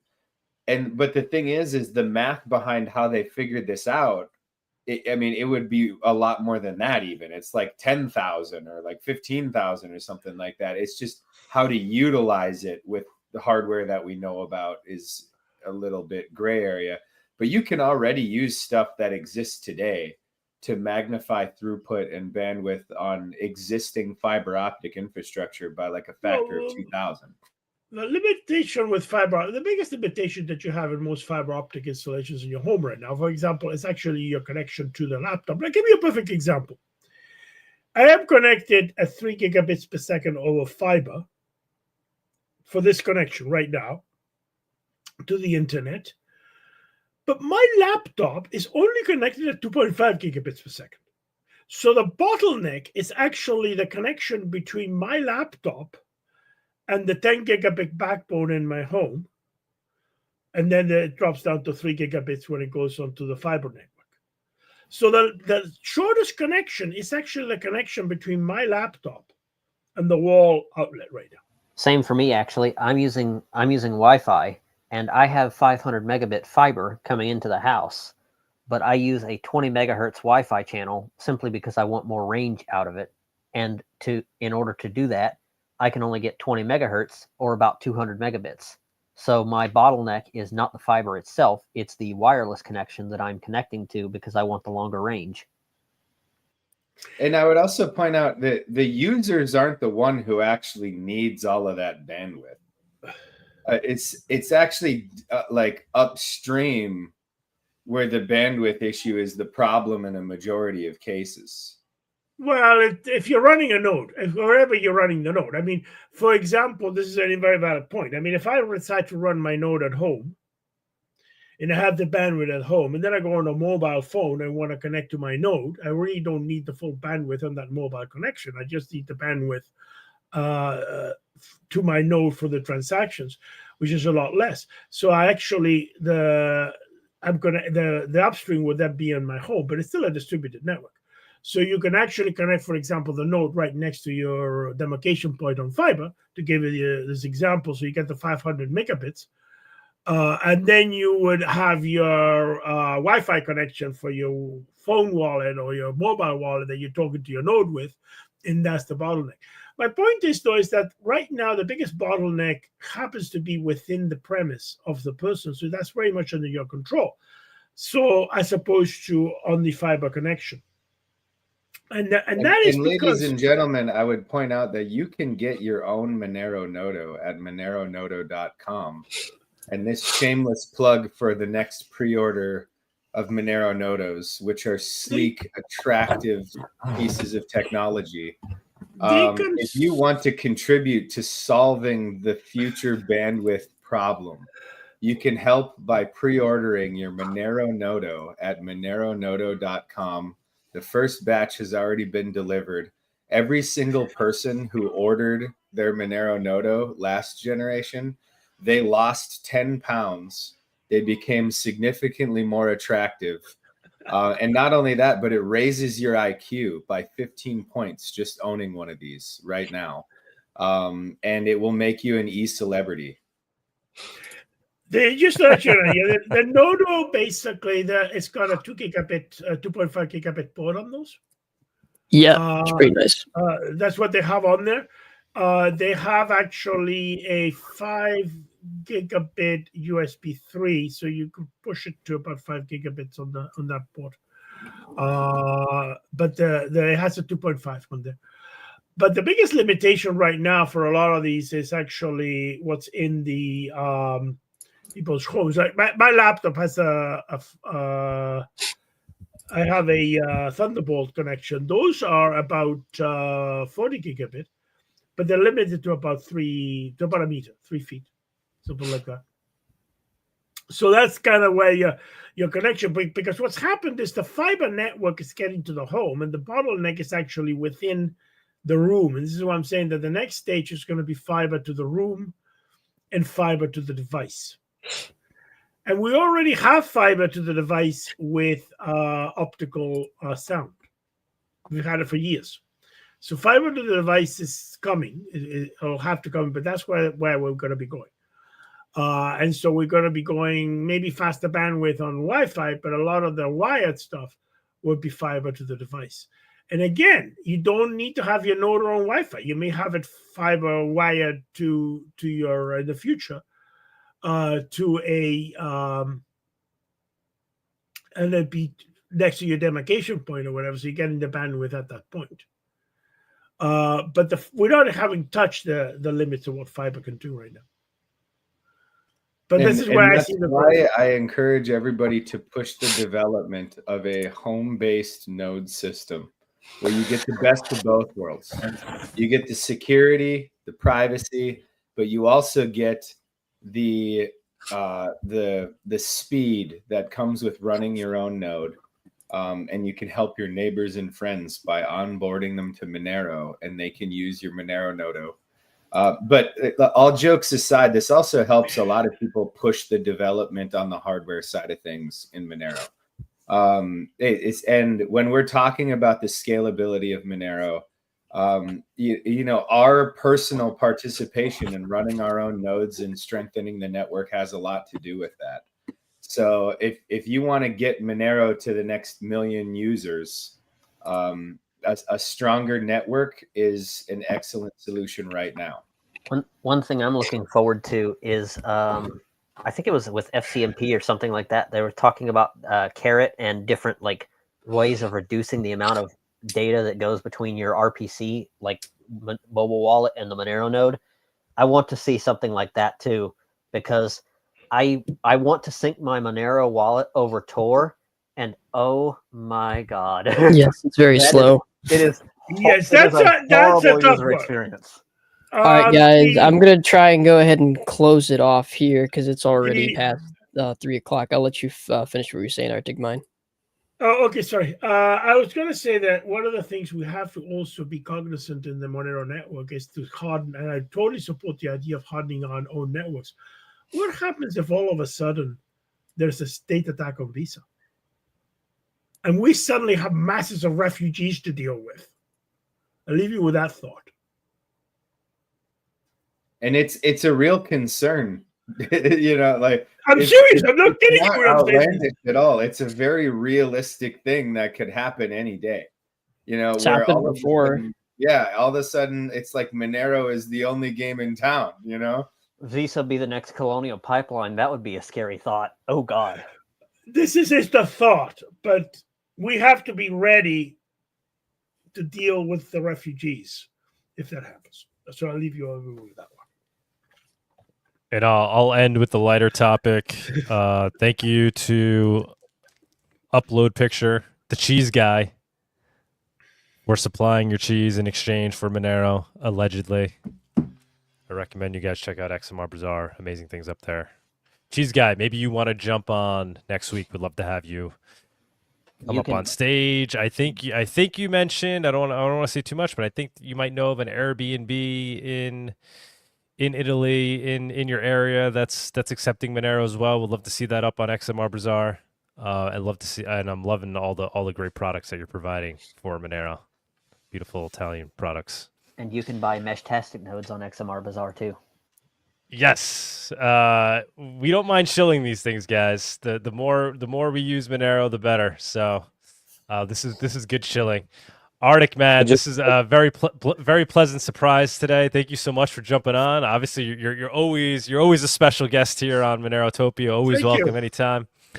Very quick question for Arctic. May I, Douglas? Yes. Go for it. Yeah. Sorry. It's very quick. I don't know, Arctic, if you're familiar with Lex Friedman's podcast. He's had people on Bitcoin. He's had Vitalik Buterin on, Charles Hoskinson, and he's very well prepared. And he has mentioned Monero 2-3 times. Would you be willing to go on there? Because I feel like everyone listening here could, with your blessing, of course, just spam Lex Friedman and ask him to have you on. I think that would be a breath of fresh air in the crypto space. That would be amazing. If he's willing, I'm definitely willing. Like I said, one of the things I like to do is to try to get the message out as much as possible. Now I've been doing a lot of traveling. Absolutely. If there is an interest, I will find the time for something like that. Like I mentioned, my next attendance will be at an Acapulco. So that's more of a broader audience, and I be speaking there. After that, it would likely be MoneroCon in Prague. That's kind of where I'm at right now.